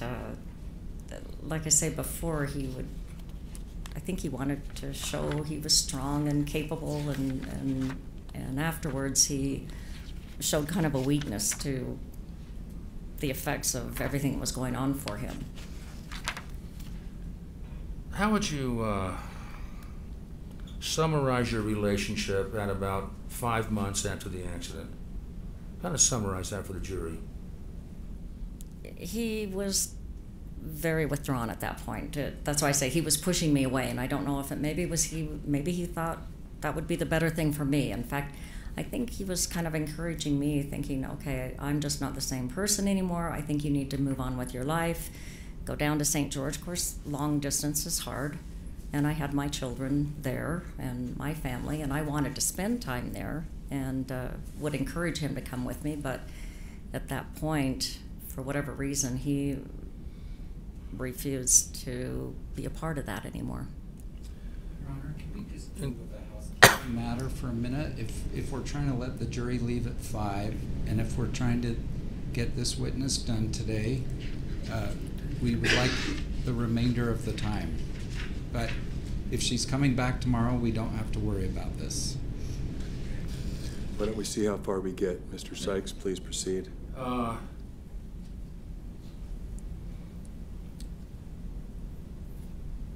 Describe any cognitive changes by the end of the relationship in terms of attention, concentration, seeming smart, etc., all those things, expressing himself verbally.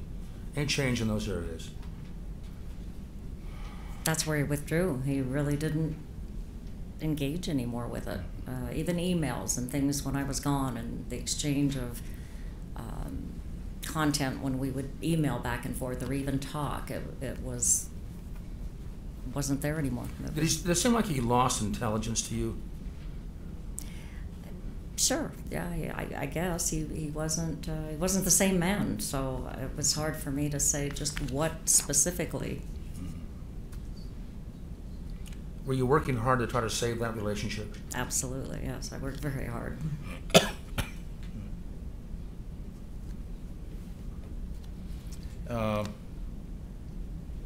This loss of the relationship, do you have any reason to attribute that to the ski accident? Do you know, I didn't at first, and now looking back and seeing that perhaps it was a brain injury and perhaps there were other things going on, I would say so now, yeah. Until the day before the ski accident, was the relationship strong? Mm-hmm. Yeah, I think so. Yeah, we were doing great. Second. Thank you. Yes.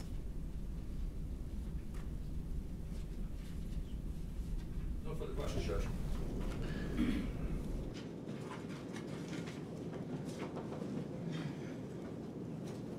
Mr. Egan?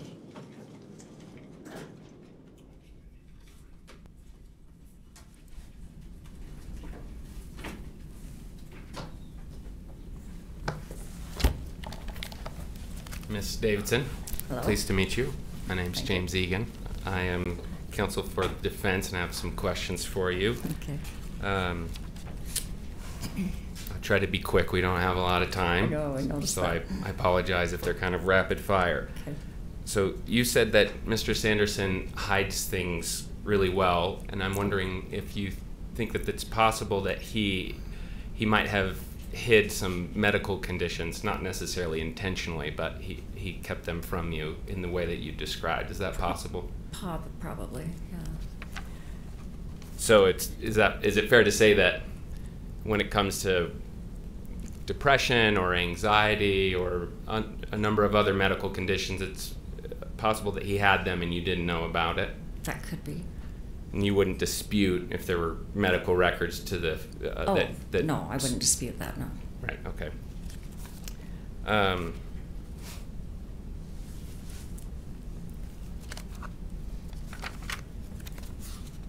You said, I believe, that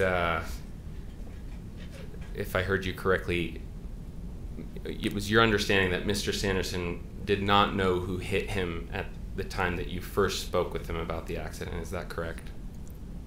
As I recall. And he was also uncertain about what happened. Is that right? He lost consciousness. That's all I knew was, yeah. So I don't know that other than, yeah, losing consciousness and going on perhaps what someone else said. Okay. And was that someone else, to your understanding, Mr. Craig Ramone? Yes. Okay. And do you know Craig Ramone? I don't, no, Okay. I don't. I mean, I may have met him once. I just don't remember him. Okay.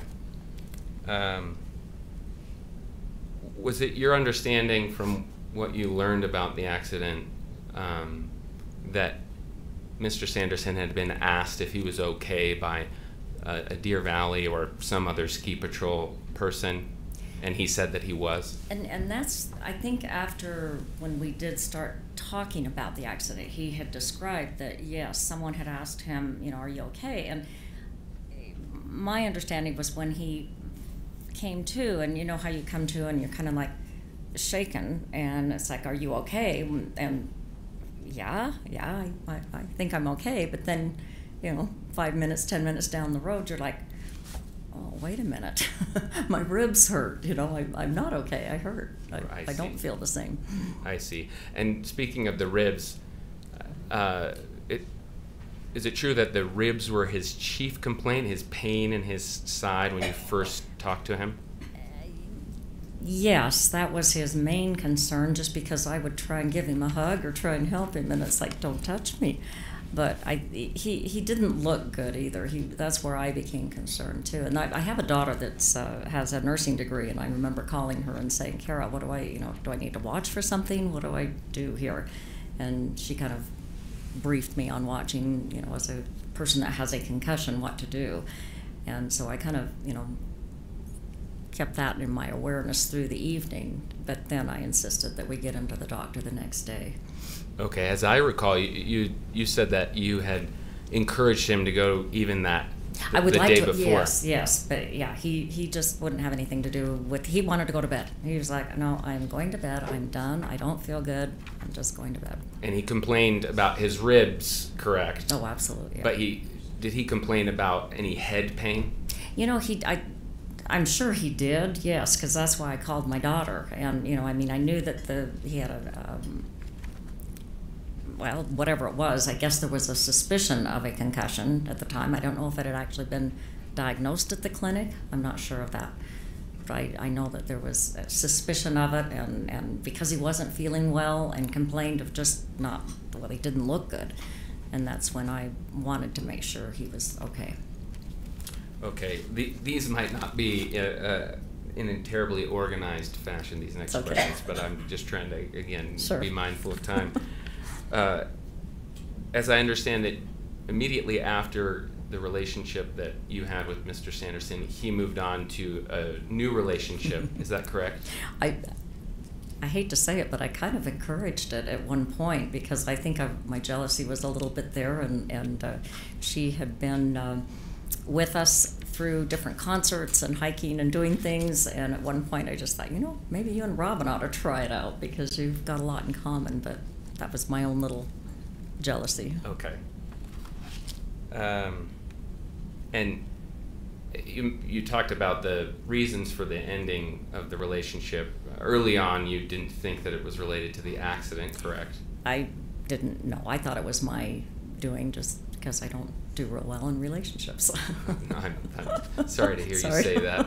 But in terms of your own understanding now, you mentioned that you have a new understanding, but is it fair to say that's speculation? You don't know what his actual reasons were? You haven't talked to him about those? No. And just to be clear. Well, do you know, actually, and this is the sad part, is a few, probably, how many years has it been? 7 years. Probably within the last 4 years ago, maybe during the deposition time. No, that was 2 years ago. At some point, he contacted me again and said he was really sorry for what had happened and that he felt badly, and tried to get us back together. But I've been in a new relationship and quite steady and doing well with it, so I'm good now. I see. And in that conversation, did this accident come up at all? I don't remember. Okay. Sorry. As I understand it, your understanding of his medical condition, his health following the accident, was primarily derived from those couple weeks after the accident. Is that correct? Yes, as far as I know. Okay, yeah. So like you're up close, personal. I took care of him for the first couple of weeks right after. I stayed there for about, I think, 2 weeks, close to 2 weeks. Right, and so that up close, personal understanding of his medical condition is limited to those weeks. Is that correct? That, and then the few months after that we were together, yeah. Correct. Though what I'm trying to get to no, it's okay. What I'm trying to get to is in your deposition, you made a distinction about the understanding you had at the time, and that those first few weeks, and that later you became, I think, focused on the relationship and not on his health, is I think how you put it. Does that sound fair? Improper use of a deposition. Sustained? Okay, I apologize. I'm trying to just be quick. So, sure. Let's see. Would it be fair to say that your understanding of his health was limited after those few weeks because you didn't see him as frequently? Okay. And I could get the deposition transcript out and bring it to you, and we could look at the No, that's actual, all right. if you don't recall. Okay, yeah, you're just saying that time that I was taking care of him, that would be the limitation of my understanding what his health conditions were. Yeah, that you had a good understanding for those few weeks, but then after that, you didn't have as good an understanding because you were focused on other things, and he had withdrawn. Probably that was accurate. Okay, that's what I mean. That's fair. That's fair. Okay, I didn't ask the question very well. That's fair. I'm glad that we got to that. Sure. Thank you.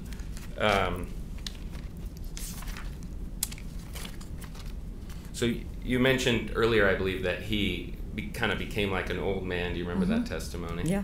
No, definitely. So, would it surprise you if he had told someone, maybe even a doctor, a number of weeks before the accident, that he'd gotten old all of a sudden? Oh, before the accident even? Yeah. No, I'm not aware of that. Okay, but would that surprise you if he had said that? Yes. Okay. It would, I guess, because we, as I recall, we were quite active up until that time. But then again, I had been away for a while. I had been in St. George for some time. I don't know. There again, that's why I'm trying to think. It's been so long. Sure. Because I was coming back when the accident had occurred. I was just coming back, so I had been away for a couple of weeks prior to that. Right. Okay. Thank you. Just in this same vein, would it be surprising to you if someone had said that he would, again before the accident, routinely walk into walls? Oh, that surprises me. Or what about, you mentioned the vision issue, which you did have an understanding of, correct? Absolutely. So did you ever observe him asking someone standing on the right side of his vision to move so that he could see them better? Oh, no. Okay.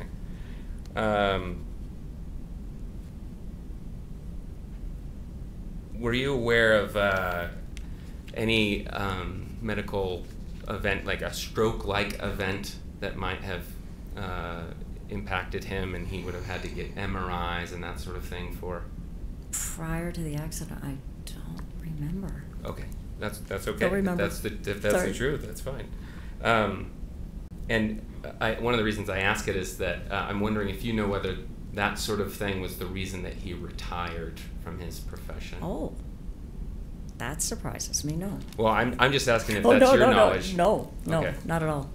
And then, did he ever talk about adjusting his skiing to one side of the slope so that he could avoid hitting people? Never. Not in my knowledge, no. Or what about just being picky about the days that he skied so that he could avoid bad lighting? Oh, this is all new information. Never heard of it. I'm not giving you information. I'm just asking if it would be something you would say or you would have seen in him. Okay. No. Okay, I believe I am done, but I'm going to look at one more thing to see if I need to ask it. It may have been covered.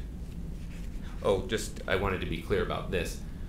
During those weeks just after the accident, as I understand it, you were the only one with him during those weeks. Is that right? Yes.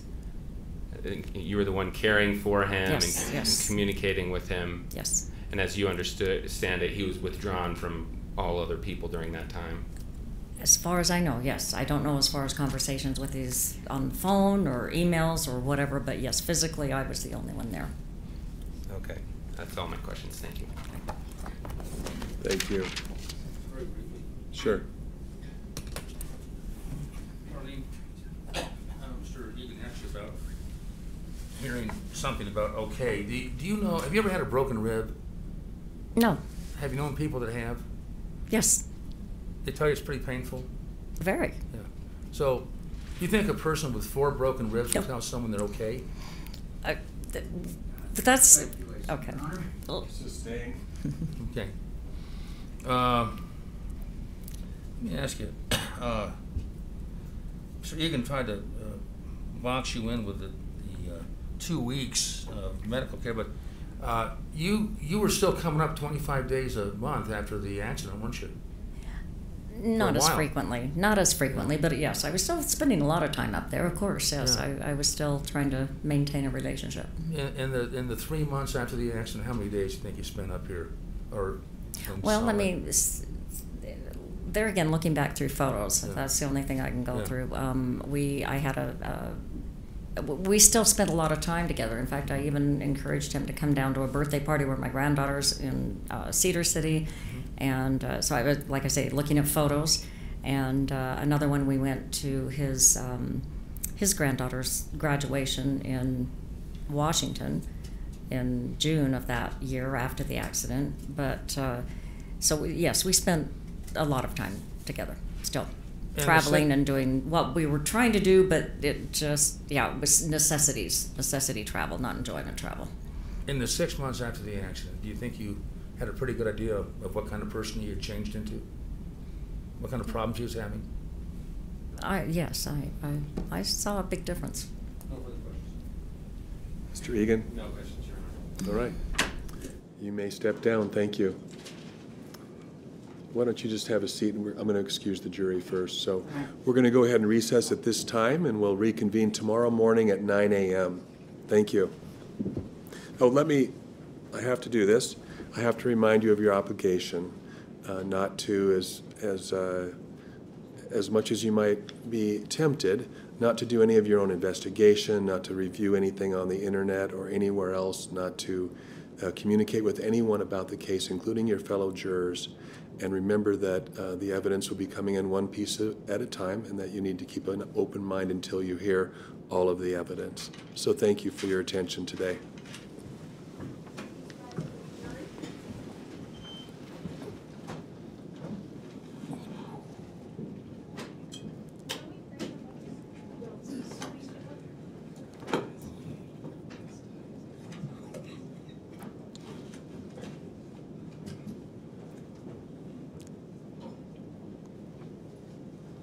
You may step down. Thank you.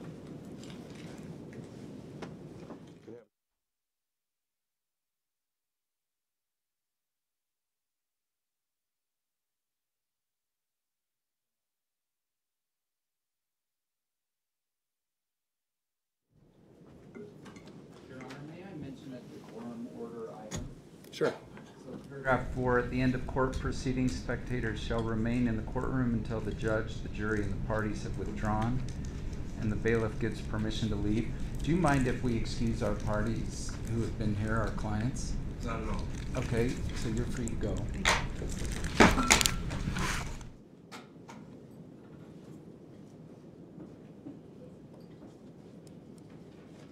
Is there anything that the lawyers need to address right now? Not from the plaintiff's side. Yes, briefly, Your Honor. It'd be nice to get our monitors working. Is that a possibility, or did we give up? I guess that's up to you. It sounds like we're giving up. Is that true? We can try after this. Okay. And then our witness line. As I mentioned before, there is a very large monitor in the courtroom next to us, and if it's not being, I think tomorrow it'll be used by the commissioner. There is one for this room, so we have a large monitor that could be rolled in front of that screen and used. If you'd like to. In addition to that screen? Yeah, there's a large television monitor with an HDMI port on it. And we put it where again? I'm sorry. Well, you can put it where that screen is, so you could roll it back and forth as necessary. I'd like, gentlemen, and Kristen, sorry. If they're offering a big screen, do we want it or do we don't want it? Why don't we bring it in right now and you can take a look at it? Okay, and then we just need the. Steve, I don't think we. We're abandoning it.